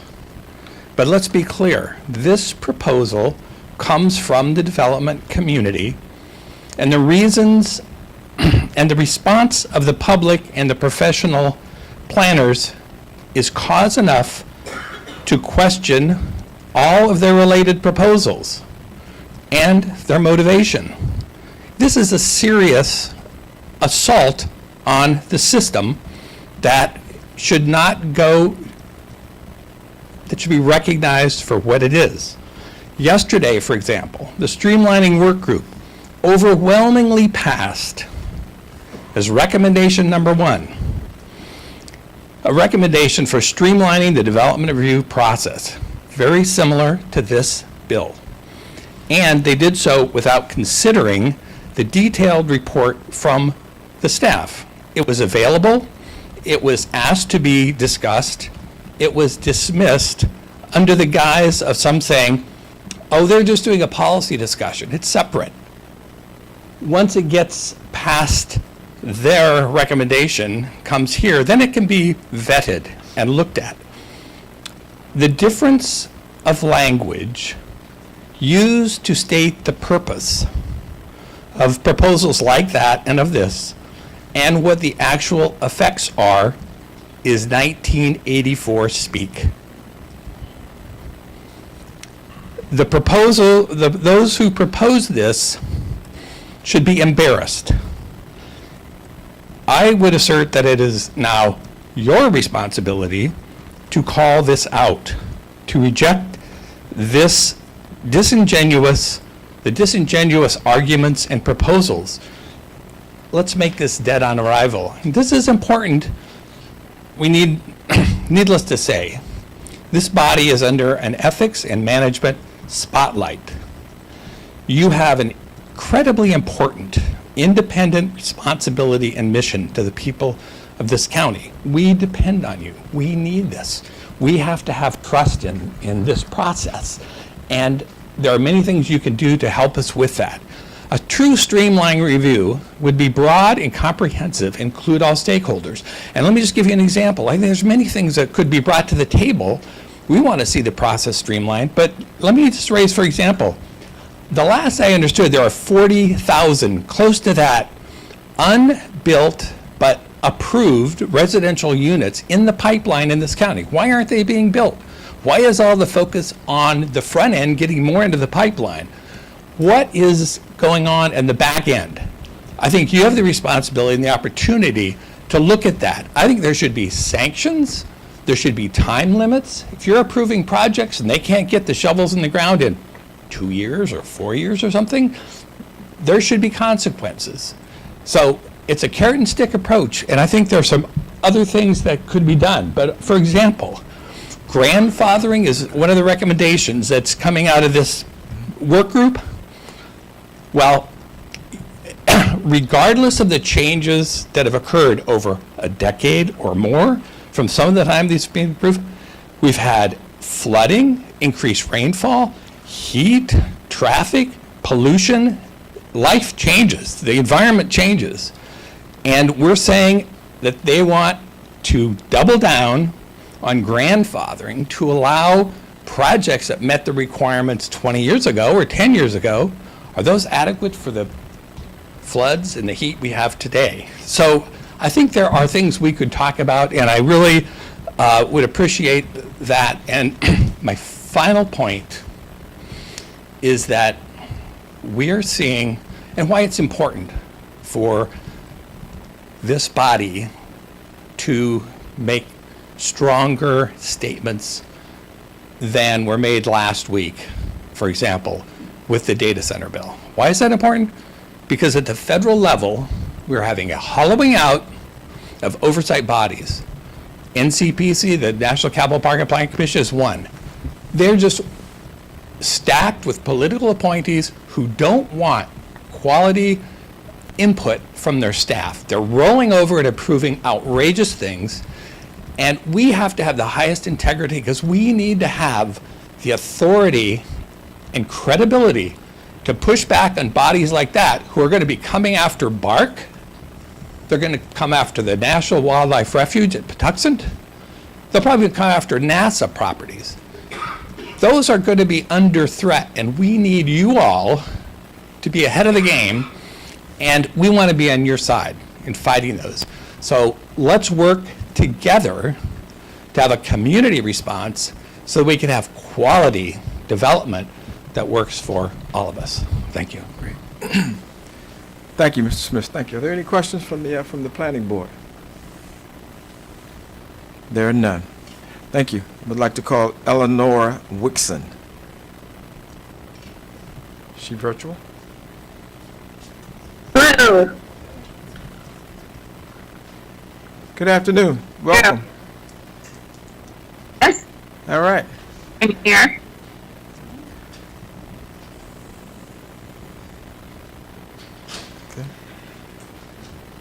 Okay. Yep. We can hear you. Okay. Okay. I strongly oppose NPR 2026 because the idea of combining preliminary plan stuff and the detailed site plan review, including narrowing the timeline of the review and allowing environmental and stormwater plans to proceed approved, is absolutely unacceptable. This bill shortcuts the requirement for two legally distinct reviews. It restricts the opportunity for public participation, and it moves the county toward developer-driven outcomes rather than thoughtfully researched, data-driven solutions. And this with particular attention to safeguarding our environment and appreciating the cumulative effects on development. Sorry. The development on the environment. So public participation may be inconvenient for the county and for development, but it is a right, and we are not relinquish that we expect and serve a process that values, respects, and is responsive to our inputs. We residents are part of your data set, and no one knows the particulars of an area like the people who live there. Fast track development has never been equivalent with quality development. I concur with a number of people who have spoken against this. One thing I will say is that any restriction of the detailed site plan is short-sighted. As a community, we have engaged with numerous developers over the years to refine and improve the product that they planned on giving us. And without that opportunity, the development we received would have not been as good. So please oppose LDR 153, 2026, and thank you for your time. Thank you, Ms. Wixon. Thank you. Are there any questions from the planning board? There are none. Let's call Greg Smith from Sustainable Hyattsville. Takes me a minute to unfold these days. Good afternoon, Planning Board, Planning Staff, and members of the public. I'm delighted you get to hear from me for a second time today. It's a rare treat. I'm Greg Smith. I serve on the Board of Sustainable Hyattsville. We are the lead litigant in the case that Mr. Williams referred to that has to deal with the delineation of floodplain and density calculations and related issues. I have participated in proceedings before the Planning Board and District Council for conceptual site plans, preliminary plan of subdivision, detailed site plans, and specific design plan. I've participated in multiple administrative procedures at the county, state, and federal level dealing with environmental issues, environmental policies. I have worked to defend the fundamental right to know and have a meaningful say under the National Environmental Policy Act, where we advocated for agencies to be able to coordinate and have the best available science, the best available tools, and for them to be able to collaborate, for the public to have access to that information, and to have meaningful says and decisions that involve public resources that affect the public. This bill, and more directly relevant, I've served since late April on the County Council's Development Review Streamlining Committee. Streamlining here equates to fast tracking. That's it. That's the intent. That was the intent in the entire exercise. It's the intent of this legislation. And at every point, I said that our goal should be better decisions, better informed decisions through a fairer process, not necessarily faster. Faster gets us in trouble way too often.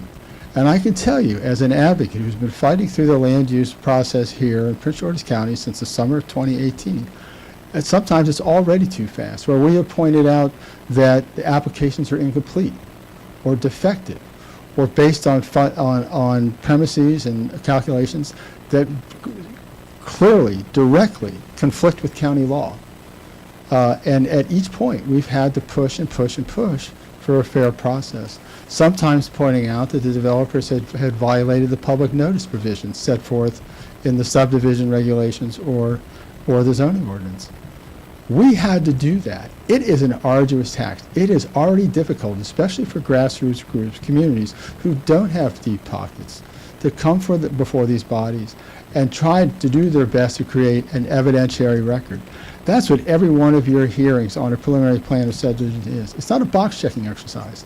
That's the only opportunity to create a substantial, well-informed evidentiary record on which you can make an informed decision or recommendation, or the zoning hearing examiner, or the district council, or if it goes to the courts, to the courts. And this legislation, I thank you very much to Mr. Williams and his colleagues and planning staff. It's an excellent critique of this bill. And there's more that could be said about the problems with this bill. This bill fundamentally collapses the review and comment process. And as a member of that committee, I can tell you, we were presented with two companion bills on the same day that we were asked to vote on those bills. We had never seen them before. I was one of 15 members. I was the only identified environmental advocate on a committee of 15 people. There was one other person who was a community member who had identified as a graduate of the Planning Academy. There were 10 representatives from the development community.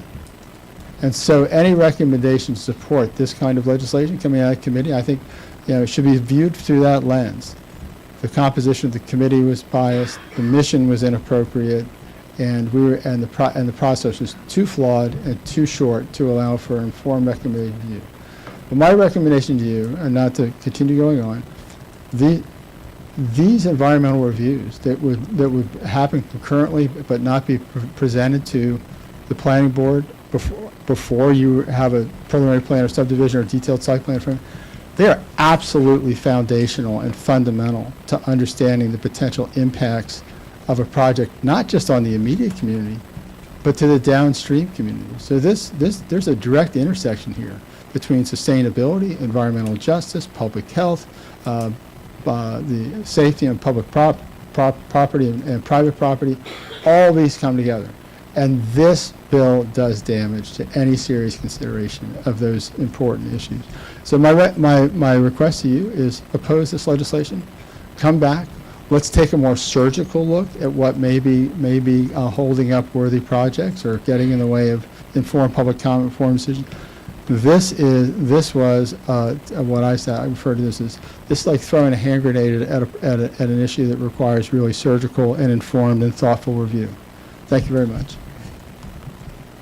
Thank you, Mr. Smith. Any questions from the planning board? There are none. I'd like to call Henry Wixon from the Glendale Citizens Association Incorporated. I understand he's online. Okay. Mr. Wixon. Thank you, Mr. Chair. Are you able to hear me? Yep, we can. Thank you. Thank you. Welcome, Mr. Anderson, to the chairmanship of the planning board.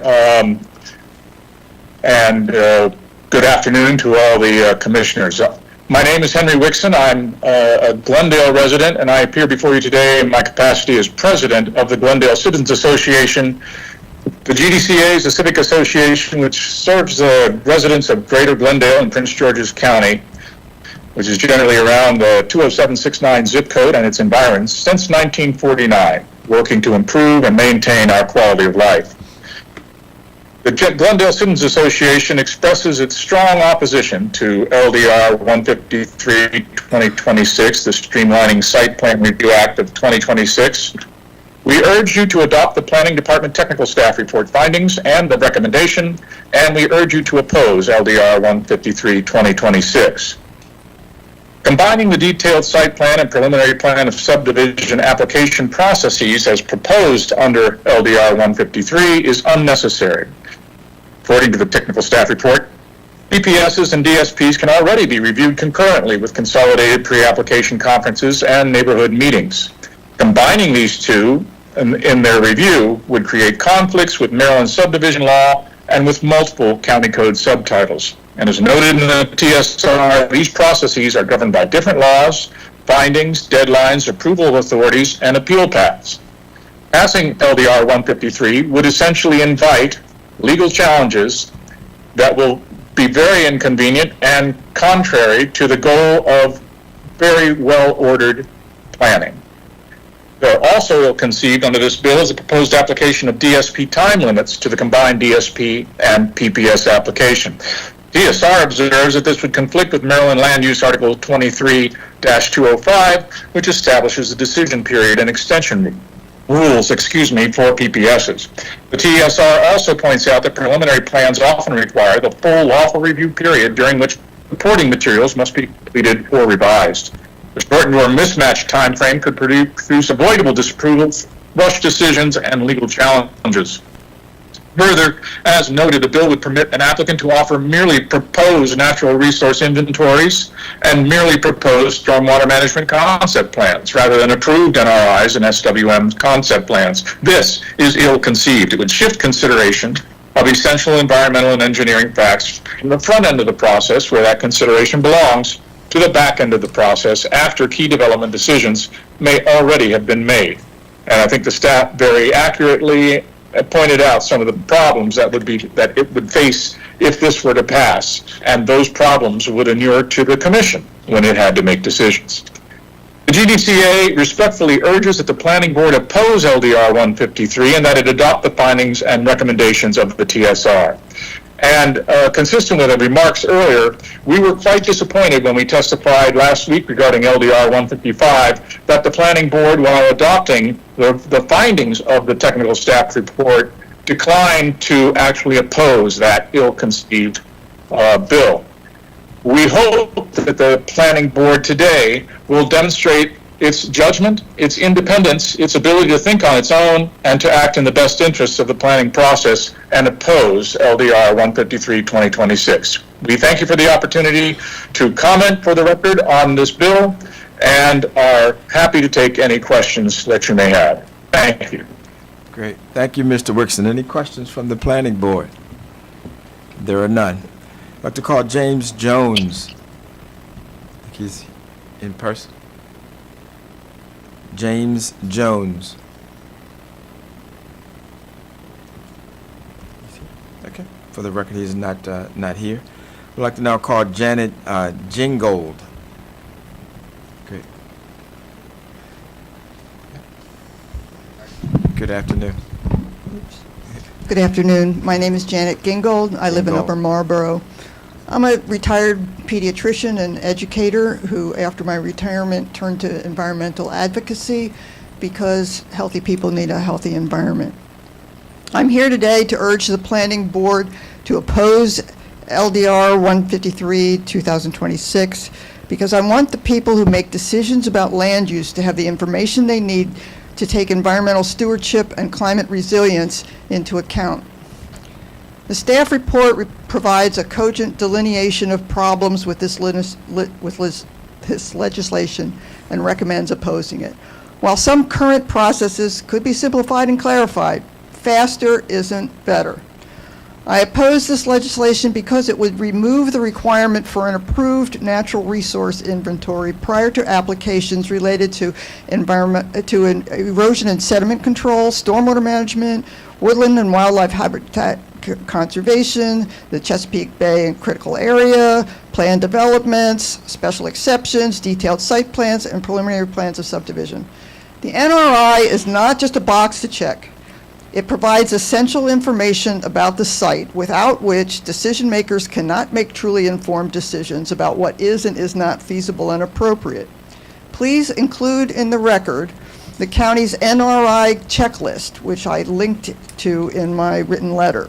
It lays out the existing features that must be mapped and described, including existing structures, easements, streams, wetlands, floodplains, soils, slopes, erodibility, trees, other vegetation, and all of the information about all of these things, reliable information on the existing conditions, provides a foundation for planning development that does the most good and the least harm. Without taking the time and effort to clearly delineate existing features and constraints, both the applicant and the county decision makers can end up with plans that prove to be problematic because full information from the NRI was not available at the outset. This can mean longer timelines, more expense, and potentially greater adverse environmental and economic impacts down the road. As my father used to say, measure twice, cut once. Take the time to get it right to avoid wasting resources. An accurate, reliable, and approved NRI is necessary for better land use decisions and sustainable development that protects both the people and the planet. As a trained physician, I can tell you that we don't come up with a treatment plan before we take a history and do a physical exam and get all the lab work we need to have the base of information that is needed to make wise decisions. And the NRI is like your history and physical exam, all right? You gotta have it or you can't make the right decisions. So please, oppose this legislation. Do better. Thanks. Thank you, Ms. Gingo. Are there any questions from the planning board? There are none. I'd like to call John Robinson, who I understand is online. John, are you there?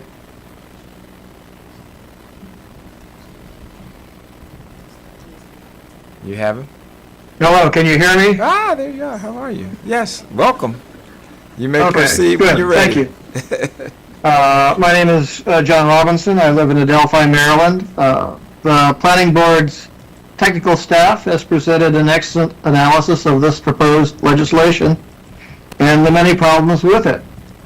Simply based on their evaluation, the planning board should vote to oppose this legislation. Apart from the fact that it may not be consistent with state enabling legislation, it takes parts of the development review process that were designed to be done sequentially, with the results of earlier steps influencing the options available in successive steps. At each step, the public may have an interest in intervening to shape the process. This legislation would make that more difficult, if not impossible. As Council Chair Crystal Oriata has pointed out in a different context, democracy is messy and takes time. We all understand the development community would prefer no review at all and has an interest in limiting, if not excluding, input from neighbors and residents generally. the developers would prefer an authoritarian system where only the executive needs to be convinced the developer's particular development is in the executive's interest to approve their project, and they can ignore the neighbors and residents at large who may have issues with their plans. I would also like to point out that the county spent millions of dollars rewriting the whole zoning process to simplify it and make it easier to follow. It was my observation that in that process, the comments and input from citizens was politely taken, but then ignored. For a while, I attended public work sessions. At the beginning of each one, I would ask if the organizers could point to one example of where a citizen comment generated a change in the proposed rewrite. They could never point to such an example. There are, of course, many examples where the development industry influenced the rewrite to minimize and marginalize citizen input and streamline the system to their advantage. Yet here they are again pushing proposals that make the process even less accessible to meaningful citizen input and input from the planning board's own technical staff. I would reiterate the points made by Greg Smith about the county's streamlining development review. There are 15 members on it. There is only one member that represents the citizens, and there are 10 people who represent different aspects of development interests. And would you care to hazard a guess as to the relative number of residents versus developers and their lawyers in our county? It seems to me that this streamlining work group has been, not exactly designed to take into account the interests of citizens, but more to take into account the interests of developers. So I will just reiterate Henry Wixson's statement that the planning board needs to decide whether they want to be a rubber stamp or whether they want to make independent judgments of the pros and cons of proposed legislation and proposed developments and its effect on county residents as a whole. And so I hope you will oppose this legislation. Thank you. Great, thank you, Mr. Robinson. Any questions from the planning board? There are none. I'd like to call Kathy Bartolomeo. I understand she's here. There. It's Kathy. Good.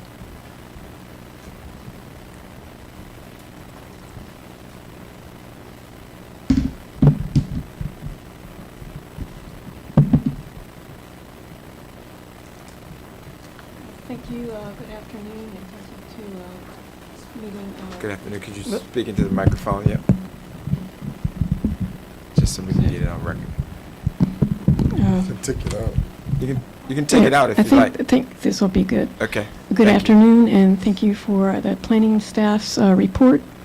I asked you to oppose LDR 153 to 2026 for the following reasons.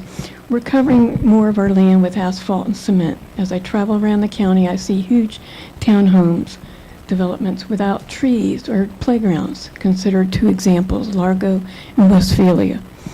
And I look at the huge trucking facilities being built on Conterra and Merkirk and other locations around the county. More land being covered. When I return to Old Greenbelt, it's such a relief to see a community where tree covers as residents walk to the stores, community center, faith centers, pharmacy, numerous playgrounds and schools so they can navigate without even a car. We're facing hundreds of wildfires daily across the nation, not just in Canada. So far this year, we've had 43,145 fires have burned more than 4.5 million acres across the United States, exceeding the 10-year average for both the number of fires and acres burned. Extreme weather days are increasing. So it's important how we build and how we protect our environment and our quality of life. The bill would not allow the protection of our residents, tax ratepayers, our natural resources, and public health, public safety, and physical integrity. Let's protect the overburdened communities. To achieve protections, we must have meaningful public participation. Every county agency should be involved in reviewing plans for projects. Let's identify what the county regulates, who makes decisions, and the information needed for each decision, as well as follow proper procedures and be transparent about who enforces them and what are our limitations. Let's map out zoning, subdivision, and stormwater woodland conservation before projects are allowed. We need written input from each impacted community, and we must have published listening sessions, and please publish in plain language material and record comments. Let's make public comments from agencies, physical and staffing analysis. Let's implement a schedule and summary of major policy choices and make this available before formal introduction. So please oppose this bill, and thank you to the previous commenters. Thank you. Thank you, Ms. Bartolomeo. Are there any questions from the planning board? There are none. I would like to call Noah Waters.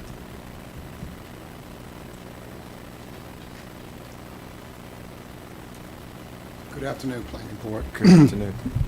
My name is Dr. Noah Waters. I'm the previous mayor of the town of Eagle Harbor. The town of Eagle Harbor is one of only 7 predominantly African-American municipal communities remaining in these United States of America. It's located right here in Prince George's County. So to give reference, I hear you talk about proper zoning for public benefit. And thank you for your comments, sir, and I hope you take the recommendation of your staff. This, in its essence, removes, how can you proffer zoning for public benefit and remove the voice of the people? LDR 153-2026 does exactly that. It's incredible, and there's much more at play. So, to give a little background, I'm the son of a Methodist minister who marched with Dr. Martin Luther King. And in my hand is a book about Prince George's County from 1696, its inception. The trials and the errors and the hard work and what people gave of themselves, some people died for you to sit in these positions. And there's a lot more involved in this than just doing what you're here for to do. But recognize Prince George's County as having a position of hegemony. You're the second wealthiest majority minority county out of 3,144 counties in the United States. You're being viewed to what you do. What happened last week? The optics of that. You have, people are looking at you as an example. So you have an opportunity here to establish gravitas and respect. Because it seems now that there's a fealty practice to the county executive. I know you've been important, and I hate to be real with you because we're grown, so we have to be real. And it seems that the county executive has a fealty to the governor. And this seems to be some type of practice to bypass the moratorium. These are all, intentions to bring some type of legislation in to override the moratorium that's put in place. We need to establish, because you're being viewed, and what happens today is going to be written about, it's going to be talked about. So I'd like to respect you, because I ask you to make a definitive decision here and not to, be pejorative, but don't punt this, don't do this. Make a definitive decision, because this is un-American, what has been proposed, is to take away the voice of the people, and that is what it is at its essence. So I ask you to make that, and so we can sleep well at night, to know that we have people who will stand, like people before us, who put you in these seats, stood. It's so important that you do that. You need to establish that, because you're all people of color. We're a predominantly African-American county council of color. We have the first black mayor in Prince George's County. But you need to stand. You need to show. You need to be an example, because you will become an example to the nation, because there are a lot more optics involved in this than these legislative proposals that will keep continuing to come forward until you make a definitive stand and establish that respect. Thank you. Great. Thank you, Dr. Waters. Thank you. Are there any questions from the, thank you. Are there any questions from the planning board? There are none. I'd like to call Taylor Frazier McCollum from the No Land Over Data Center movement. I understand he's virtual. Great, Yes, I'm virtual. great. Welcome. Can you all hear me? We can.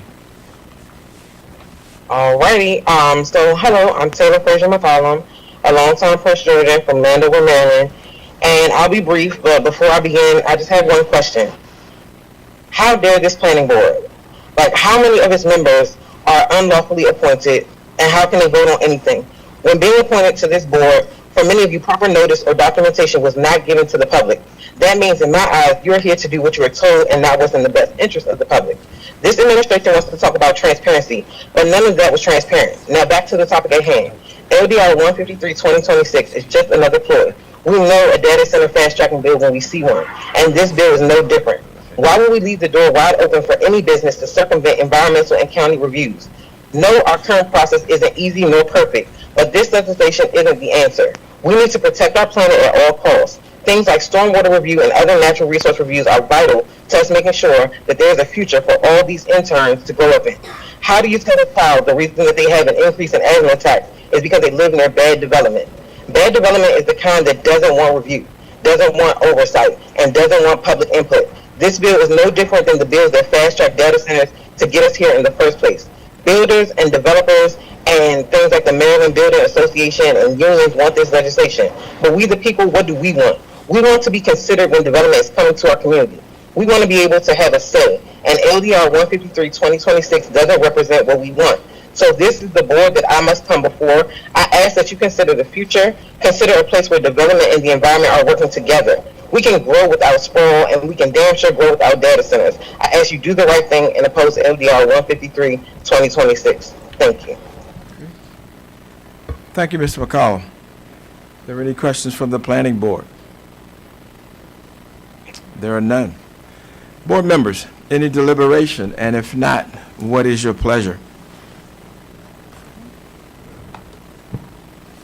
Firstly, I'd like to thank the staff for the thoroughness of their report and for the folks who got up and spoke today. We really appreciate it. That said, I move that we adopt the staff's recommendation to oppose LDR 153-2026 and forward the recommendations in the technical staff report to the district council. Mr. Chair, I second the motion to oppose. We have a motion by Commissioner Jenkins and a second by Commissioner Okoye. I will now call the roll. Vice Chair Okoye. I vote aye. Commissioner Jenkins. Vote aye. And I, Chairman Anderson, vote aye. Vote aye. The ayes have it, and the motion to oppose is approved. Thank you. The last item on the agenda is item 15, Office of the Planning Director, Legislative Drafting Request LDR-149-2026. We will now hear from staff who will represent this item. Good afternoon again. Natalia Gomez for the record with the Planning Director's Office. I'm going to try to be as brief as possible.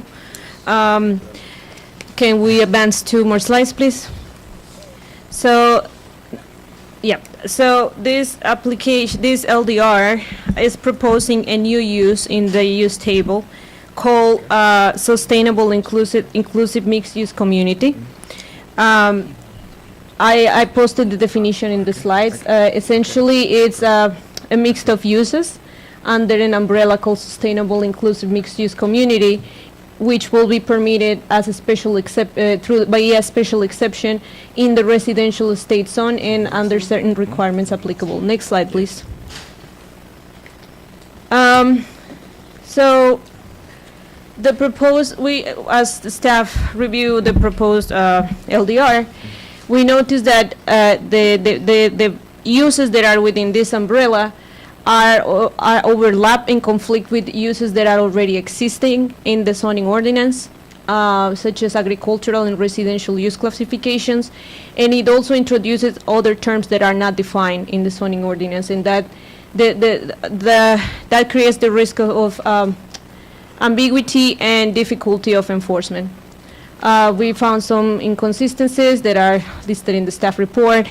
We want to highlight that the proposed sustainable inclusive mixed-use community use, it's proposing a density of 6 dwelling units per acre in a residential zones that allows 1.8 the units, the dwelling units.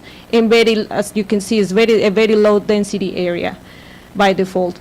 And as such, some of the proposed uses are not concurrently permitted or compatible. I'm going to quickly mention what the use is proposing. So the use is proposing proposing a mixed use of the residentially oriented community, including detached single-family residential units, controlled environment agriculture, which utilizes a patented growing system known as dry hydroponics, within an enclosed temperature control structure, indoor and outdoor recreation facilities, religious center, community space, education center, food production and sales, and renewable energy production.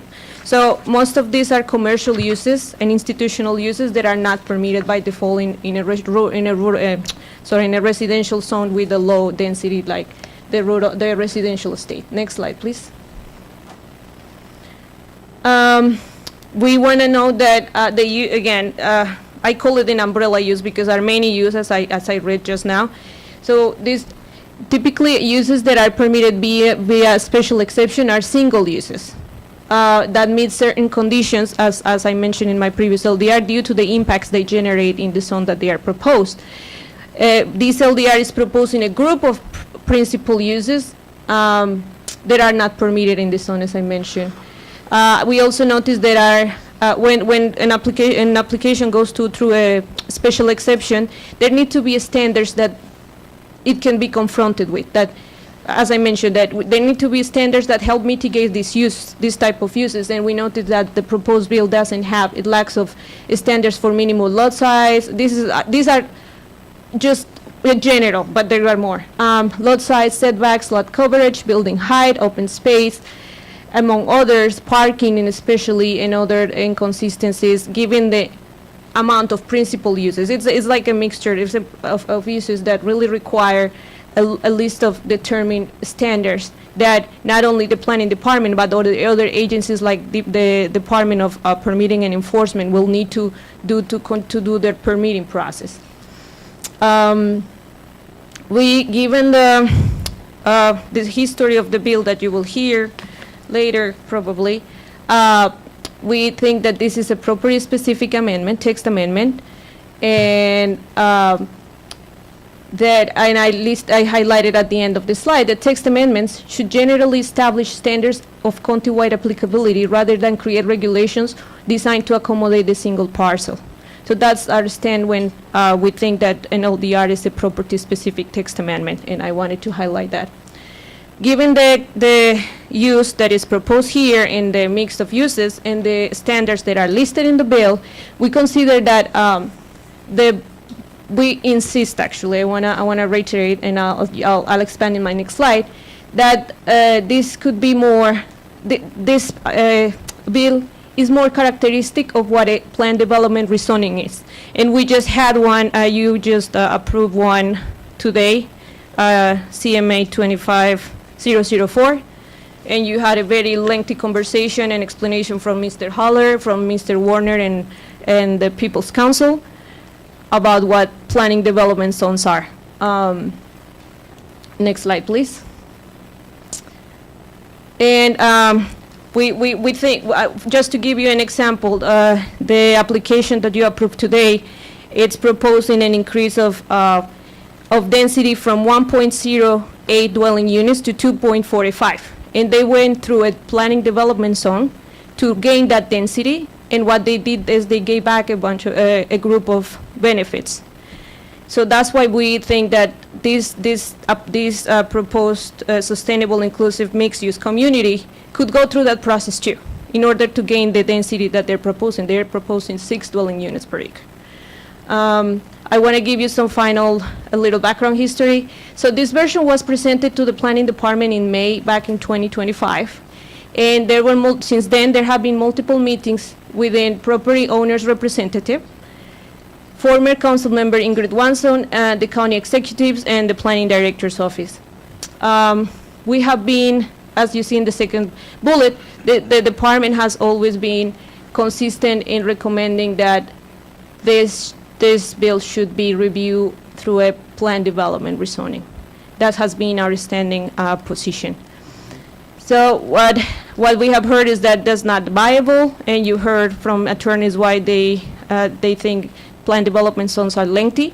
So given to that, we think that if an amendment is required to the zoning ordinance, instead of introducing a new use at this time, what we should do, and we want to, as Mr. Williams mentioned, we support streamlined development, we support working with stakeholders, and what we would like is to have an invitation to work on amendments to the zoning ordinance that will make the planning development rezoning more applicable for certain specific projects. So we could work on, probably we can create or work together to introduce an LDR in the future that will review the planning development zones rather than creating a new use, as I mentioned. Next slide, please. And with that, the department, I'm going to read my full, it's a long, it's my full. The department recommends the planning board adopt the findings of the staff report and support the intent of introducing innovative, sustainable-oriented communities to diversify housing and community diversification, but opposed to the legislative approach proposed in LDR 1419-2026, as described in the recommendation report, in the recommendation section of the staff report. This concludes my presentation, and I'm happy to answer any questions. Thank you. Great. Thank you. Thank you. Are there any questions from the planning board? See, there are none. We will now take testimony from those who've signed up to speak on this item. Each speaker will have 3 minutes. I'd like to first call Edward Gibbs from Gibbs and Howe. Good afternoon, Mr. Chairman, members of the Planning Board. Pleasure to be here this afternoon. Edward Gibbs, I'm an attorney with offices in Largo, and I am here testifying on behalf of Judah Temple AME Zion Church, my client, who has an interest in this legislation if it moves forward in that direction. And let me just say that I'd like to express my thanks to Councilmember Adams for his initiative in bringing this LDR forward to where it is today and to creating the opportunity for a transformative use of this nature to present itself and to be created here in Prince George's County, because nothing like this exists today. Nothing. This bill, if it ultimately becomes a bill and is ultimately approved, it allows a sustainable mixed-use community, but not the typical mixed-use community that you're accustomed to seeing. This is not a Woodmore Town Center. I did Woodmore Town Center from dirt. This is not that. This is not an effort to create a profit-generating, sustaining type of community, but one that is meant and built for the community, for the residents. These uses are really not commercial in nature that make up this definition. This is an opportunity to create a use never before seen in the county, one that will serve as a model and can, quite frankly, bring incredible positive publicity to Prince George's County. Staff says we should use the planned development zone. What I say about that is not a one-size-fits-all development scenario. I heard my partner testify this afternoon. 15 months to just get that PD rezoning to the planning board. It still has to go to the zoning hearing examiner. It has to go to the county council. After that, they have to start the preliminary subdivision plan and detailed site plan process. The weight of that timeline on a project such as this is going to be fatal. Not every project should be forced into the straitjacket of something that happens to exist in the zoning ordinance. There's only been 3 PDs. They all take an inordinate amount of time. The people at the last bill testified, oh, you shouldn't be shortening the process. There's nothing wrong with shortening the process provided that there are adequate protections. This legislative drafting amendment doesn't propose just, oh, let it go with a detailed site plan. A special exception is rigorous in nature. It's time-consuming, but nowhere near like a PD rezoning is time-consuming. You have to show no adverse impact on health, safety, and welfare. That is a big deal. And the ability to participate in the process is open to everyone. So protections exist using the special exception process. This use is itself a public benefit.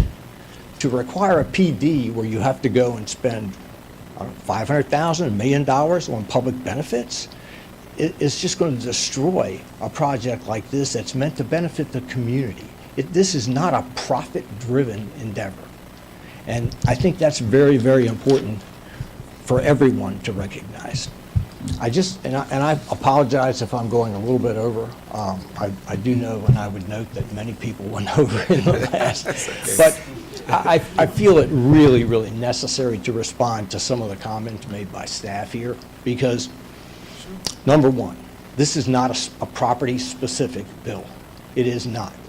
Anyone who is willing to go through this process can seek it. And if they prove that they meet the elements, they can have it approved.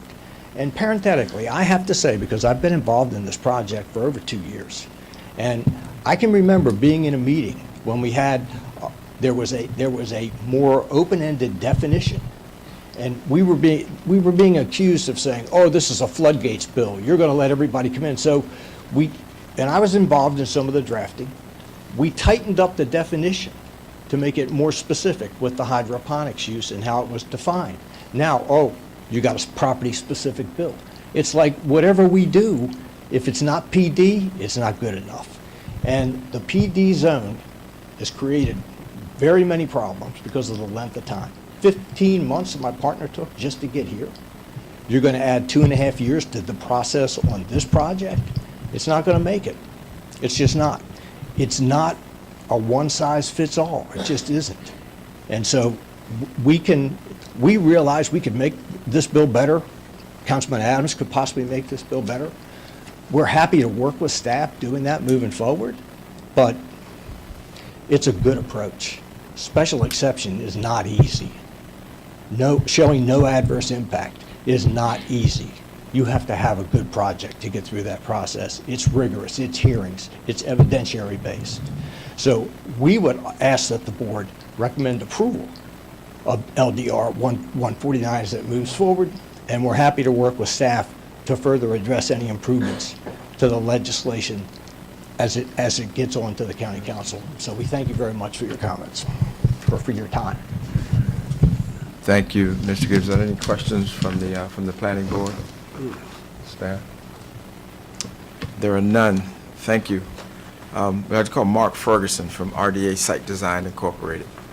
Good afternoon again, Mr. Chairman, members of the board. Mark Ferguson, with offices in Upper Marlboro and a residence in Hyattsville. I'm a county resident both for my office and my home. I want to limit my comments to something that Mr. Gibbs started to discuss. What I think we have here is a difference of opinion with staff, not about the substance, not about the product, but rather about the process that one takes to get there. And I think it's understandable why staff would make the arguments that they have, because they have to administer the ordinance. But process, Mr. Chair and Commissioners, isn't free. You've heard many people today speaking on the legislative amendment that was right before us, which I would say is probably pretty ill considered. What you have before you here in this bill doesn't take away any of the protections, doesn't take away the early review of a natural resources inventory, doesn't take away the early review of the stormwater concept plan. The special exception process is arduous, it's thorough, it has many opportunities for public input, both in a pre-development situation and in multiple hearings. And it has a strict standard for approval. The public interest will be upheld, even with the creation of a new use and routing that through the special exception process. So we understand staff's position, but it's one that will hurt this project and the other couple of churches that wish to do the same thing.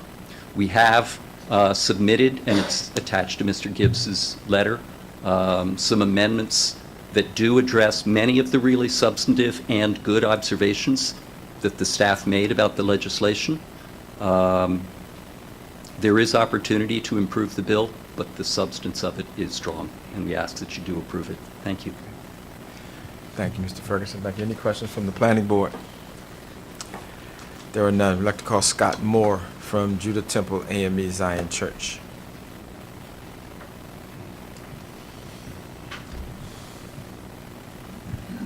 Good morning, and thank you for the opportunity to speak on behalf of LDR 149 2026. My name is Scott Moore. I serve as the senior pastor of Judah Temple AME Zion Church. For nearly 30 years, I've had the privilege of serving this county. In fact, this August, next month, Judah will celebrate its 30th anniversary, and we're excited about that. When we began really considering the future use of the land that we were blessed to be able to receive, we started not by asking, what shall we build? But we started by asking, what does our community need? We really believe that we are pastoring the community. And so we had a vision, and we wanted to bring something special for the county. And so we worked with Councilman Watson, and we work with Councilman Adams now to support and envision this legislation that we really believe is a true benefit to the entire county and to the state of Maryland and to the country. We also took the steps of going to the Bowie Council, and we presented out of courtesy, and we got a unanimous support from the county. We were so humbled that they unanimously supported us and said they were going to recommend this to the Prince George's County Council. And they did this because they recognized what many of the residents had already expressed. They expressed that this is something the community genuinely wants, they need, and they believe that it will benefit this county. And so what we did, we intentionally listened. We met with our neighbors, we met with community organizations, with HOAs, with business leaders and residents. For over 3 years, we sat and we listened. We heard their concerns, their hopes, and their ideas. And rather than telling the community what we thought was best, we engaged the community to help them shape this vision. And so I'm not a lawyer, but as I understand this legislative process, approving 149, it does not eliminate the rigorous review process. We still will be required to demonstrate that every element will protect the health, the safety, and the welfare of our residents. Every safeguard will remain in place. Our team has ensured that. Every future step will still be carefully reviewed. I believe strongly, personally, I believe that there are moments when government and community organizations can work together to create something that genuinely improves people's lives. I believe it from the depths of my heart. And I believe that this is one of those moments. It's about demonstrating what is possible when a community's voice is heard and its vision is honored. And so today's decision is about allowing innovation to move forward.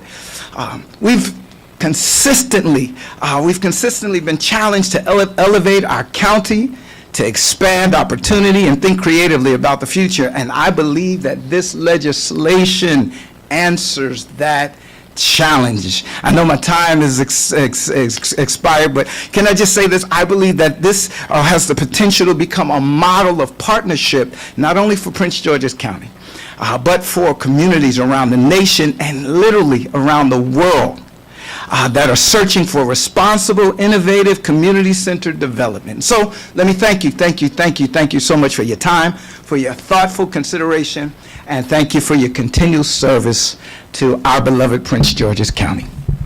Great. Thank you. Thank you, Pastor Moore. Are there any questions from the planning board? Any thoughts? No, I was just saying, Pastor Moore must start listening to church, but I thought I was listening to Simon. They're not. Thank you, Pastor Moore. Thank you. Thank you. I'd like to call Ayanna Ball Ward, please.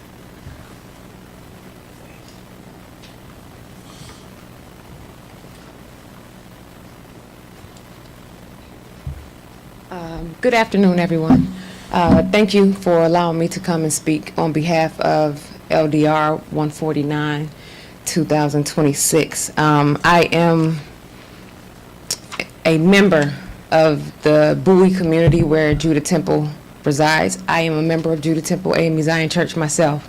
I would love to see this project develop and to move forward into our community. As a resident of that current community, I think this is something that that community needs, that area needs completely. The surrounding neighborhoods in that area need something that we can call home and go to, other than driving 20 to 30 minutes away to get those same facilities, those same needs. I would love for you all to consider this amendment and move this project forward. Thank you.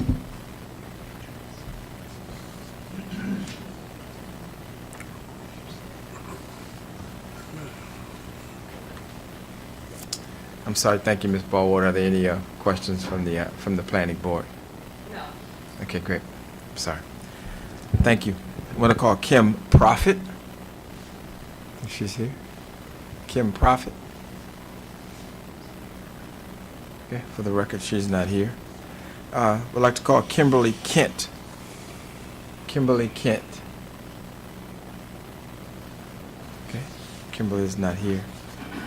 I'd like to call Mike Bird. Great. Michael.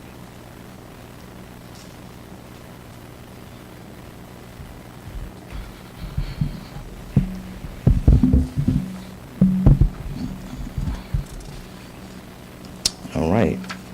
Good afternoon, Chairman Anderson, distinguished board members. For the record, my name is Michael Bird. I live at 2201 Darnell Court of Woodmore Estates, which is a subdivision located across Church Road in close proximity to Judah Temple. I and my wife, with our 2 children, have lived in Woodmore Estates since December of 2004. My entire family has been involved within the Bowie community, from participating with athletic offerings of the Bowie Boys and Girls Club, Girl Scouts, and Cub Scouts. In all of these organizations, myself and or my wife have held various leadership positions in our attempts to give back as much to the community as possible. Continuing with that community engagement, I have proudly served on the Bowie Advisory Planning Board for 7 years. Your little brother's there in the city of Bowie. 2 years as a vice chairman, and 2 of those years as an actual chairman. With that being said, I'm intimately familiar with the Prince George's County zoning ordinance and the county's 2035 general plan. I humbly acknowledge and greatly appreciate the purpose and charter of this body here, and the intricate processes and protocols contained in this bill for amendment by special exception.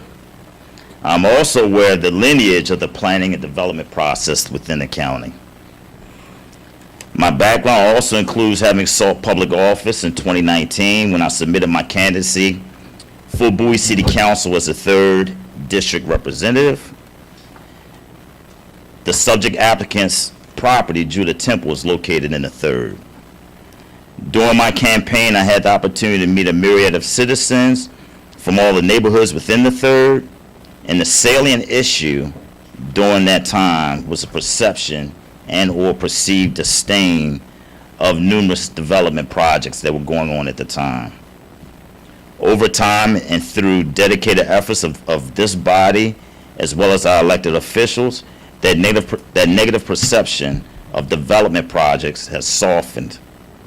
But as evident today by the earlier debated agenda items today, like LDR 153, the citizens of the county yearn to have development projects that add value to the community by installing projects that potentially may yield a positive increase to our county's tax base, but in many circumstances, any financial gains are potentially erased due to exceptional drain on county infrastructure and community service, primarily due to poorly planned and subadequate integrated high-density projects. Contrarily, the Trinity project of the Judah Temple will not be one of these high-density projects. It will not be service draining, and it represents a well-thought-out and prepared community ecosystem multiplier vice a community divider. This project represents the creation of an advanced, eco-friendly, and sustainable environment which represents a number of benefits to its residents as well as to the Prince George's community as a whole. As per the Bowie Sustainability Plan, which was updated in 2023, which I'm sure you're aware of, the term sustainability is used to describe an efficient way of looking at development and growth.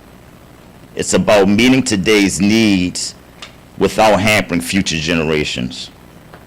This means growth that ensures waste-free, values people, and maximizes ecosystem well-being. The Trinity Project, spearheaded by Pastor Moore, who you just met, and other local community, faith, and thought leaders, will ensure the county maintains a diverse and vibrant community that is committed to its citizens, economy, and natural environment. I reviewed your staff's technical report that was very detailed, that was dated July 14th, and respectfully disagree with their findings, which dealt with semantics, in my opinion, and some contradicting ambiguities.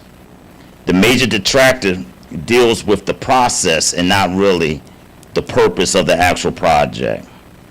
In contrast, I strongly urge this body and staff to please thoroughly review in detail Councilor Ed Gibbs' response letter to the board that is dated 28 July, a couple of days ago, in which I believe the councilor thoroughly and successfully provides counter arguments to any objections within the staff's technical report. In conclusion, I, along with the county executive, district council, and the Prince George's County EDC, enthusiastically support approval of LDR 149 and strongly urge this body to consider all the benefits the Trinity Project will provide to its residents and the citizens of Prince George's County. Thank you for your consideration. Thank you, Mr. Byrd. Are there any questions from the planning board? All right, Good, thank you. good. Thank you. We'd like to call Reverend Lorenzo Lyons. Good afternoon, everyone, Council Chairman, staff, board. I'm just here to highlight and ditto some of the things that have been spoken earlier about this particular project for the Judah Temple Trinity Project. I just want to lift up this one area that impresses me about this particular land use project and the many things it's going to offer. And as you read the legislation and the bill, you will see that there's things there. But just recently, because of the food desert and stores that has been closed in Prince George's County, Safeway and Shoppers have closed several stores where folks have to drive several distances further to get groceries. This project provides a long-term opportunity where that it can produce produce, food for our community. So peradventure, corporations like Giant, Safeway, Shoppers choose to close more stores. We now have the means that we can continue to provide food, affordable food, healthy food for our communities. That's the part of this project that is exceptional and special, and it doesn't fit into the cookie cut programs. I'm not familiar with all these legislation things about these boards and how they're zoned for all these things. Yes, it falls into the land development, but the use is something exceptional. As Pastor Moore indicated, it would be an innovative gem for the county and for the state if we can move forward with this project. our attorney has diligently addressed some of the concerns from the staff. I realize they have a job to do, and we want to come in compliance with those things. But the greater thing I believe here is that there will be an opportunity for our community to maintain the people who need these resources to have accesses to these particular resources. We have 5 public schools in this area who have agriculture type programs. It would be a phenomenal feat that they could come in partnership and learn these new technologies from the Dutch company that has this innovating technologies to allow produce and land use of growing sustainable food for our community. Again, you can look at the 5 schools at Suitland, Highland Park, and Fairmont Heights. But these students could come and learn the processes of this new innovation, and it offers all type of technology jobs, biotech, all types of technology is embedded in this program. So I just want to lift that up, and I pray that as a council, taking advice of your staff, as well as some of the things we're trying to do to address their concerns, that we might move forward in this project, because I believe it will be a shining example of what we as a community and a legislative body can do for our people. Thank you so much for your time. Thank you, Reverend Lyons. Thank you. Any questions from the planning board? Thank you. We'd like to call Rodney Ward, please. Rodney Ward. Mr. Ward is not here for the record. I'd like to call Roy Betts. Roy Betts. Thank you very much, Mr. Chairman, and to members of this commission. It's a pleasure. I am partial to all Andersons, by the way. My mother, her maiden name was Anderson, so if you have family in Memphis, Tennessee, All right. we'll talk offline. Okay, all right. Well, this is very eye-opening for me because I work for the United Negro College Fund, manager of media relations. I'm a resident of Prince George's County for over 30 years, live in Fairwood community, have a great love, a deep appreciation for our county, our beloved county. Just want you to know that legislative, this legislation, the LDR 149 2026, might not be perfect, might not have all of the I's dotted, T's crossed, but it is moving us in a direction that is realistic for this innovative project. I will tell you that we're urging you to give you favorable consideration because this proposal represents a thoughtful, responsible use of the property. This project has been designed to do more than occupy land. It seeks to create lasting community value by bringing together residents, community organizations, public and private partners. It will help expand opportunities that promote health, support economic mobility, wealth creation, and strengthen family unity. It's all about community. That's what this is. It's innovative. You've heard, Brother, our pastor, you've heard from Reverend Lyons and others about the innovations. So I'll not repeat them, but as you evaluate this opportunity, I encourage you to consider not only the technical requirements before you, but also the broader public benefit this project will provide. It reflects responsible planning, thoughtful stewardship, and a commitment to enhancing the quality of life for current and future residents of Prince George's County. So thank you for this opportunity. We thank you for your service and careful consideration. I respectfully ask for your favorable recommendation. Thank you. 2 words in leaving.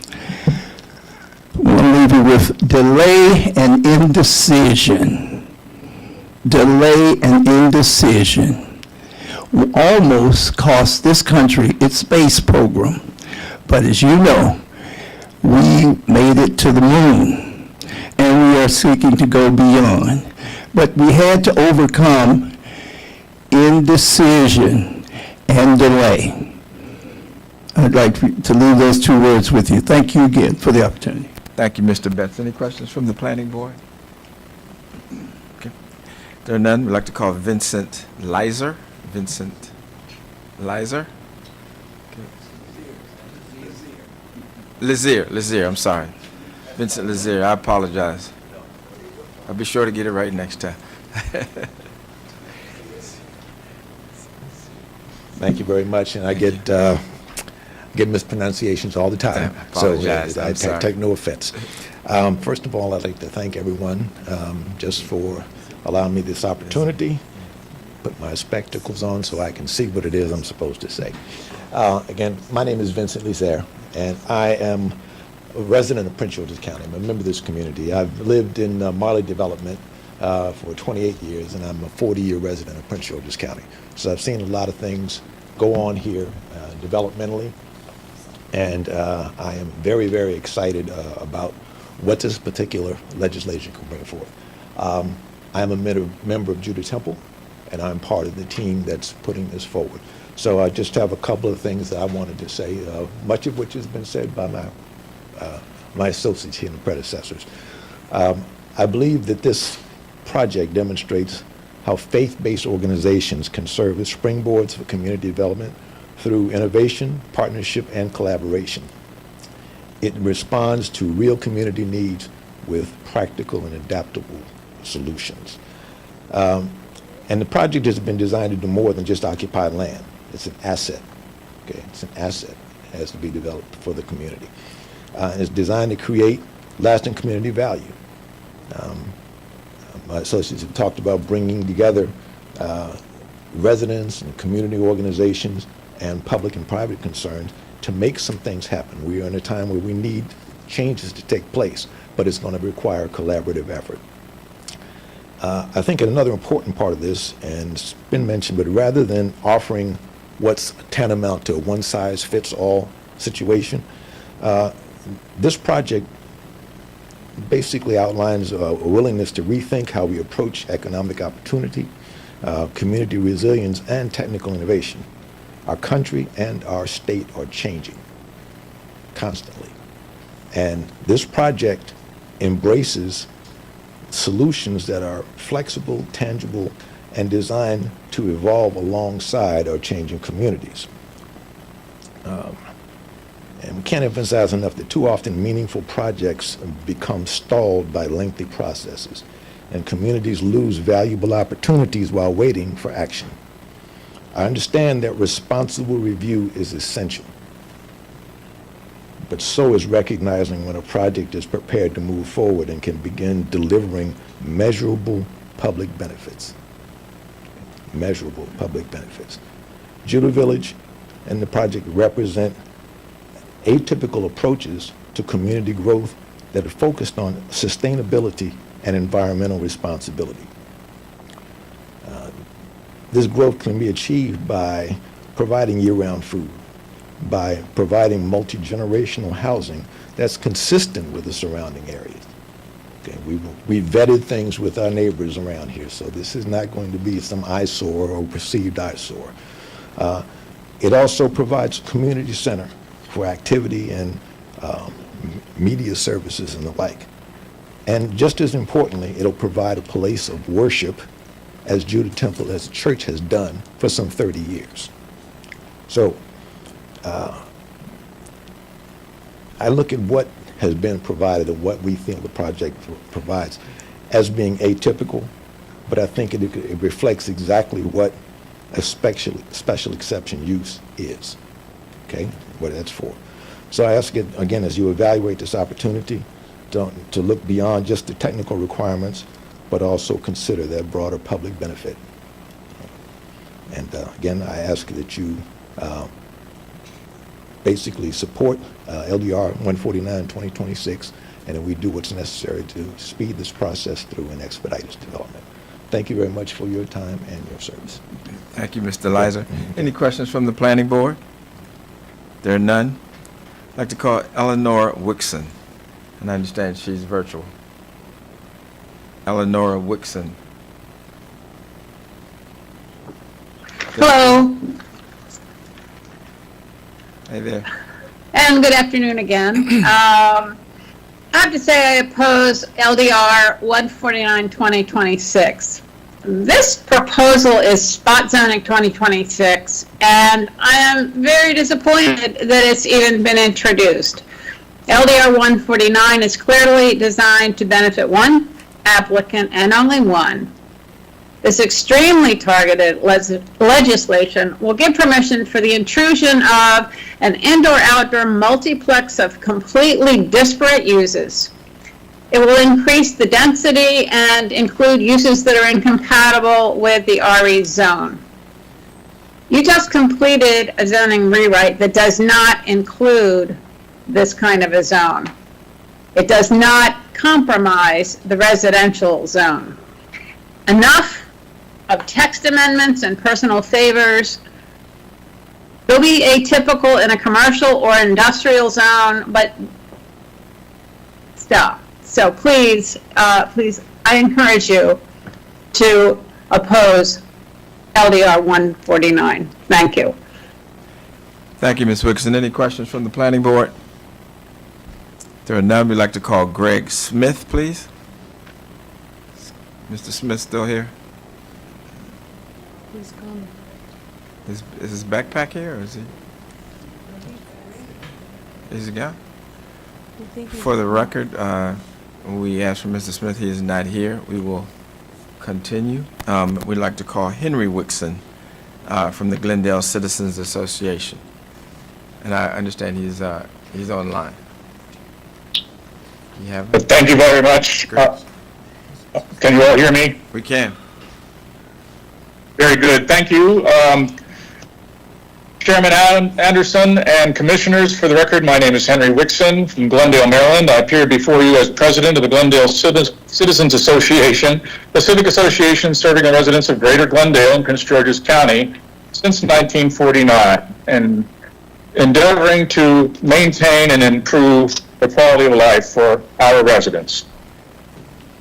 We appeared before you today to express the Glendale Citizens Association's strong opposition to LDR 149-2026, Sustainable Inclusive Mixed-Use Communities.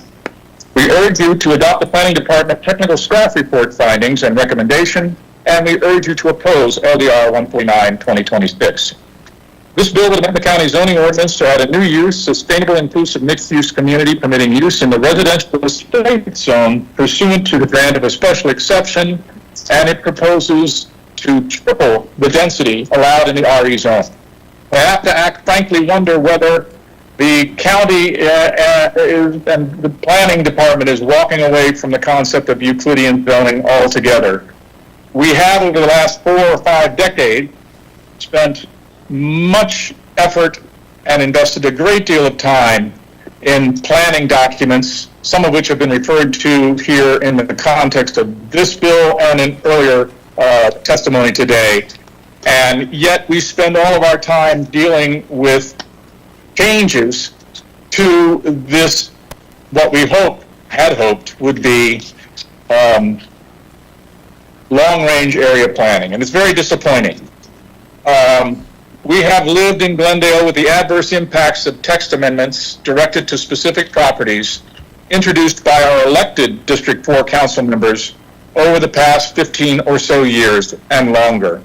And we are frankly very concerned that our current appointed District 4 council member has introduced yet another text amendment amounting to a spot zoning, LDR 149-2026, and we are concerned that this may indicate a proclivity to pursue text amendments as indeed his predecessors have done. While the attorney who spoke on behalf of the institution involved tried to deny that this bill was a simple spot zoning, the comments of his client's pastor and others affiliated with that institution in support of this bill could not have been more clear that LDR 149 is intended for a specific property the testimony repeatedly asking for support for quote-unquote this project. And while the applicant complains about the time required for a planned development rezoning, which is the staff recommendation and which we support, the institution's pastor noted that they've been working on this and talking about it for 3 years at this point. And we would note that the planned development rezoning considered earlier today, it was complained that that was done in 15 to 18 months. So we're not quite sure what the problem would be with a planned development rezoning. The TSR, the technical staff report, finds that the use proposed overlaps with and conflicts with existing agricultural and residential use classifications and introduces terminology not currently defined within the zoning ordinance, and further observes that undefined terms create ambiguity in administration and enforcement and should be clearly introduced and defined prior to adoption. And the GDCA agrees with the finding of the TSR. The GDCA further observes that this bill proposes a definition of sustainable, inclusive, mixed-use community that is exceedingly specific to the point of reciting that the farming method used must be patented. Thus, this bill, if passed, would have the county picking winners if adopted into the zoning ordinance. This is completely inappropriate. And I say this as a registered patent attorney who practiced for going on 40 years. I'm pretty familiar with patents and their import, and I have no idea why one would recite a requirement for a patented method in a zoning ordinance. That's simply absurd. And the detailed specificity of this bill also, I reiterate, marks this bill as a clear attempt to accomplish illegal spot zoning through the legislative process. Now, whether or not this project is worthy is a separate question. But this bill, LDR 149-2026, is not the mechanism that should be used. As the staff has recommended, a planned development rezoning is a way to consider a project of this nature in the area in which it has been proposed, and I encourage this planning board to adopt the findings of the staff in the technical staff report and to oppose LDR 149-2026. And I thank you for the opportunity to appear before you and to testify today on this bill. Great, thank you, Mr. Wixon, thank you. Are there any questions from the planning board? That's the last speaker, yep. That is the last speaker, yep. Any questions from the planning board? There are none. I'm sorry. I just have some general Susan, questions that, sure. just to sort of discuss around this matter. And I want to make sure that I'm distinguishing like LDR 149 from the project that we've talked about at great length. Because what this legislation will do is obviously be to a benefit for this project. But my concern is like, you know, sort of what happens beyond that, right? And like, how do we think about other projects that come down the pipeline? And so I think my question for staff right now would be like, you know, like, are we, like, as we're thinking about this, and I know that you're sort of opposed based on your technical staff report, but like, what other scenarios would we, or risks do we see in the future with this, right? Like, I think this is like, again, to Mr. Whitson's point, there's a great level of specificity in this legislation. And so, like, if we get someone coming, you know, a month or two from now with something very similar, just thinking about like the risks and considerations that we should be thinking about. So I cannot talk to the risks of the legislation yet, because that will, so what we are seeing, and based on what is written, there are uses that are proposed, there are institutional and commercial that are not suitable for low-density residential areas. Right. So more than risks, I would talk about impacts, and that's what we as the planning department see when we process an application. So we try to see how you're gonna see that our zoning ordinance talks about consistency through uses throughout the county. So we use that lens, consistency lens, and we use the Plan 2035 to see consistency. The zone where this is, well, this is one of the situations. First, this use is introduced to only one single zone. Right. So that's, speaking of consistency throughout countywide.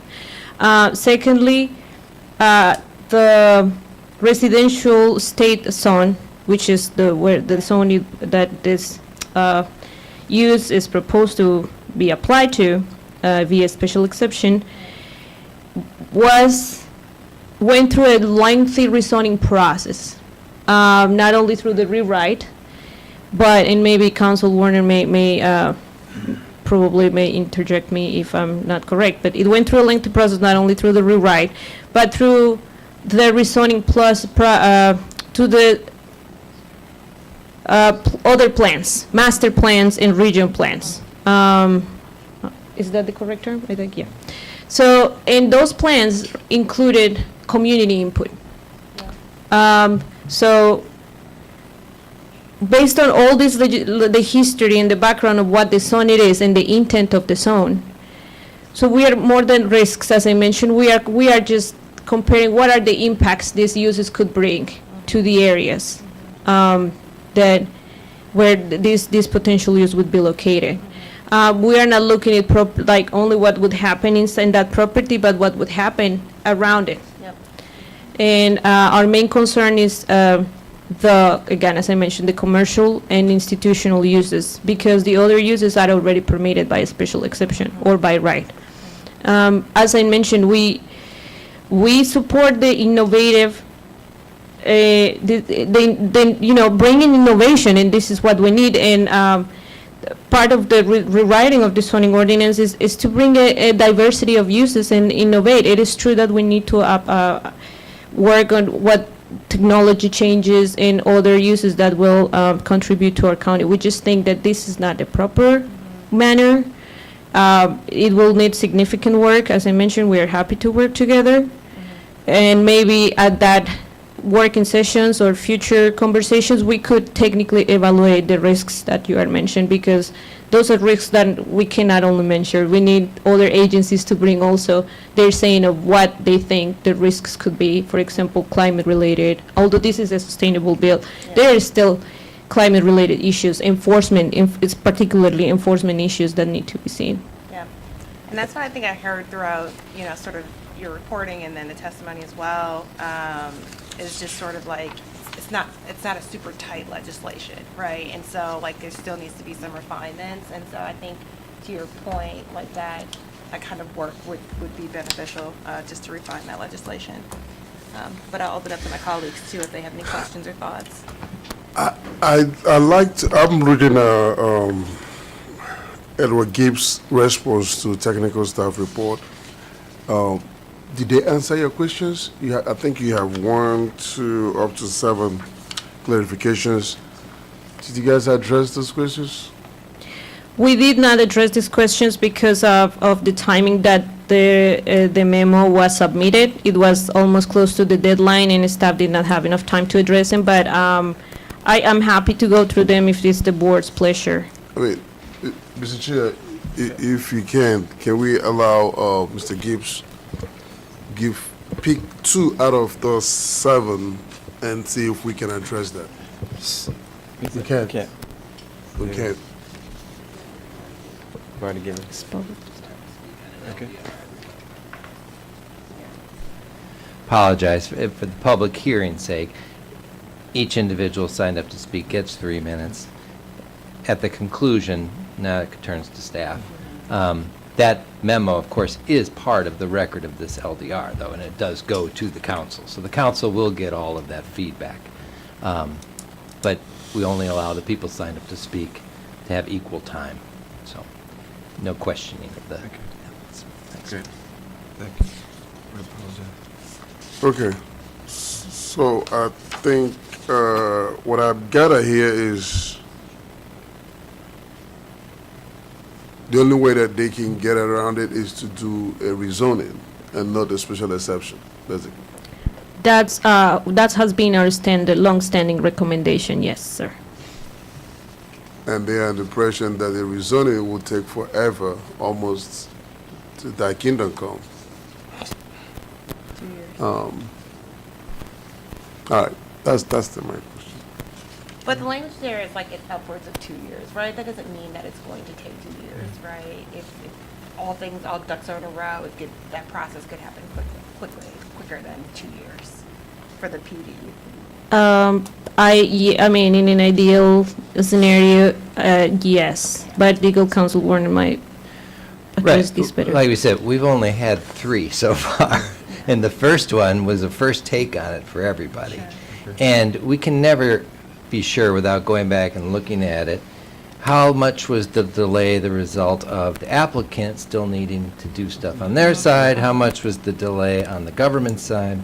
Probably would be worthwhile to do an evaluation of that. But again, we've only done about 3, maybe if there's a 4th, and so it's not like we had our previous zoning ordinance with 50 years of examples, right? So it's still very new. So I don't think you can place a lot of weight in that yet.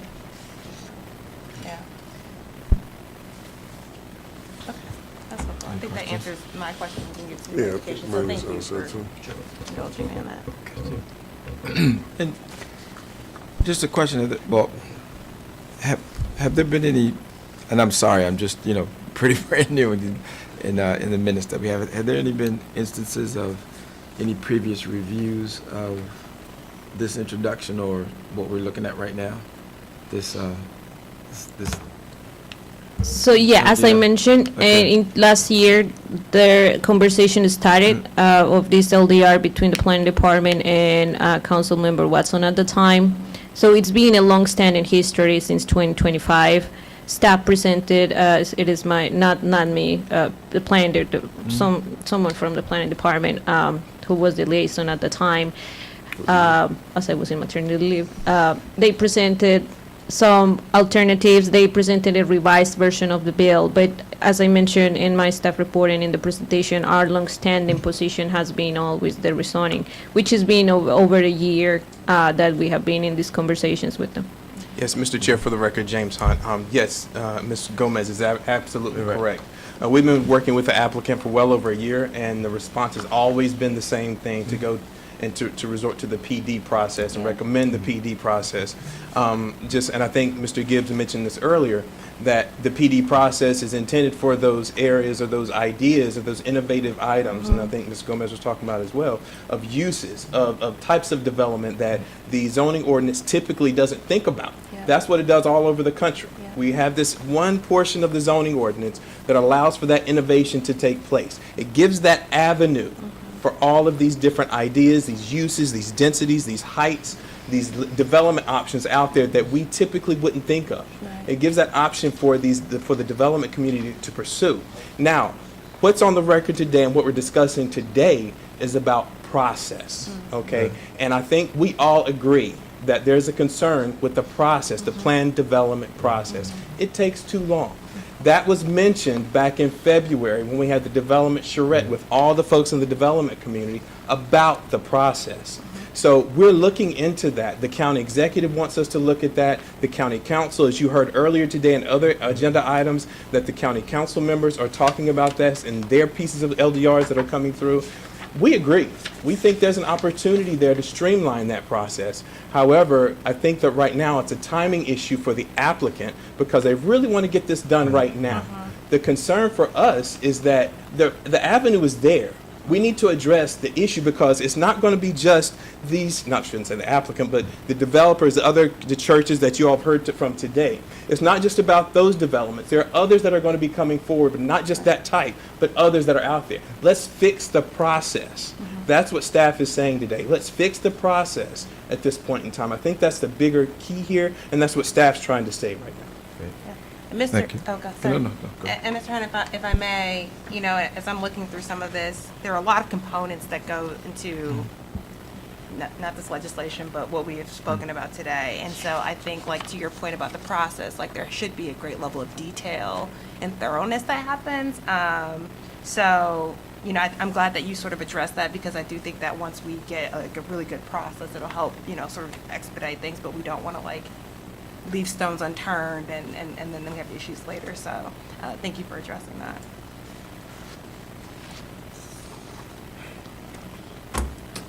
Any more thoughts? That's all I have. More discussion? Call for motion. Good. Board members, any deliberation, and if not, what is your pleasure? Yeah, I think, based on this conversation, I move that we adopt the staff's recommendation and oppose LDR 149, 2026, and we just sort of move forward with the recommendations and the technical staff report to the district council. Mr. Chair, I second the motion. We have a motion by Commissioner Jenkins and a second by Commissioner Okoye. I will now call the roll. Vice Chair Okoye, I would aye. Commissioner Jenkins, But aye.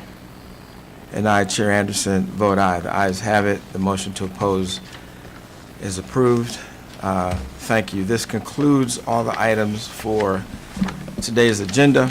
I want to thank staff a great deal and others for the day, and I will formally adjourn this meeting. Thank you.